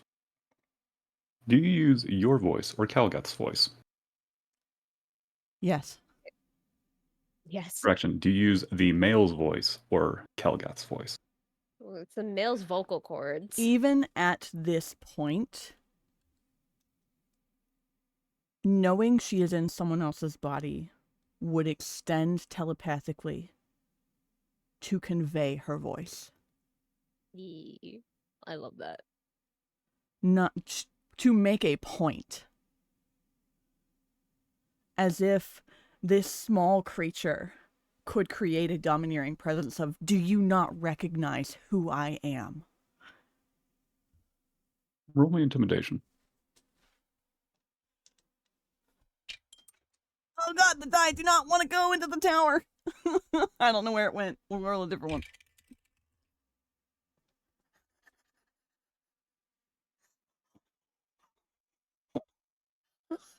They avoided the tower so they could give me a fucking crit.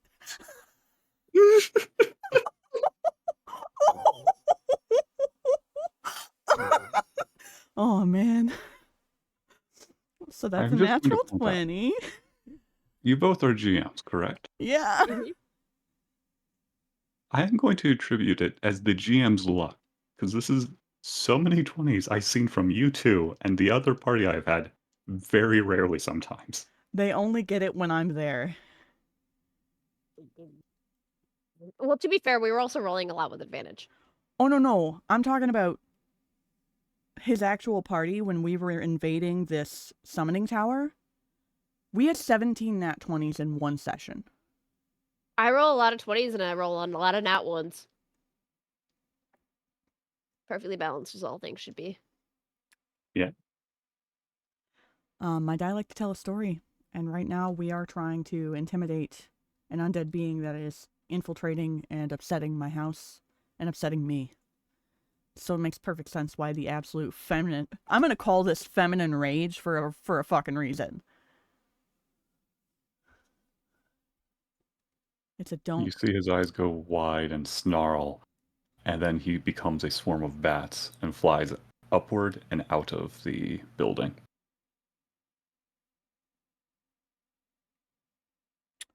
Ooh! So it looks a little disappointed. Oh, I was going to kill that.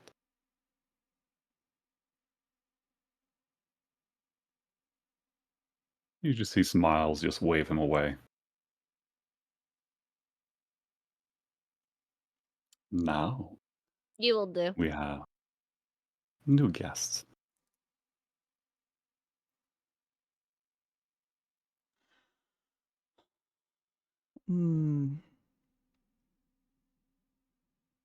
How may I help you?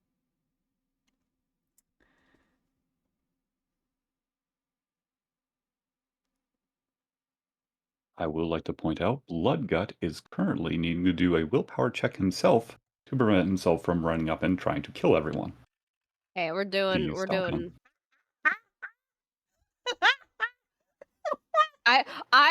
Ksenia already looked at this motherfucker sitting on his throne and said, I wanted to kill that one. Then looked at him dead in the eye and said, you will do.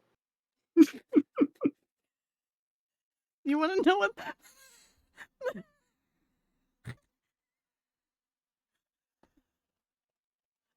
It is not, it is against her oath to let something like that flee. Mhm. Let alone anything here alive. Bloodgut will have to do a willpower save to not run up and try to kill everybody. Rolls a nat fucking 1. Nice tell that story. We're fucking pissed, man. The pair of us. The anger. Oh my god. Yeah, Bloodgut 'cause it- just. Mhm. Initiative once more. It is initiative, as Bloodgut pretty much just says. You may help us by giving us your head to eat. Yeah, you will do.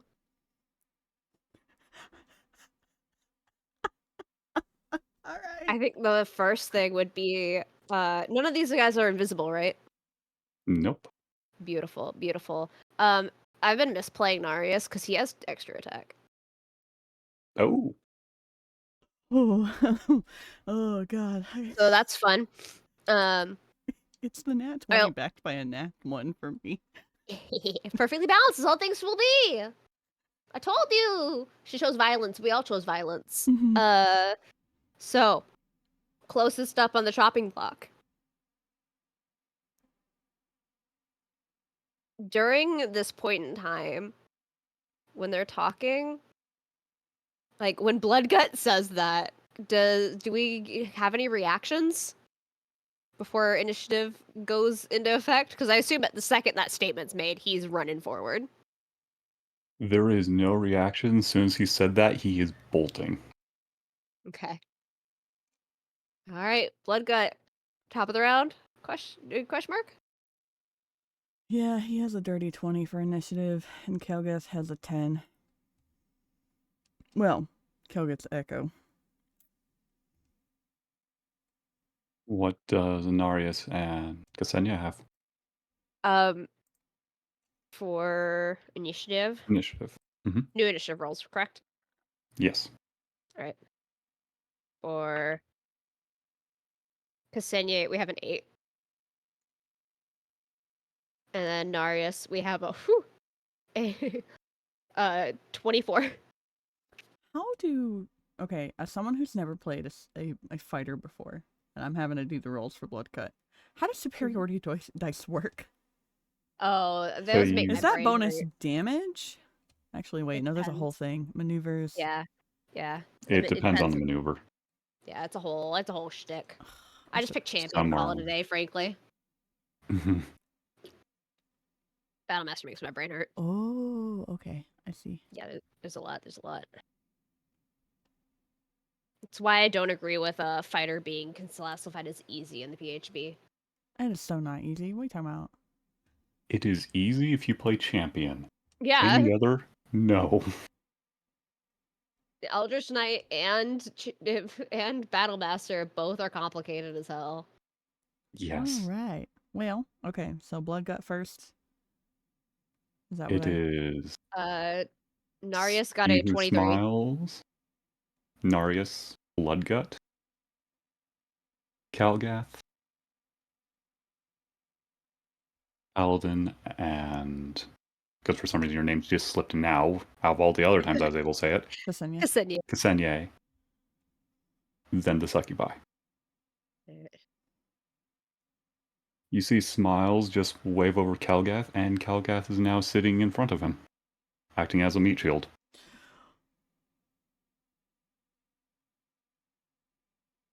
Oh, huh. Hmm. It is Narius's turn. Beautiful, beautiful, beautiful. How much HP does Kelgath normally have? Normally Yeah. 90. Okay. Unfortunately. Can you do me 3 saving throws for Calca? Okay. Of which kinds?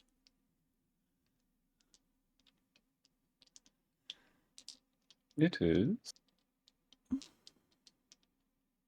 Constitution. No, 1, not 3.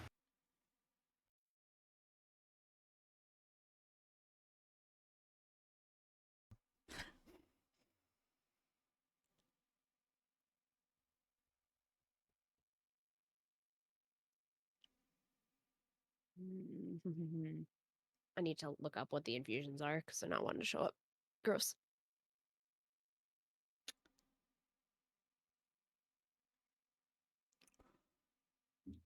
Ooh, wait.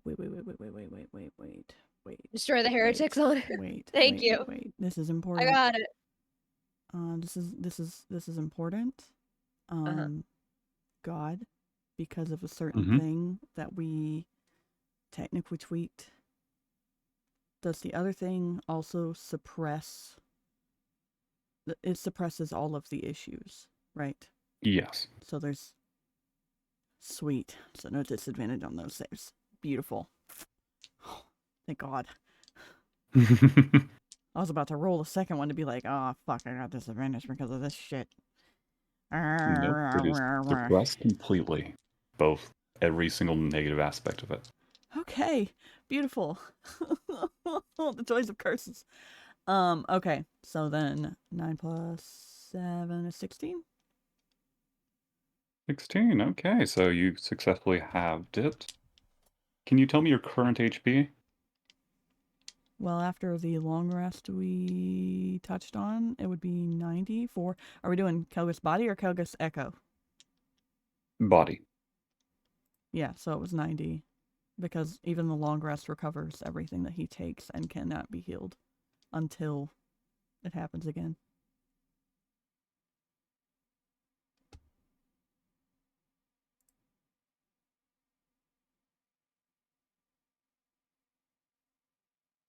Okay.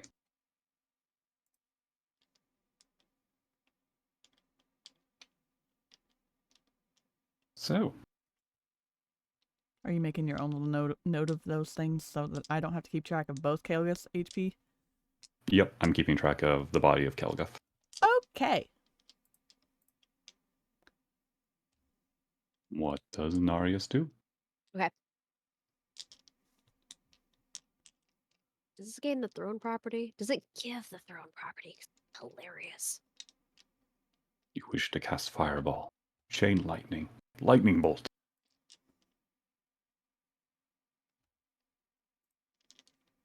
No. It has to have the throne property. Okay. Which makes sense. Alright, I got a dagger. Can infusions stack? I don't think they can. No, you can only have one infusion per item. And Okay. it's even then I think it's limited to 3.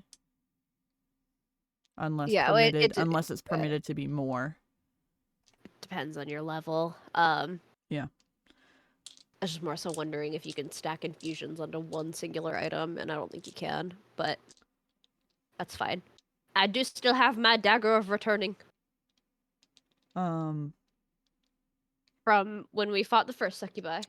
Hey God, do we perceive the scarf on him anywhere? Mm-hmm. Okay. He's wearing it around his hip.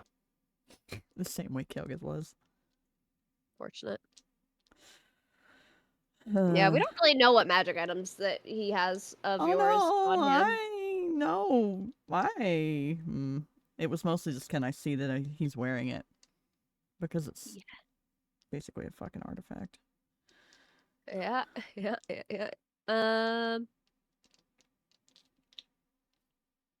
Alright, we're gonna make 2 ranged attacks, I guess. On the closest succubi? You said it was at least 90 feet though? No, we had moved closer. Yep. Yeah. Yeah. Because Kelgus did not Bloodgut stop started walking. charging when you guys were about, I said 60 feet, but you guys were still walking, so probably around 40 feet is when you started charging. Okay. Um. Yeah, he's gonna use his. He's gonna stick with ranged. And then also use his bonus action to command his Steel Defender. So we got 9 plus 7. So 16?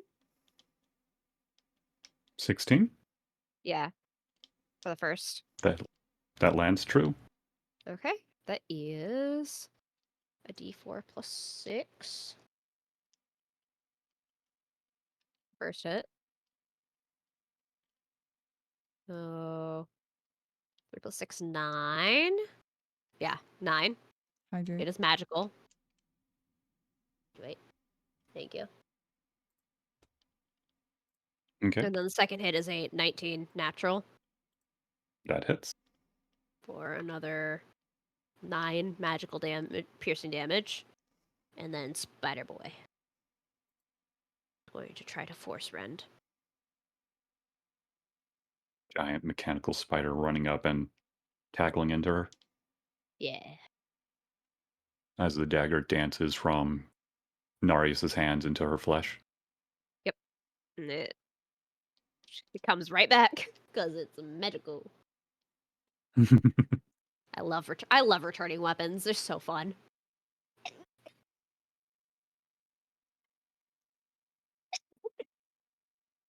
Excuse me. My apologies. So that's a 16 natural. So it should hit. Plus intelligence, so dirty 20. That hits. Or a d8. With some intelligence. So another 11 force damage. Okay. She's looking battered. Oh,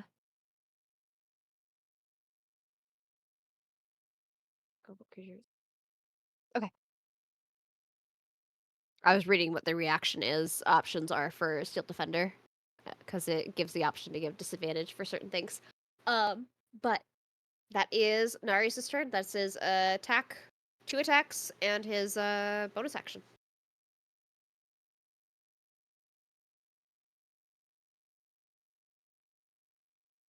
I need different vibe music. Not one dance. Okay. Who's next after that? That will be Bloodgut. Ooh, Bloodgut turn. He was charging, right? Kelgath. And He is charging. then Kilgath's body is in front of him. I don't know Bloodgut as well as you do to know if that would stop him in his tracks, or if this will be a situation of technically maneuvering away, like to attack from the side instead. He would be attempting to maneuver around. But it was 40 feet to cross, so technically that would be a dash action. Yep. So not really an opportunity for, because he doesn't have bonus action. Action surge. Can he action surge? He's a fighter, isn't he? Yeah. Oh yeah. Listen. Fighters can surge, and Oh, he is yeah, you're Angie. right. The only issue is currently Kelgath is giving Smiles a free dodge action each turn as long as she is standing. Or you can risk hitting her and not have disadvantage.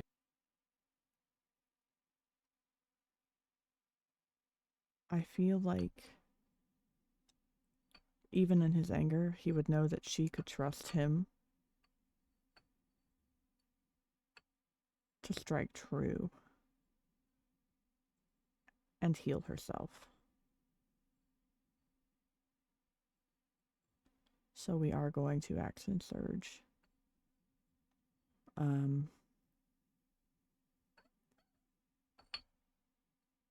With the Great Sword. +1. Mm-hmm. Do you take the risk of hitting Kelgath, or do you Yes. play it safe? We take the risk. Then roll normally.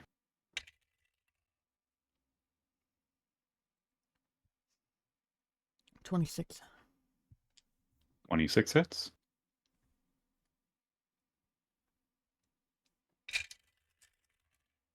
Love is a very powerful thing. Yeah. I love it. The power of love is my favorite fucking trope. You guys, you have no idea. 16 slashing damage. 16 slashing.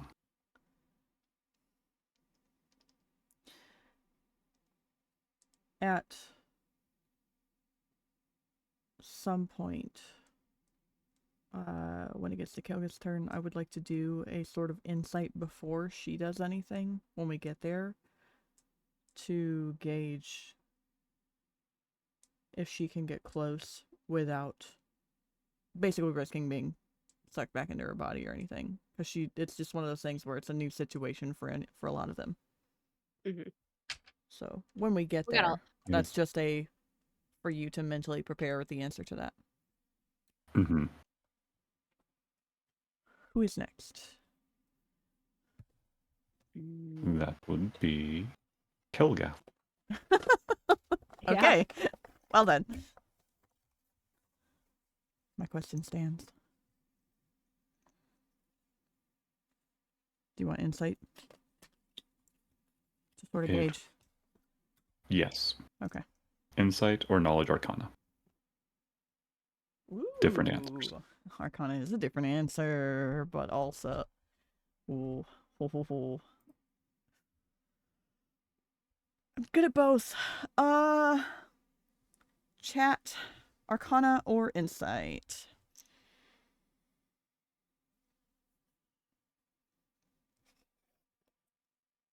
Arcana or Insight? Mm-hmm. Okay. Arcana from Lily.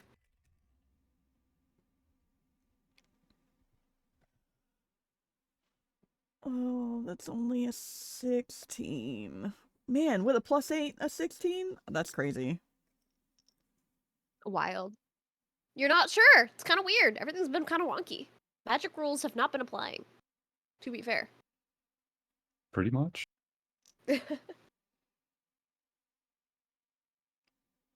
You're not sure? You do know there is a certain threshold where if you get too close, you might get shunted back into your body. Yeah.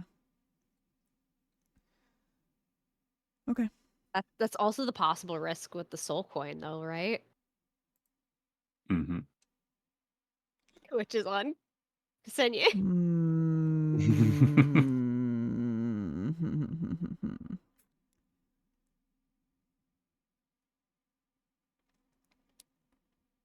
Ooh.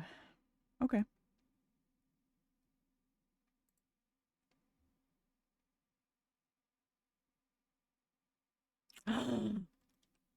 If God will allow me, first level. Do we have first level? First level spells? First level, you do have those. Okay. First level Witch Bolt. Without Which moving target? any closer, having stopped 30 feet precisely away. Okay. Same question applies. Do you risk hitting your own body? Yes. Okay, roll normally. Smiles is gonna laugh. There is no fear here. There is no fear here with our 19 to hit. That barely hits. It's the rage as she's just staring at him, not her, not Bloodgut, not anybody else. It's just staring at him. By the way, with Witch Bolt, as a beam of crackling blue energy lances out towards him, forming a sustained arc of lightning between me and him. Sorry. Each of my turns after this, I can automatically deal this damage to him after this hit, as long as I make the concentration for up to a minute. So, with that being said,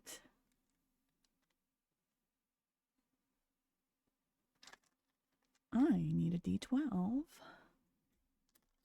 And we're going to go for Blood Guts color on this one because we're loving this ship right now. And that's going to be 9 lightning damage. 9 lightning damage. Okay. Lightning starts arcing between you and him, going perfectly around your old body.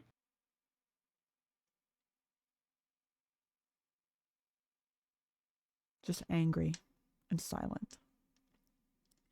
There are no words right now. There could never be words to capture the emotion she's feeling right now. Just rage. Like, if she could do a freaking barbarian rage right now, that's what would be happening. But instead we get lightning. For as long as we have the chance inside of a body that isn't just trapped inside of a soul coin.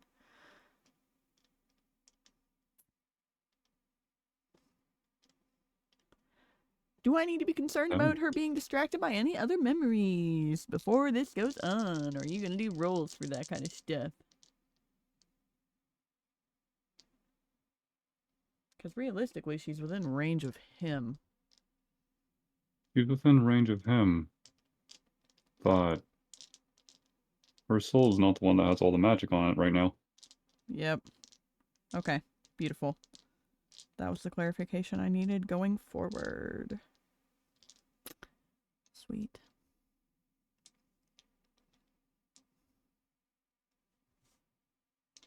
That leaves Ksenia. Beautiful, beautiful, beautiful. He's gonna laugh. Yeah, Smiles is gonna laugh. It's gonna be really, really funny. So God. His throne, his dumb little throne, about 5 feet, right? Like a 5-foot square. Here, so this paladin moonbeams. Straight on top of him. Divine light from the heavens rains down upon him. I need him to make a con saving throw, please. What's the DC? It's not that crazy. It's only 15. 15? You got a 17. It's more like that bitch is gonna have to move if he wants to stay there. Fuck you and your throne. How much And I'm damage gonna- does he take? He'll take half. It's 2d10 radiant. Does that only apply to him? Well, it's Yep. because it's only on him. It's a 5-foot radius, 40-foot high cylinder centered on a point within range, and when he fucking moves, I'm moving it with her. He cannot use a meat shield against things in the sky. Nope. And he can stand there and use Kelgith as a meat shield all he wants, but he's gonna keep getting attacked by divine rage.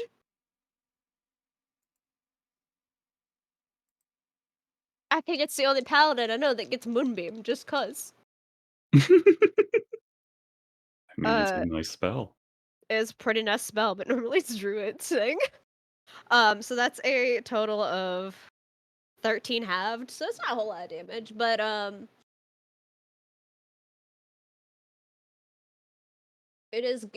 they're engulfed in ghostly flames and they make a con save. And then I can move it up to 60 feet in any direction, so wherever he goes, I will follow. Hey. Well, it will follow. So you're Um, summoning down this silverly light. You see him wince and shiver as it burns his skin. Bonus action time.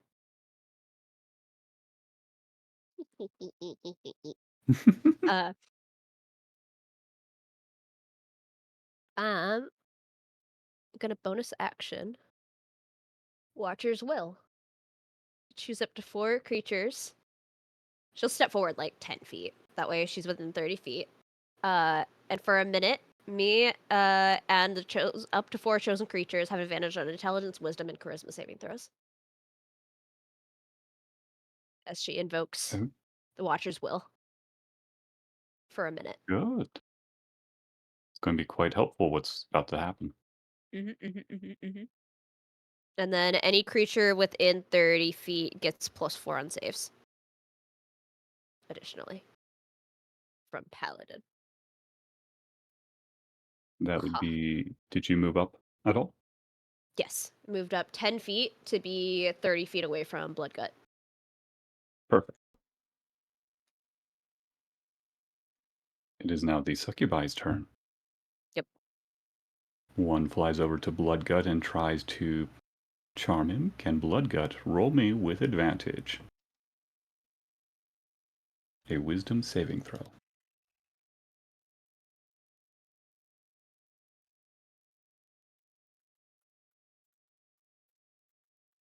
22. 22. He does not care. And can Narius, as another succubus flies up and starts tempting him, roll a wisdom saving throw. Oh, he's but a boy. He's but a young boy. He's but a young Mhm. lad. Mm-hmm. Anyway, this is gonna be hilarious. He's been Oh, punched once. he nat 20. He does not want to get punched again. He's like, no, He's more no. fearful of punch. He's afraid now. He is now afraid. He's been PTSD'd. He's afraid of women.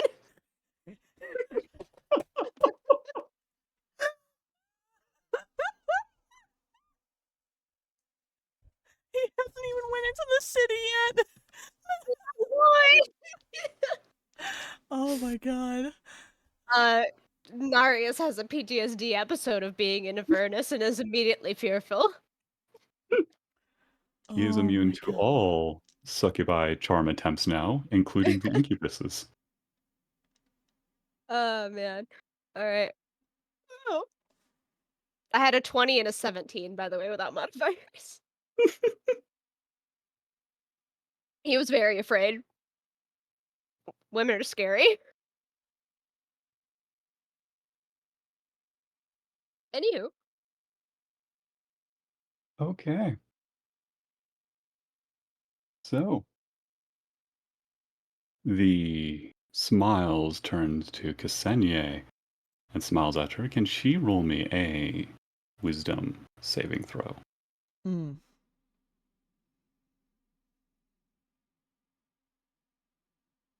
She is a himbo. She is strongly willed. But maybe. Maybe not. That's an 18. His voice sounds so sweet, and why would you even want to hurt him? Hold on. I gotta read this.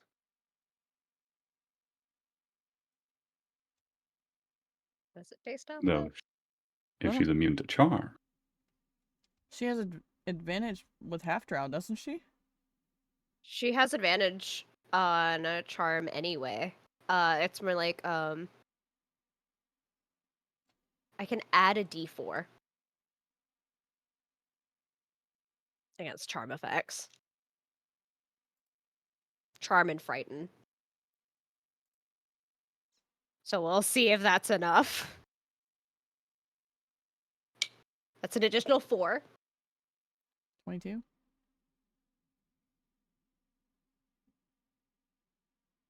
It takes almost all your willpower to shunt out that voice to keep that moonbeam on him. All your hatred for him.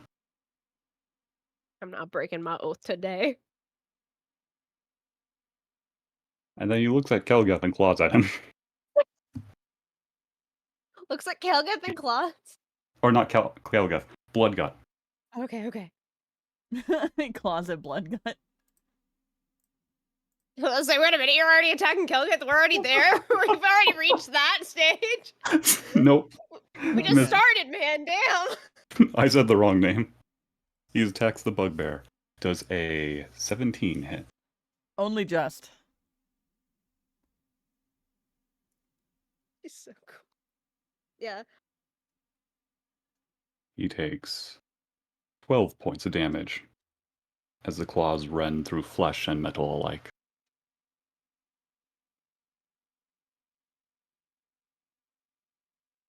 Okay. Yeah, I have a comment for Ksenia. Response to the charm. Oh? Curious. Yeah. What does Conseil say? I'm not breaking my oath for a limpid piece of dick like you. Oh, Hello, brand new person. Oh, come on in.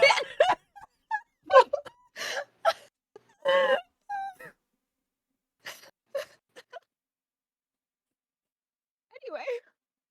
it is Blood Gut's turn. I miss the And fact. Smiles looks shocked. I miss the fact that Bloodgun gets double attack. I'm a fool. You also misplayed. It's okay. Oh my god, okay. it's fine. Melee classes are hard. This is why I don't play melee. I gotta read my sheets in front of me. It's in front of me. Anyways, To be fair, we're juggling two. We're playing two characters duel. each. Each of us are respectively playing two-headed giant. Okay. Give yourself some grace. I mean, his girl is literally right in front of him being used as a meat shield. We're gonna shift now that we've got room to walk. We're gonna go a couple feet around to the side. So that's what, 10 feet of movement to like a left or a right. Mm-hmm. And then another 5, like, yeah, to go around to the side. Okay. To then attack from the side. And if, like, because then we don't have to worry about, not that we're really worrying about hitting Kael'gith at this point, because we've managed to hit with precision every time. We're all trained here. Oh my god, imagine! Okay. I would like to attack with Okay, so my the- great sword +1.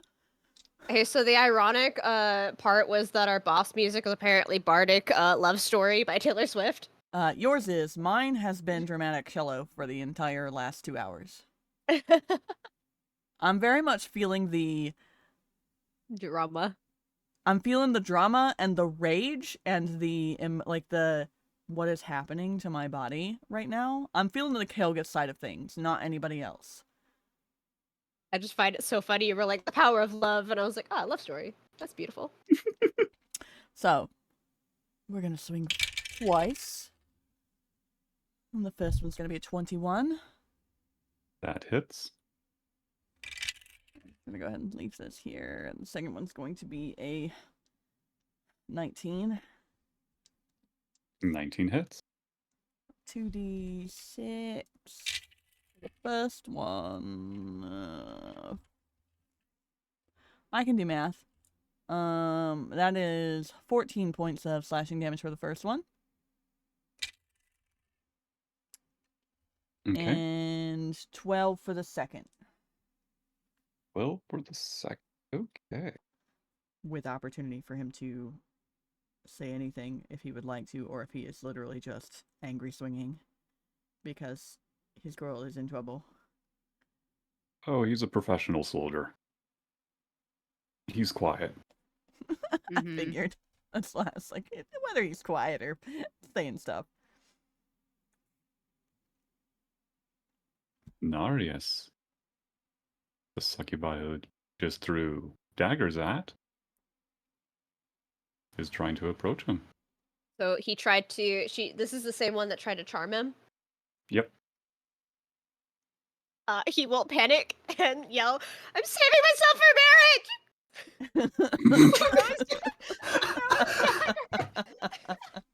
And throw his daggers again.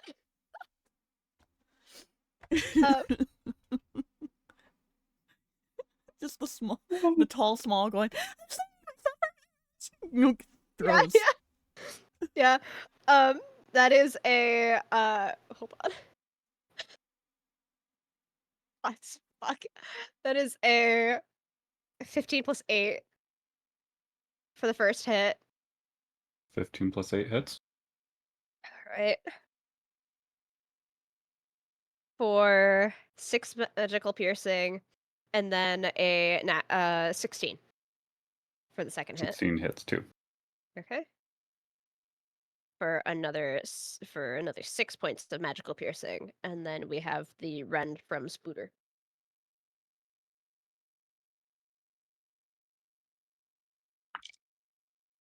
Let me do math.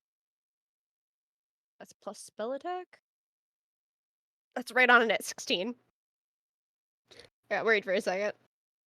For a D8. For a 7 plus 3, 10 force. 10 force. And do believe that succubi is far more than bloodied. She is still standing, bleeding everywhere. That is his turn. He has brandished his knife, or his dagger, I should say. He's brandished his dagger in front of him, like a this is my no-no square. You cannot touch me there. Vibes. And that is his turn. Kelgath, it is yours. We're still We're all fighting maintaining. fiercely We're mental battles. maintaining that. God. We are maintaining the witch bolt. So, a D. 12 gives us a 12. 12 damage. Ooh. 12 auto damage to this sucker. It's lightning, right? Mm-hmm. Yep. And breaks her silence after that first 6 seconds. First 6 seconds. With, you have one chance to let me go.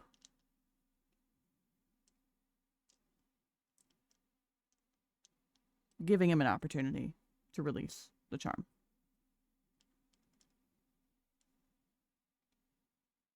Or encouraging it, rather.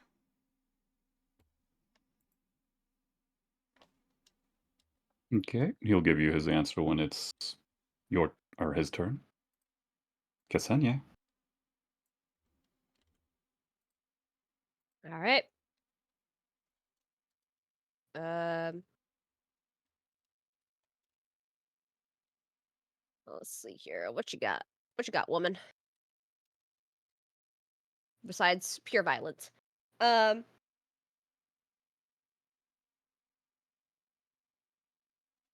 She's gonna look at Kelgath. Male Kelgath.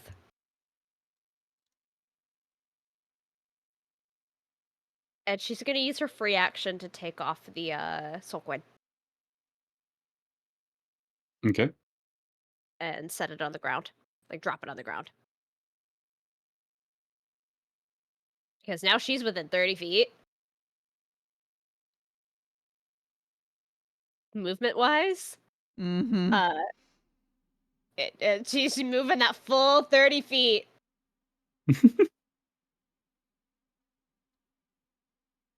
And you mind what's really, really fun. Fun, right? Is that yeah, he could get the free dodge action, but that's only if Kelgath is in the way, right? Currently, with your position, that is the case. See, that's the fun part is scoop. Mhm. Yoink. She's gonna take Good stuff. Kelgath. Because Yeah, she's Senya's gonna gonna try to take Kelgath. She's gonna take Kelgath. Roll. She's Kelgath can't resist it. Only if commanded. she's And gonna she'll just go scoop. Gelgoth is now once again in your arms.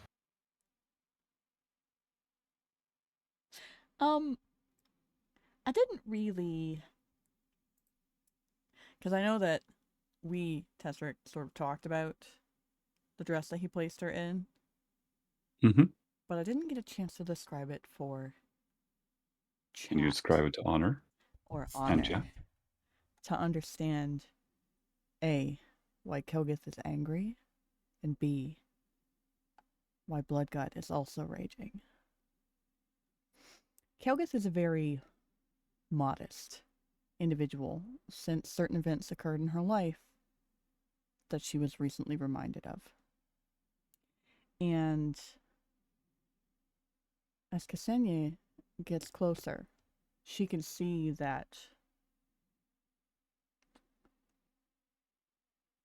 this drow is more beautiful in her actual human, like her actual body, not just her soul, than her soul is. For the incubus, she is the most beautiful that he has seen from what we have discussed and rolled and everything. So she is already naturally beautiful, and that is why he has taken her out of what was a black gown from neck to wrist to ankle, covering everything, and placed her in one that has a lot of sheer fabrics covering the necessary. It's beautifully encrusted and bejeweled and embroidered along the fronts, but everything along the collarbones, the shoulders, the sleeves, and the back is sheer to where you can see on her indigo skin an even blacker ink moving, especially as you hold her. Along the flesh of her back, if you see that, but across her shoulders and arms as well, down to her elbows. It's just a long, flowing skirt like any gown she's ever worn. But it still hugs in all the places to show all of the natural features, but primarily to show the curse marring her skin. And if Ksenia even takes a second to see that mark while carrying her at all, it looks like black shadow dragon wings spanning across the back of her shoulders. Are you carrying your princess style? Oh yeah. Just scoop. Even suppressed, the part of her back that would rest against Ksenia's arms is hot to the touch. Always has been, always will be. But most of her hair is pulled up and braided to show off this mark as well. Tucked away very beautifully.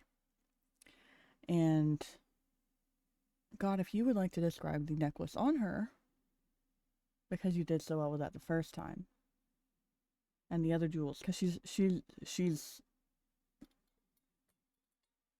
clearly been turned into a piece of art at this point. And I'm really sad that I didn't have the art for this done today. Unfortunate, but it's okay. The Twitter, it'll go. It is, Blue sky.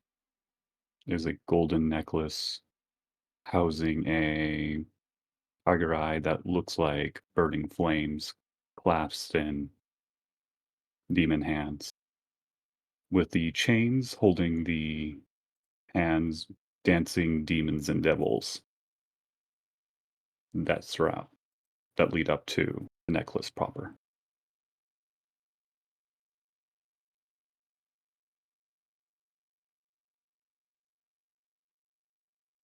Interesting. Okay. Mhm. Yep. She's just gonna Younger and move away. scoop her on up. Well, beforehand, she'll say, "Normally I'd ask, but up you go, princess." and she will look at Bloodgut and say, "All yours," and carry her on over. Carry her on away.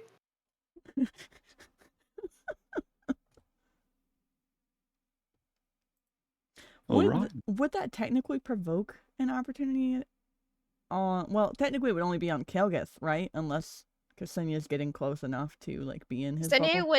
Ksenia would enter Kelga's space. Yeah, Kelgeth's space. In order to like lift her. So like yes, Ksenia would take the attack of opportunity to move Kelga out of the space if Smiles wants to attack an opportunity. Okay. Since she didn't actively disengage. He does not.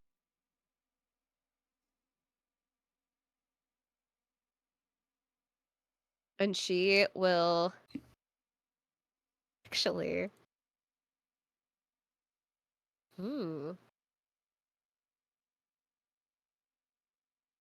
Interesting. Curious. I'm looking at Nari's spell list because there are certain spells that remove the effects of charm.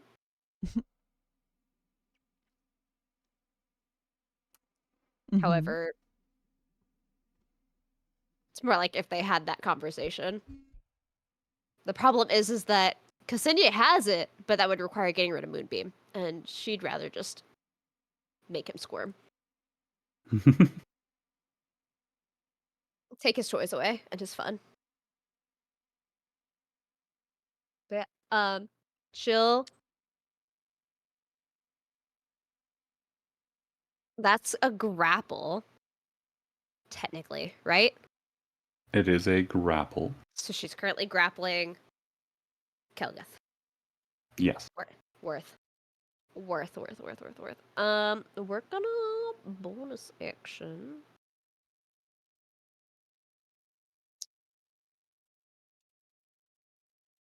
No, we're gonna save that spell slot, actually. That'll be your turn. Okay. She'll knowing that she's set she's gonna try and keep that same like radius though.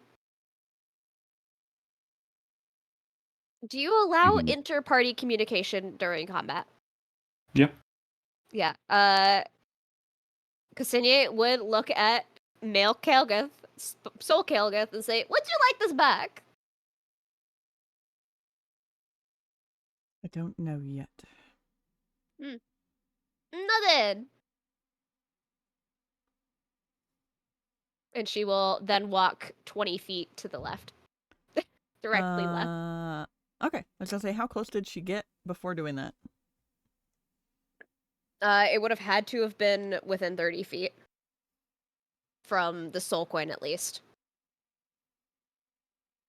Just from the way mobility would work. Well, no, because she went into Kelga's space. And then it would have used 30 feet to go to do that. So it should be within that range.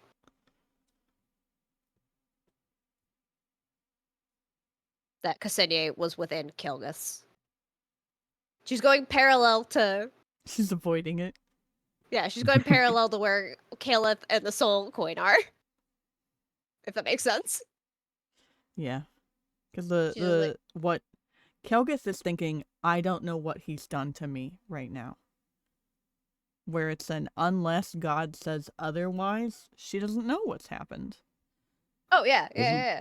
Unless God dictates, oh no, she's gonna start remembering. She don't know what's happening, so she don't want to be in there yet. Yep. I mean, that's why Ksenia asked. Do you want this back yet? Yep, she doesn't want to risk being charmed and not being able to help. That is Ksenia's turn. So now it is the succubi. The first succubi that was on Bloodgut, Size, and Disappointment, and goes to Male Kelgath. Can Male Kelgath do me a wisdom saving throw? With advantage. Not +4, though. Because just out of 30 feet. I swear to God.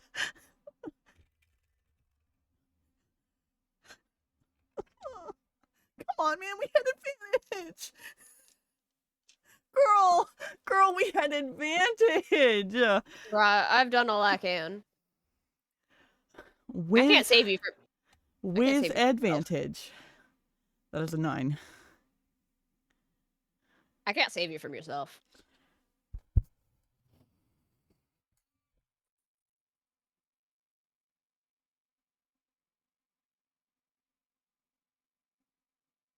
Okay. Anyway, Smiles is glaring daggers at that succubus.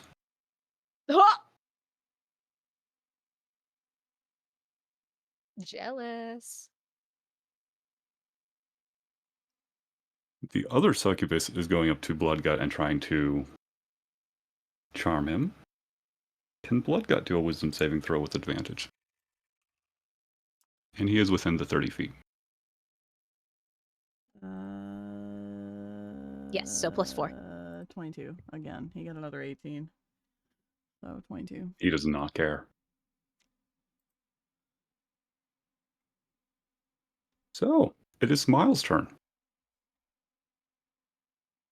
He snaps his fingers, and female Kelgeth is now kind of just in a haze without a soul. She is no longer charmed.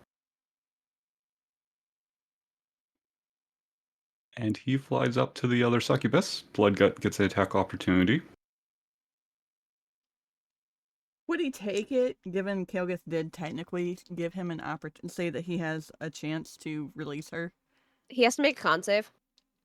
By the way. He does have to make a con save, and he has to do one from last round too. Yep. Okay, well this one, he got a natural 20 on. Okay, he still takes the damage, so Yep. 14 halved. And the second one he succeeds, so another half. For another 13 halved. So, Okay, so 6 and 7 respectively.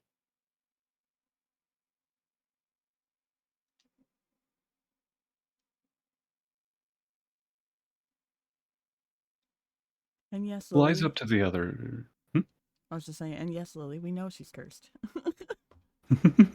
In all manners of speaking. Does Bloodgut take the attack opportunity, or does he hesitate when he sees the charm wore off? Kelgith said that he had an opportunity to release her, and then he let the charm go, so I'm gonna say no. The charm also goes off male Kelgath as he gives a kiss to the succubus, and she vanishes into hellfire.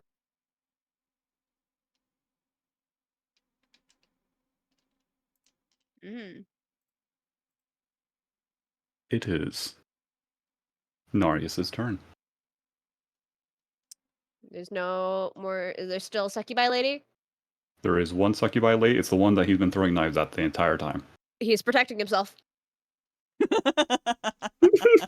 Defense! Okay, so that's a natural 16, so that'll hit on the first one. Yep. For 4 points of piercing damage. And then that is a 12 plus 7 for 7 points of piercing. The knife lands clean into her head. She falls down and starts burning up. Huzzah! Well, Narius didn't get the memo on stop hitting the succubi, so Well, no, it was just the incubus, not the succubus. yeah, I'm talking about in general. Yeah. He doesn't understand throwing another knife. negotiations. Spider time. She also said it in Infernal, though. Oh yeah, he speaks that. Yeah. Mm-hmm. He didn't. He was too busy saying "stranger danger." He's stranger danger. He is very much stranger danger, and that is true. Spider misses though, because that's a natural 9. with that Good. modifier. Beautiful. Oh. There's only one problem with that though. Cassinia doesn't speak Infernal. Oh, that. Well, There's- I feel like once the charm was cast and then broken on Kelgith's Echo,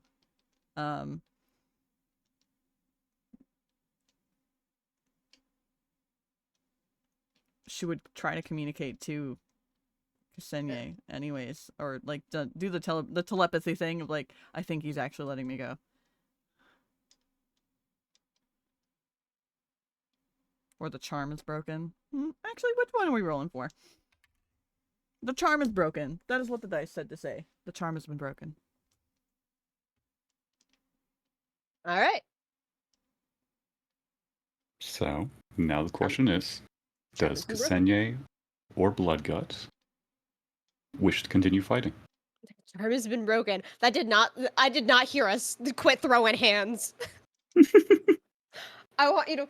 I'm gonna read the Oath of the Watchers. Oath for chat. Mm-hmm. Because she has to follow her oath. Can I, if she moves to attack, use a reaction to move in between them? As Well, we'll say currently Melgith. Ksenia Melgith instead is of Kelgith. carrying. Yeah, Ksenia Kelgeth. is carrying Kelgeth, who is now no longer charmed. Yeah. So the tenets for the Watchers are vigilance, loyalty, and discipline. Be ever alert for their corruption, for vigilance. Never accept gifts or favors. Stay true to your order, your comrades, and your duty. And then you were the shield against the endless terrors that lie beyond the stars.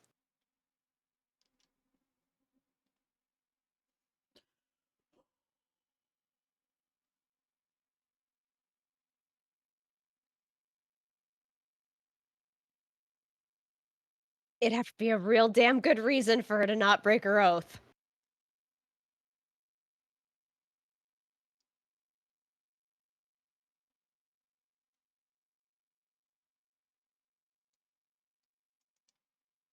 Because they're bound to protect the mortal realms and mortal creatures from predations of extraplanar creatures.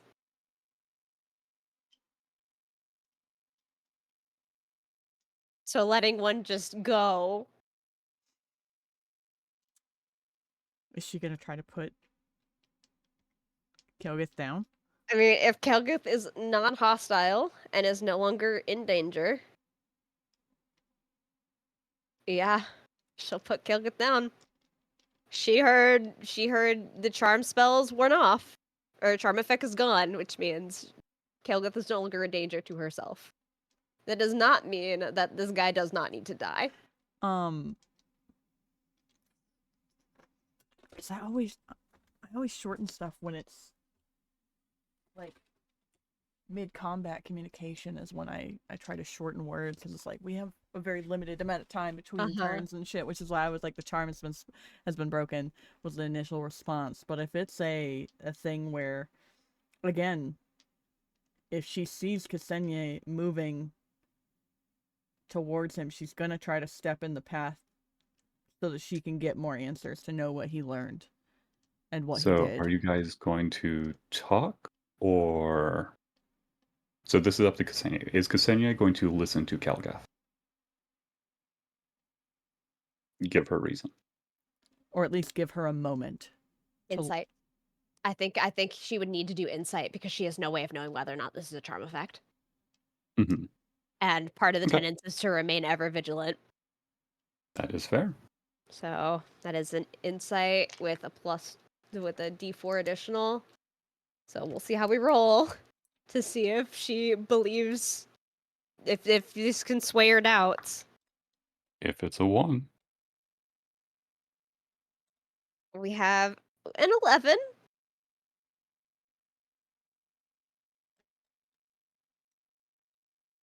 That's it. Talking is a free action. It is. But it's around to 6 seconds. Yep. It's a free action for 6 seconds, which is why I am adamant about short words when it comes to my own stuff, and I'm not about to be a hypocrite with that shit. Yeah, Cassidy will set down Kelgeth's body gently. Just have her stand. And she'll redraw her sword. And make moves. May I use my reaction to stand in the way? You may your reaction to move ahead of him, yes. Or stand in between them. With a give me time to speak to him.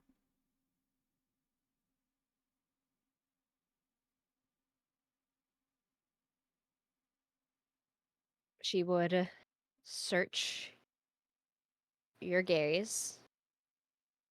Like, digging for any sign that it might be a charm effect or something to, like, justify, continuing. I told him he would have one chance to let me go, and he is not saying, but is doing just that. He gave his word to keep me alive. Let me find out what he knows. I'm not asking you to break your oath, I'm asking you to wait.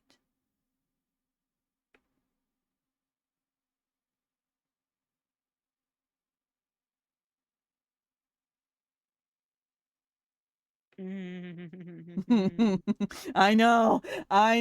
It's such a tricky thing. Does this need to be a persuasion roll? I think this needs to be persuasion. I think you might need to persuade her that this is worth her breaking her oath. She has no way of knowing if that will do it. Is that 20? No, it's 19, so plus a 6 is a 25. It was so close to being a 20, though. All right, let me. It's the accidental charisma that gets me every time. If there's one thing Kelgith is, it's diplomatic. What would you like this contested, God? Because I also rolled a 19. Well, I got a 19 plus 6 is a 25. Uh-huh. So it depends on, What they say to add.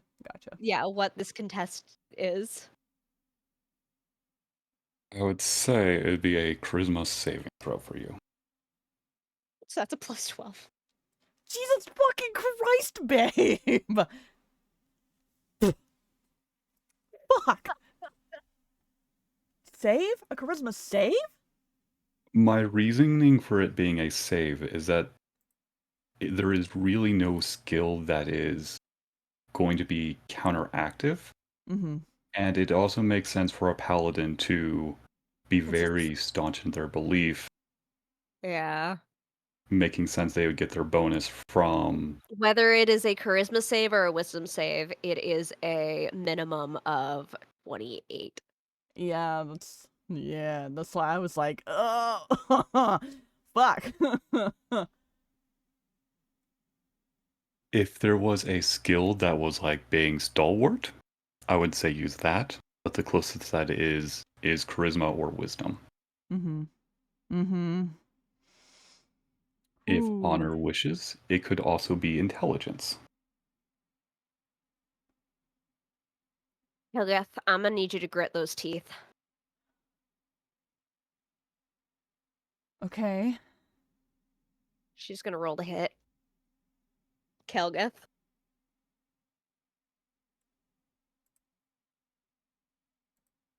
I feel like is that enough time for Bloodgut to then get in the way? Like that is would he do that? Because this is his woman we're talking about. Yeah, but also in some stranger's body. Yeah, you're right. I think it's because of the stranger's body is what takes him a second to process it. If Yeah. it wasn't, Okay. She's gonna. I don't know my gonna- AC, to be honest. Yeah, she's.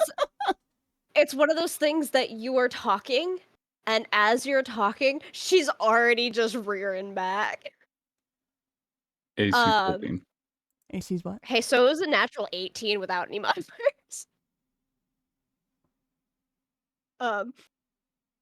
for 4 good old points of bludgeoning damage.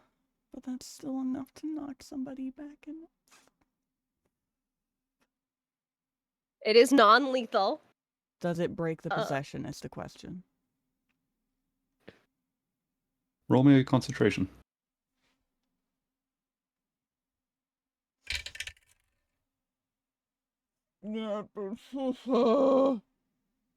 Ironically enough, you do get a +4 to the save. It doesn't matter. I rolled a 2, so that doesn't matter. What's your con? Wait, what's this guy's con? His con is a +2. His Okay. con's a +2, hers is a +7, so that's still less than 10. That's a 9 with hers, or a 4 with his.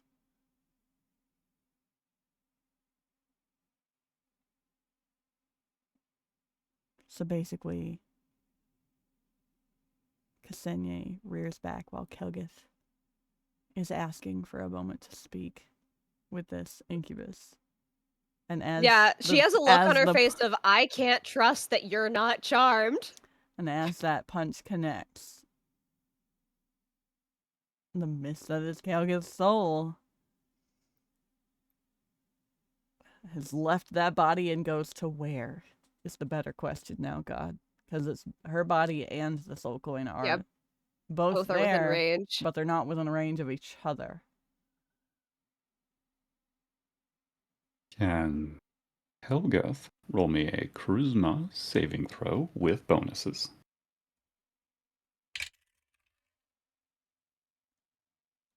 Opposed by the coin's whole of your soul. It's a natural 20.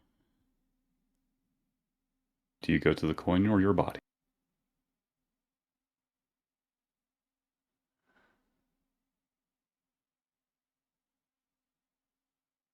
Body. You wake up. You feel like hell. You have 56 HP right now. Yeah, She'd shake her hand. Quick question. Mm-hmm. With the charm being broken, is the rest of the stuff still suppressed? Or no? It is. Okay. Okay.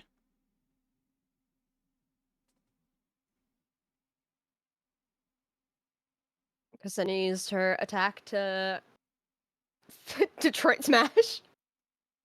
Frankly. Yeah. She does get another attack action though. But she does not. She actively dropped her weapon to do that though. It is now on the ground. Ooh. To be fair, she actively made the decision to not attack Kelgath in any other way besides what would be non-lethal. Yeah. I feel like it would take Kelgith a second to be oriented into her new body anyways and would not actually be able to verbalize what she was saying already because of the fact that she has just been thrown from one body to another. Yep. So it's harder for her to reiterate the whole, I just need to speak with him for a second. She's just like mostly processing everything. I got God, this is when I assume that she remembers at least what her body has been through. Yes. She's going to drop constant. We get double time. We get split memories. 2 timelines in one body. Fuck. So, God, she's gonna bonus action compel duel Compelled duel. Okay. on Smiles. What is the saving throw? It is a wisdom save, but she's going to attempt to compel duel because it means that he can't move away from her. And is compelled to only attack her if it succeeds. What's the DC? 15. Not crazy. You see him smile, bow, and accept your duel. He failed.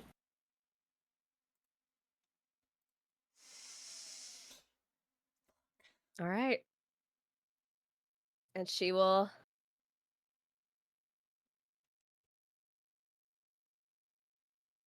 Yeah, she'll. Is that all the actions It and is. bonus actions she has though? Yeah, that's it. That's her turn. She'd look at Kelgeth and say your piece.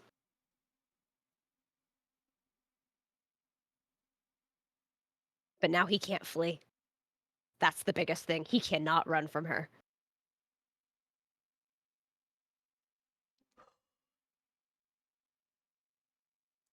So, He can, at the end of his turns, he can attempt to break that if he so chooses. Or he can be like, you know what? Fine, this is fun. Let's see how this goes. he walks forward slowly, but he doesn't make any effort to attack. Kelga. Ksenia, Narius.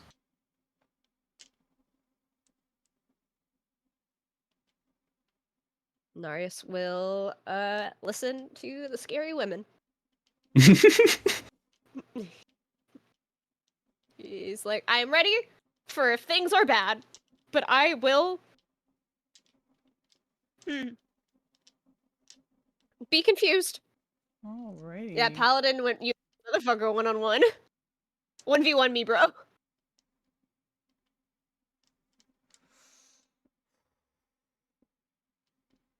Sweet. So Getting a flood of memories. This is gonna be so fun. A D20 just fell into the void. That's funny. Literally, a D20 just fell into the void and I don't know where it went or why. it is gone forever. Yeah, it's gone forever. Okay, so that's now it's actually to Kael'gith. Yeah. Okay. So I need to be worried about. I mean, we're dealing with memories from two different freaking times right now, flooding in. Do I need to actually be concerned about keeping focus on the task at hand? The task at hand, the memories have been. You can keep the task in hand. Okay. Filtered. Especially because during a lot of the trance, you do not have. It's almost like a dream state. Yeah. And kind of in the background. Gotcha. And you left her standing, so I don't have to use any movement to get up. She set her down very gently. I would like to approach Smiles. Yeah. He's within range, right? 30 feet? Mm-hmm. Okay. Literally goes up to him. No fear. No nothing. In her own body. Not even bothering to inspect at this point, because she's already seen enough. And just staring up at him. What did you learn? And what did you do? What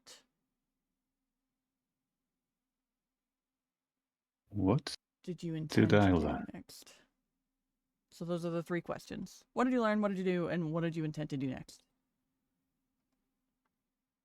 Well, I learned that inside that little body of yours is a lot of magic that's been suppressed, locked away. I wanted to see if it'd be usable, but it started coming with a bit of a nasty side effect that I didn't want to touch.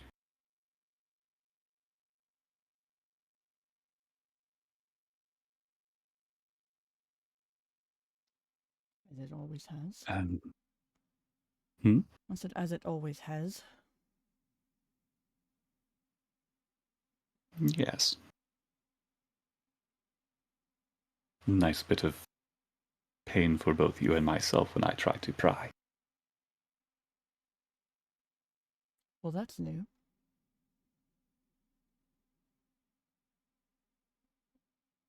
For what I intend to use that knowledge, I was wondering if I could.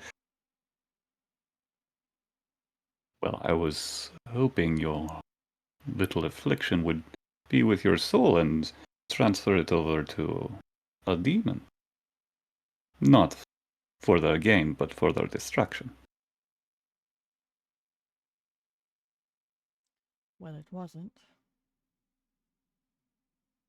Something happened and, well, clearly, my little servant lost control of the coin and now you're here. Which you didn't expect. Far from it.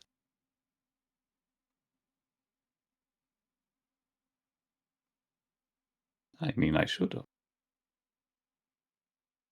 You're the great Gilgath, after all. Friend of dragons. Or should I say, acquaintance to a dragon. I wouldn't be surprised that you got him free and then found new friends.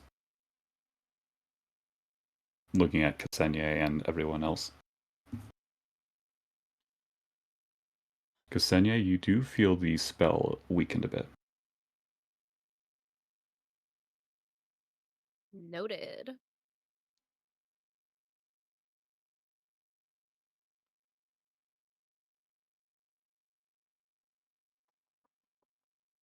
And what was that third question? What he intended to do next with that information, especially once he found out about the dragon.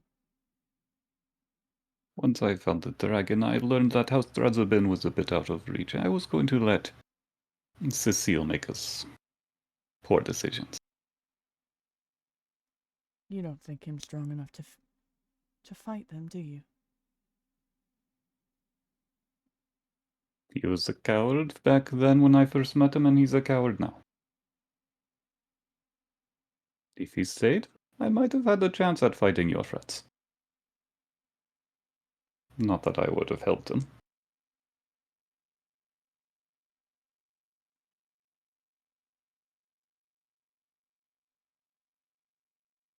Well, little So, anger does no, I don't think. a little anger does everyone a little bit of good. No, you don't think? Sorry. I don't think he'll be able to handle that dragon. I don't think he's even going to get much farther in House Drazabin. He might get one or two.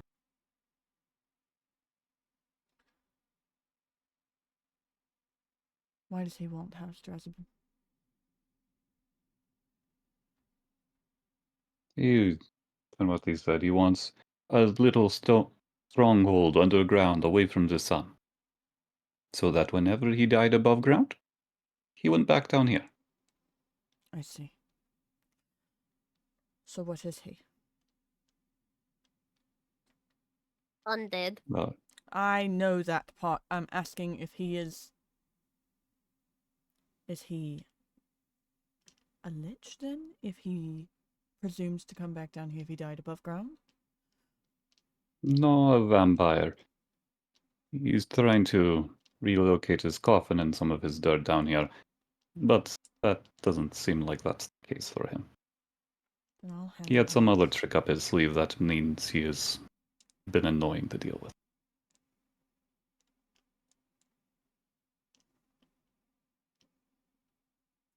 How did you come into play with all this? His family had a book of demons that they summoned and even teach his family various tricks over the years. I am just the next to that line of that checklist. Well, I already broke your contract with him. And And you I have kept no need ours. to stay. Mm-hmm. Well, I can't promise that she won't try to kill you, and I'm not going to interfere further. You've answered the questions. Outside of obvious things, why in the gods' names did you dress me like that? Like this, rather. Oh, your bag was such a beautiful specimen I have not seen anyone else have. You are a piece of artwork that has been uncherished. Unappreciated.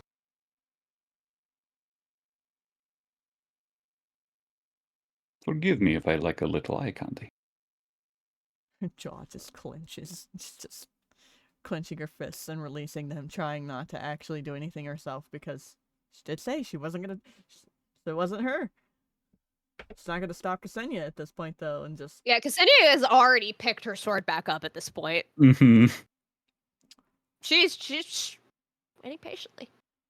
But. As patiently as she can. She does not have anger issues, but she does have duty. Because Kelgus doesn't know what's on her, she's still going to impulse grab. Okay. Ksenia's seen her do this before, where she grabbed a succubus by the throat and tried to do shocking grasp. So she's gonna try to do the same thing to him, where she's going to reach for his throat out of that anger and attempt the spell.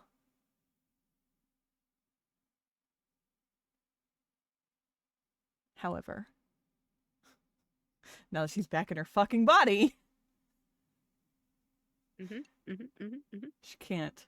While also attempting to make this grab, says, "Where are my things?"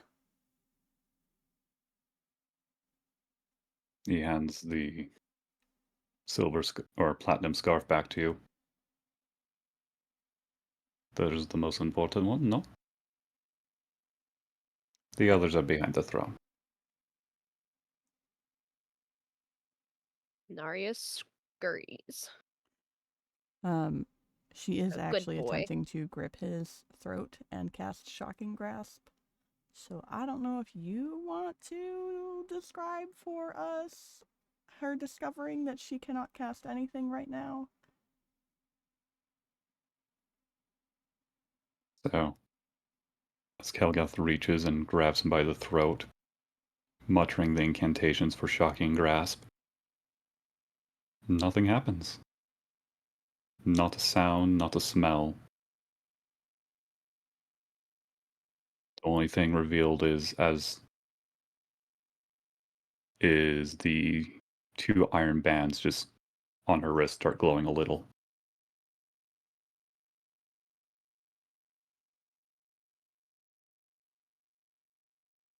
You know, you're quite close to me, and I'm not usually the one being touched like this. She swears under her breath, says, "What did you do to me?" I had to take some precautions if you came back. And Narya's just like turns around, like, I think you have a leash. Those cuffs are magic. I have your stuff. Yeah, Narius found a black box that indeed has all the stuff in it. Beautiful. Holding the box. Like a good boy. Then why did you let go so easily? To save your own skin? Again? Of course. I didn't get to my position by being brave.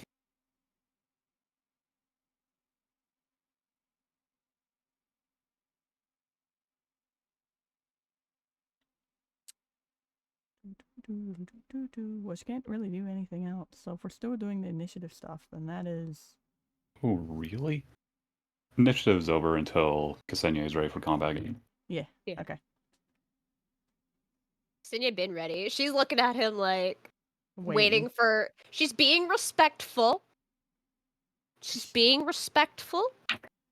But she is looking at him like, I know you won't die, but that will not stop me from wanting to kick your ass.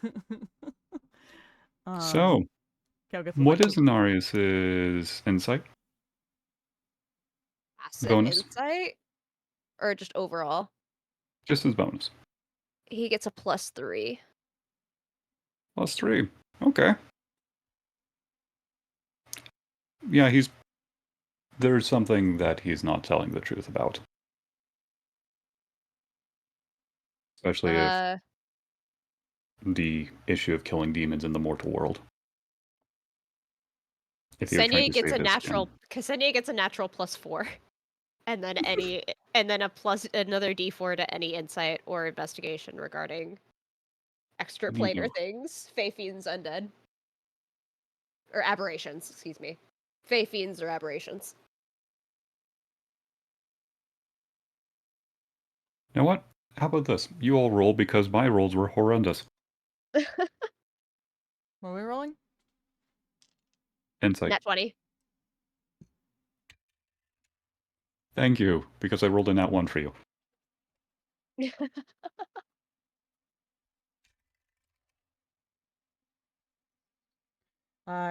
Blood got a Narius. Bloodgut got Nar- 22 and Narius nat 1. Bloodgut got a 22 and Kelgith got a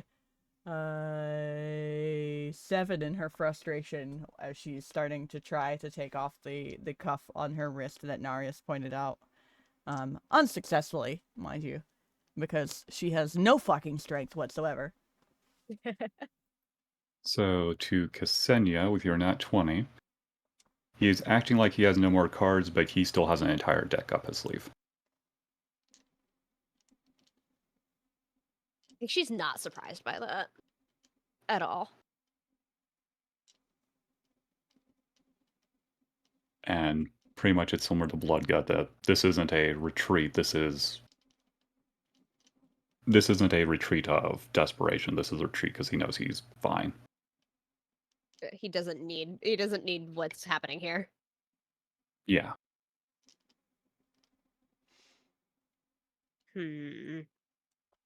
Actually, the other thing for Ksenia, he is very confident that he set something up that's going to pay in dividends later.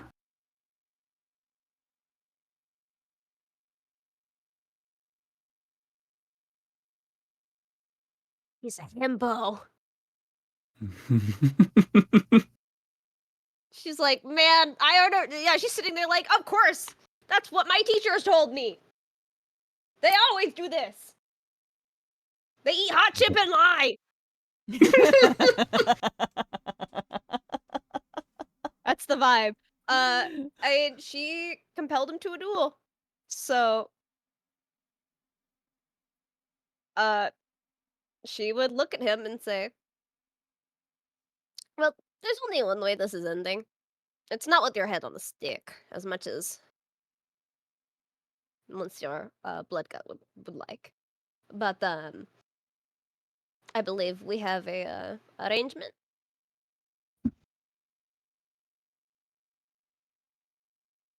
That we do. So will you send me home? And I keep my oath.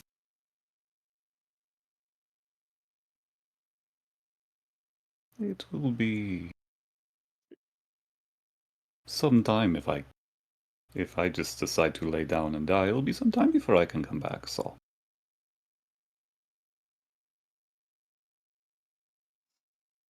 Mm. How long did you have her?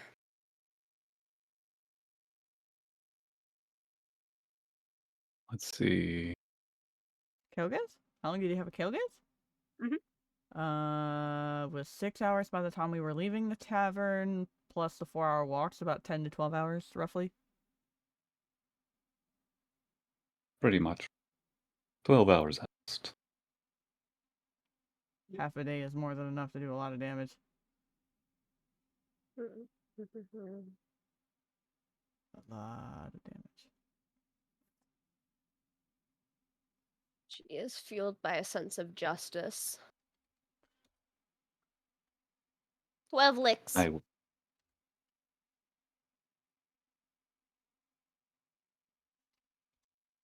One for each hour. What was that? 12 licks. One for each hour.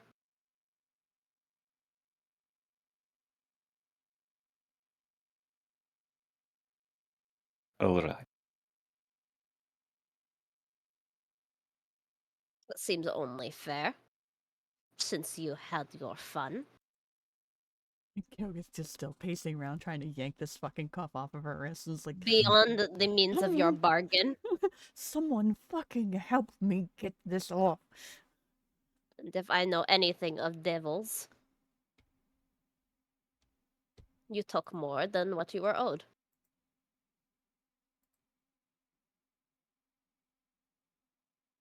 So 12 licks. You're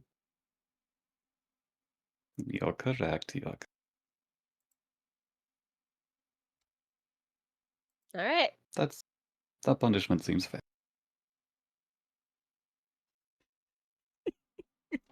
12 licks. 12 slaps for She's gonna you getting a whooping, boy. so she's gonna sheath her weapon because she did agree to not aim towards killing. And she will crack her knuckles. She did not say she wouldn't cast spells.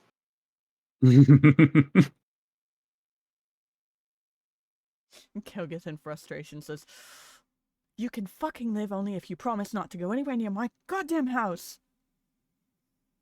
That wasn't part of the deal. She's gonna roll to attack. Grit them teeth, pretty boy.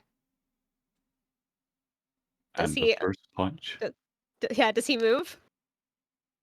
he opens his arms and waits. I bet he'll like it. He is smiling. So it's a nat 20. With a shining smite and a divine smite. Fuck, man. Okay. I hope he grit his teeth. Oh my god. So, for context, shining smite is a 2d6 extra 2d6 radiant damage, and then it gives all subsequent attack rolls advantage. They cannot benefit from the invisible condition, and then they're shining with bright light. And then smite is, well, smite. Which can happen with unarmed strikes. Both of these things can proc. So with the Watcher's power, you punch Rit, and you see one of his 4 horns go flying off his head.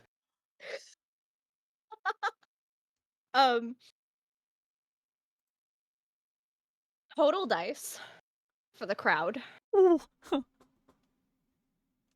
is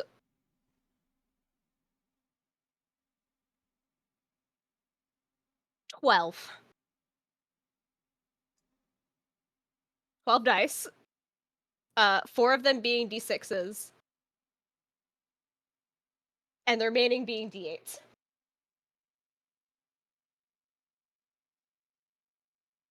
Roll damage. She's like, I don't care if I only ever get one lick in, it's gonna be a good one.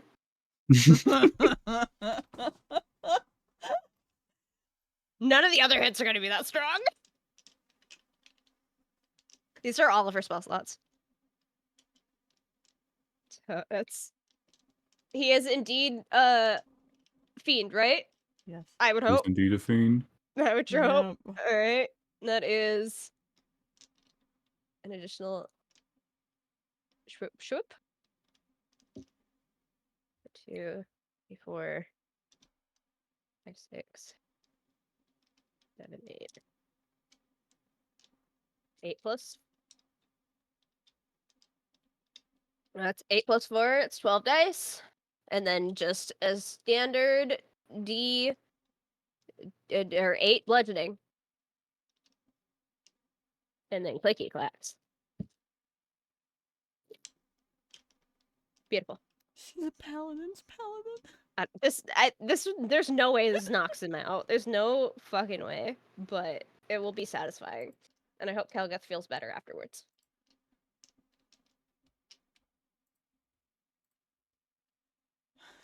How much was the total? I got a math. I got rid of my calculator.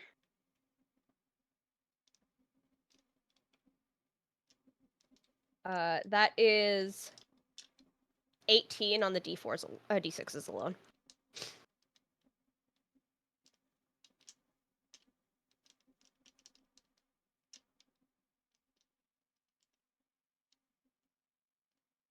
Oh, plus the 2 D4s from Divine Favor.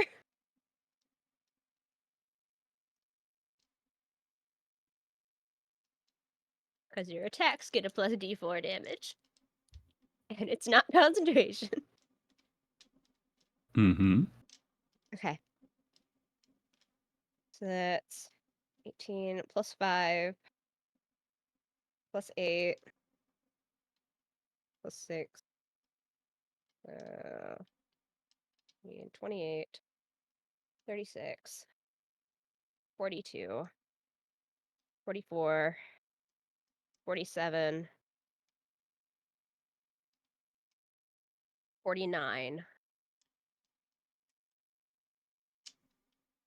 53, 61. Radiant.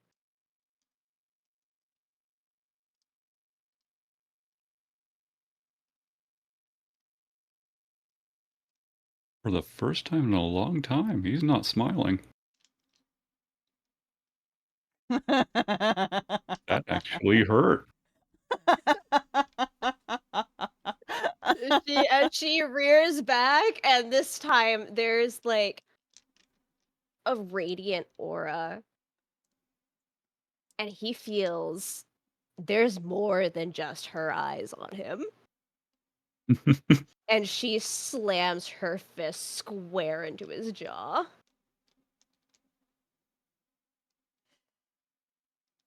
And she rears back, kind of rolls her shoulder, puts her fist back up, and says, 1.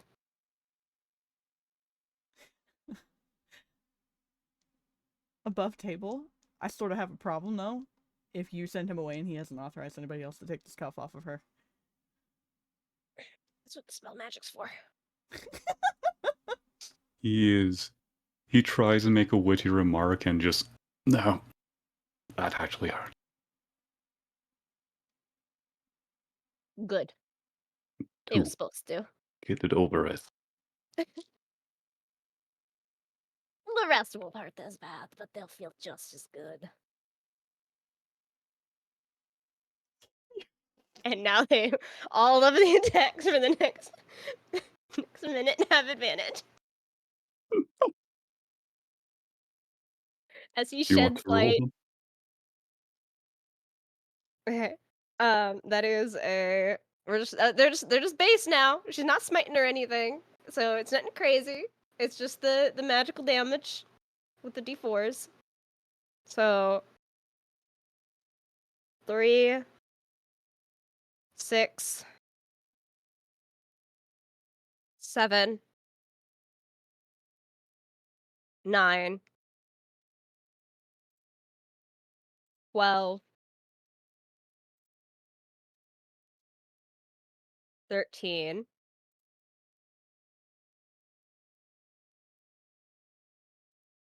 I know math. Next number is 15. 17.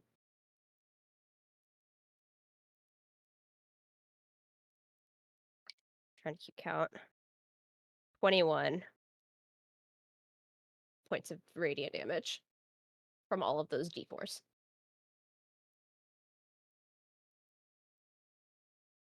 One.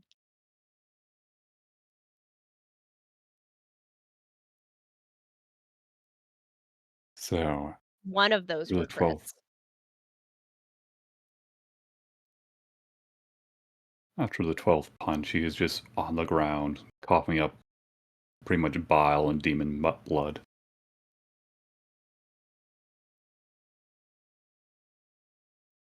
That, I suppose, I could get used to. Maybe.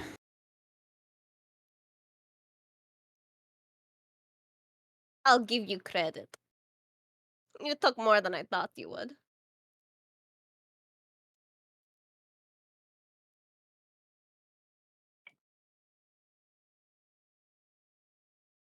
Thank you. My pleasure.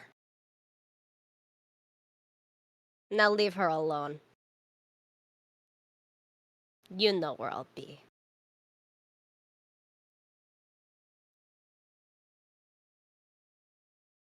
Gladly. And he gets up to start casting a spell to teleport himself out of the situation. Does Kelgath mention anything? No, she kind of just gave up on her frustration while that was happening and went to just lean into Bloodgut, considering she's not feeling the greatest right now. Yeah, I think during that's 12 hits, so that's a minute of an ass whooping. Yep. Narius would use his spell slot to identify the cuffs, so that way he knows what he needs to do to dispel it. They are cups of magic negation.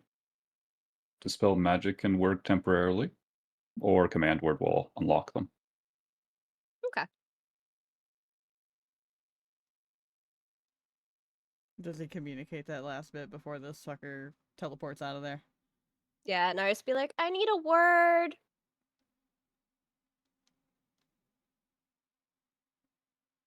He waits, he looks.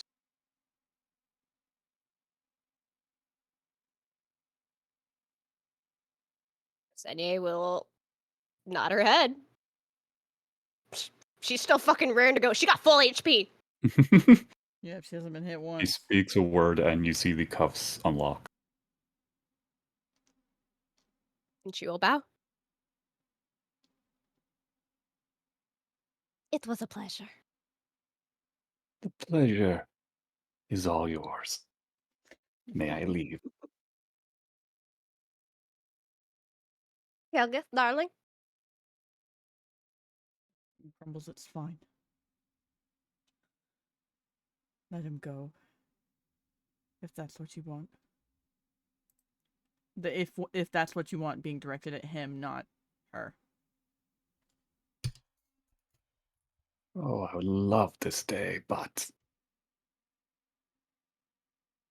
people who fight for holy righteousness, it's hard for me to like them. The ironic part is you're not even the one that sent me to her, but that's where I wound up at, isn't it? I think Ksenia would laugh at that and say, my path isn't holy. It's only right. Ah. Maybe And- next time we talk, we can discuss great deal about the philosophy. But for now, And there's like Ksenia is not like a morally like perfect person. She had glee in that. She just loved the idea of beating the shit out of an incubus. She's got a story, man. She's rare. She's hyped. I'll be in touch. And vanishes. Woo! Huh, haven't done that before. I can't feel my hands. Like I broke a finger. Do you use holy magic to snap the finger back in place? No, she fucking just uses her hand to do it. To relocate it. I made a incubus surrender with nothing but my hands. And my charming, witty smile. God, would you like to take back control of your dear Bloodgut, who has 98 out of 110 HP? Yes. Okay. Oh. Because in the minute that it took Ksenia to do that, our aching poor girl is leaning into him, just sort of dealing with the processing everything, especially as the cuffs fall off. Which I'm assuming the magic suppression is honestly what made it not bad. Ironically enough. The curse is still suppressed. Yeah.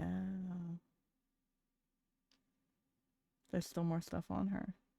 That was just to keep her from doing anything to him. We hit Calget's body? Question mark? No. Nope. No. Nice. No one missed the target. Everyone rolled above a 19. Yep.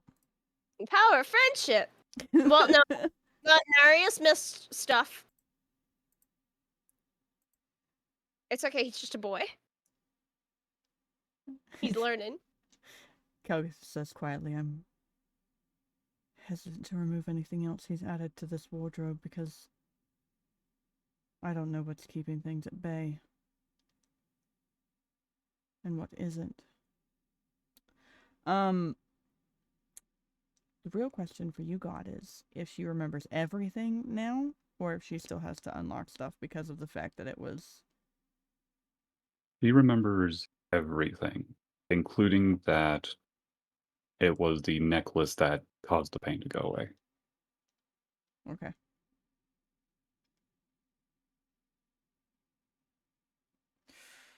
Ooh, the choices. Temptation. But she did say those things to both, all three of them, Ksenia, Nereus, and Bloodgut, even though Bloodgut's the one she is leaning on.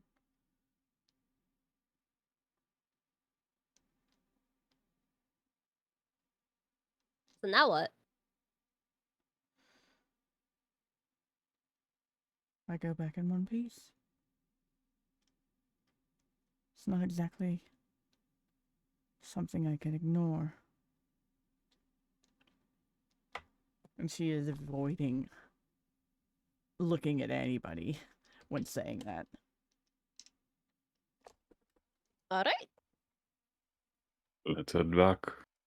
Lead the Let's way. get you cleaned up. Let's pray that no one decide to send a patrol this way. I don't want to explain why Kelgith is out here. I'm well protected. And that's what matters. Well, before I forget. Ksenia's gonna pick up that soul coin. We might want to keep an eye on this. And we'll pass it to Calgith.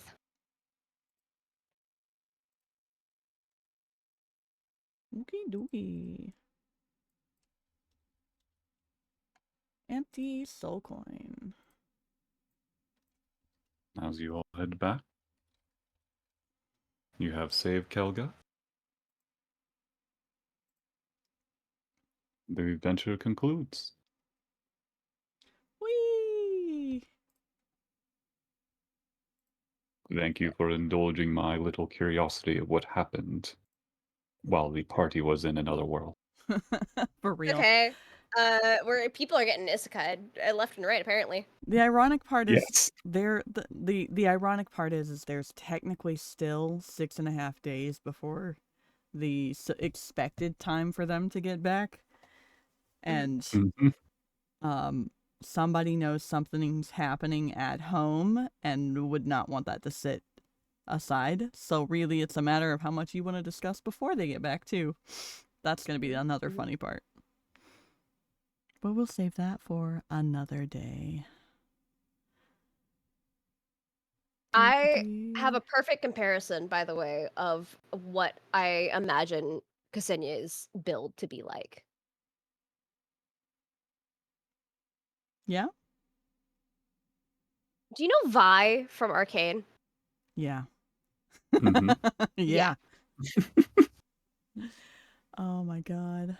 Give her long hair.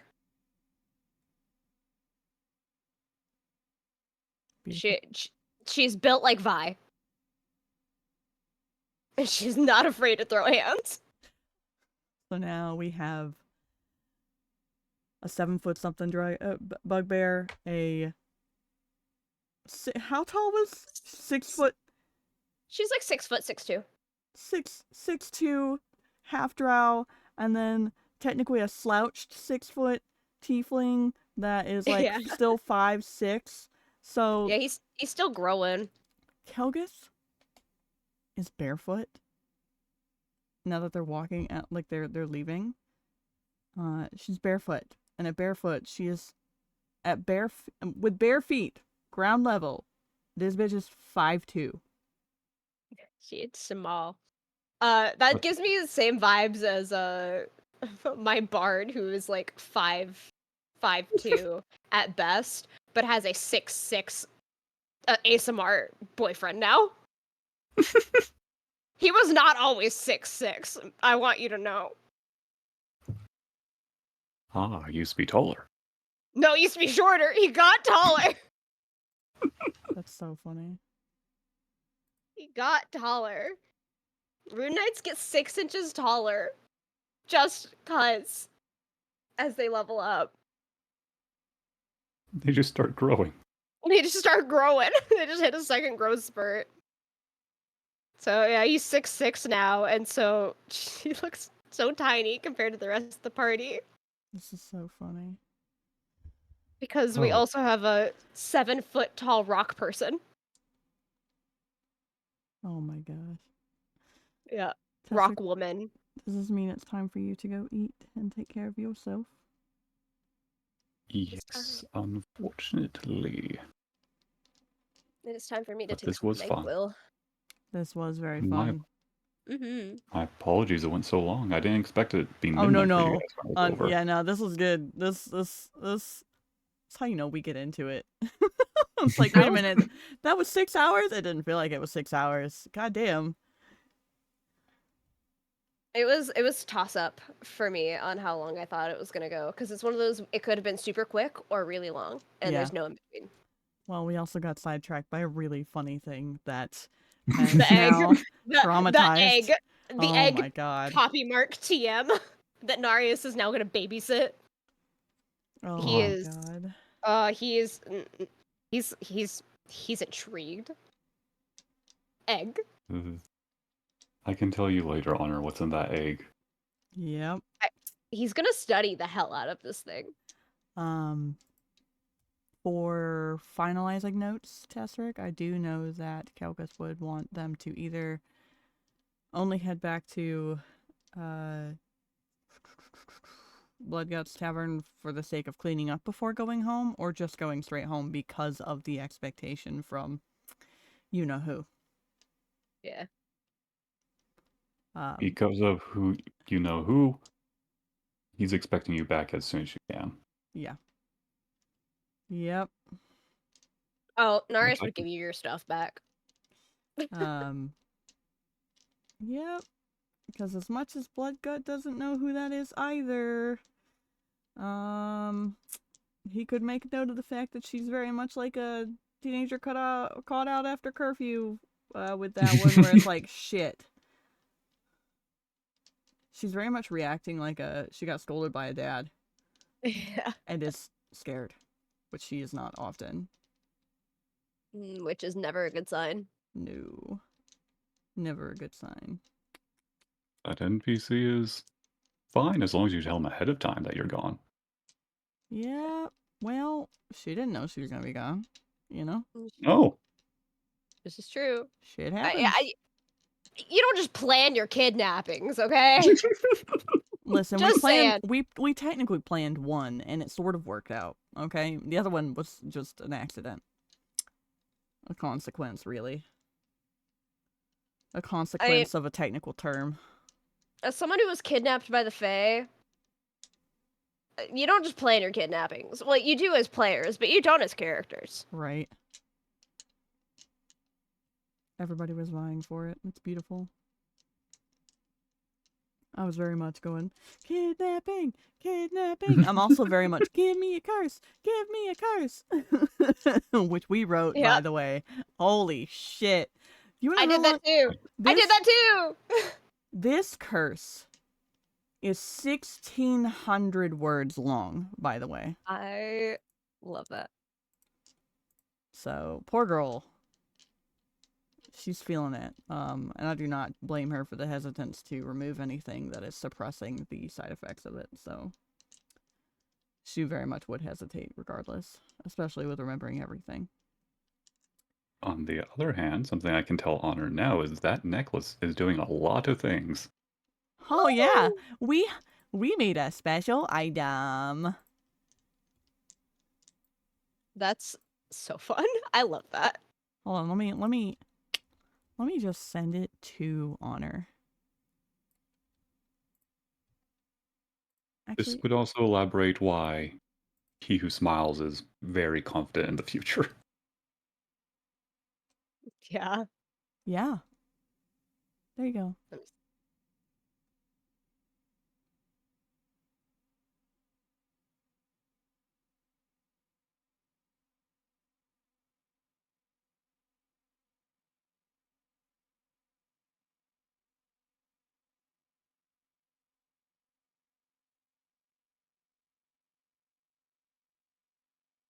Interesting. Mm-hmm. Interesting. Vorpal Mm-hmm. necklace.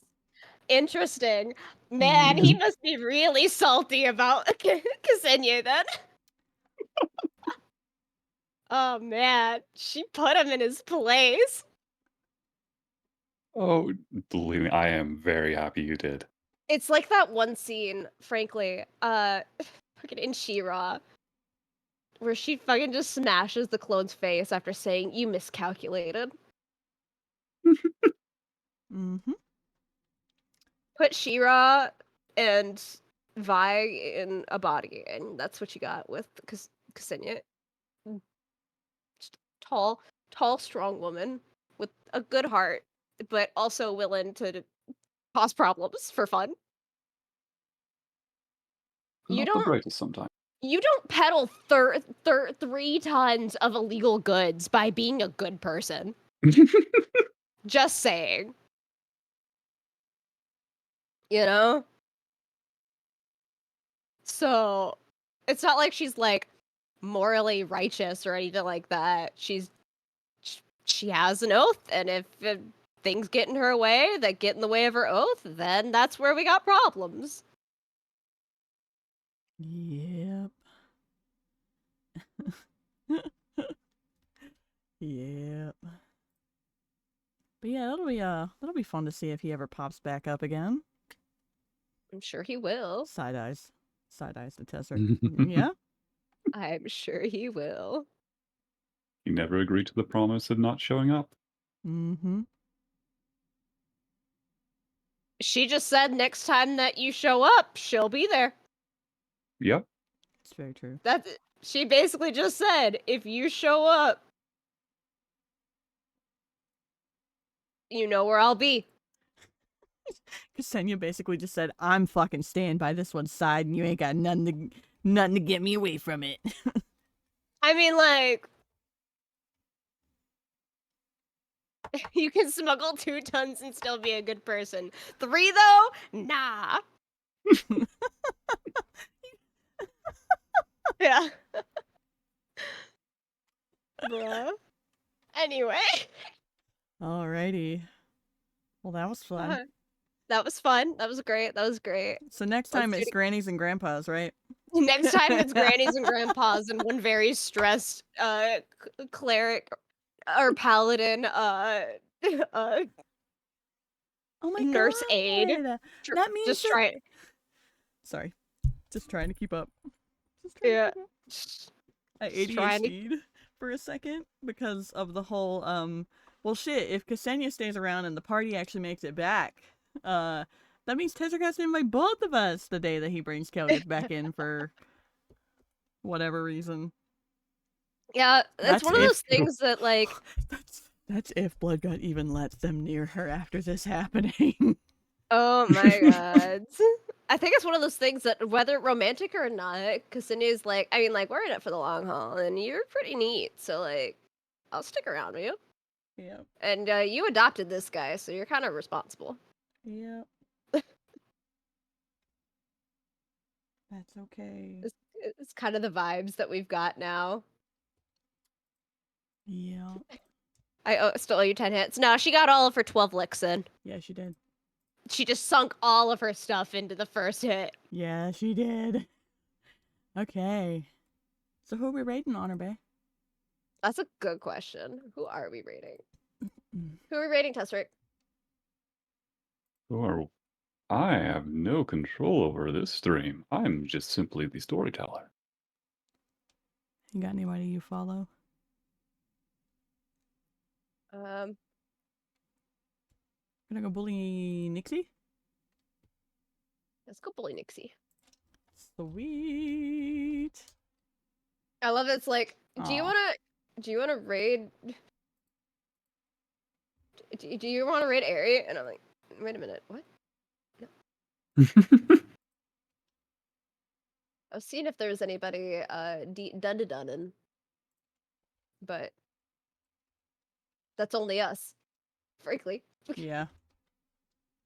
Like there's new people for dun-dun-duns, but I don't. From the looks of things, it's mostly a lot of Vecna, frankly, which makes sense. It's super valid.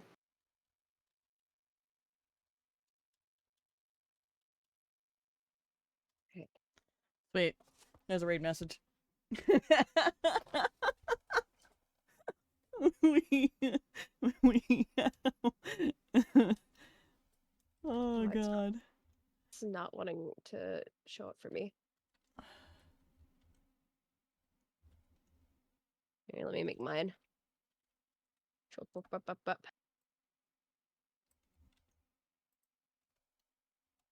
Well, I hope you both enjoyed it. I hope everyone in chat enjoyed it. Thank you, It was- Tessrick. It was fantastic. I loved it. I had a great I time. expected to go for 3 hours.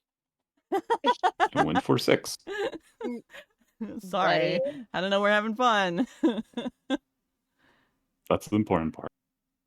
Thank you, Tessrick, for leading this one today. It was wonderful. It was a great time. And hope to see you again soon. Go take care of yourself, man. I will poke you when it's time for me to borrow you next time. Perfect. All right, chat. You got 3 raid messages you can copy and paste. We are going to go have some fun by harassing a Valorant bean. Let's see if I can get it to. There we go.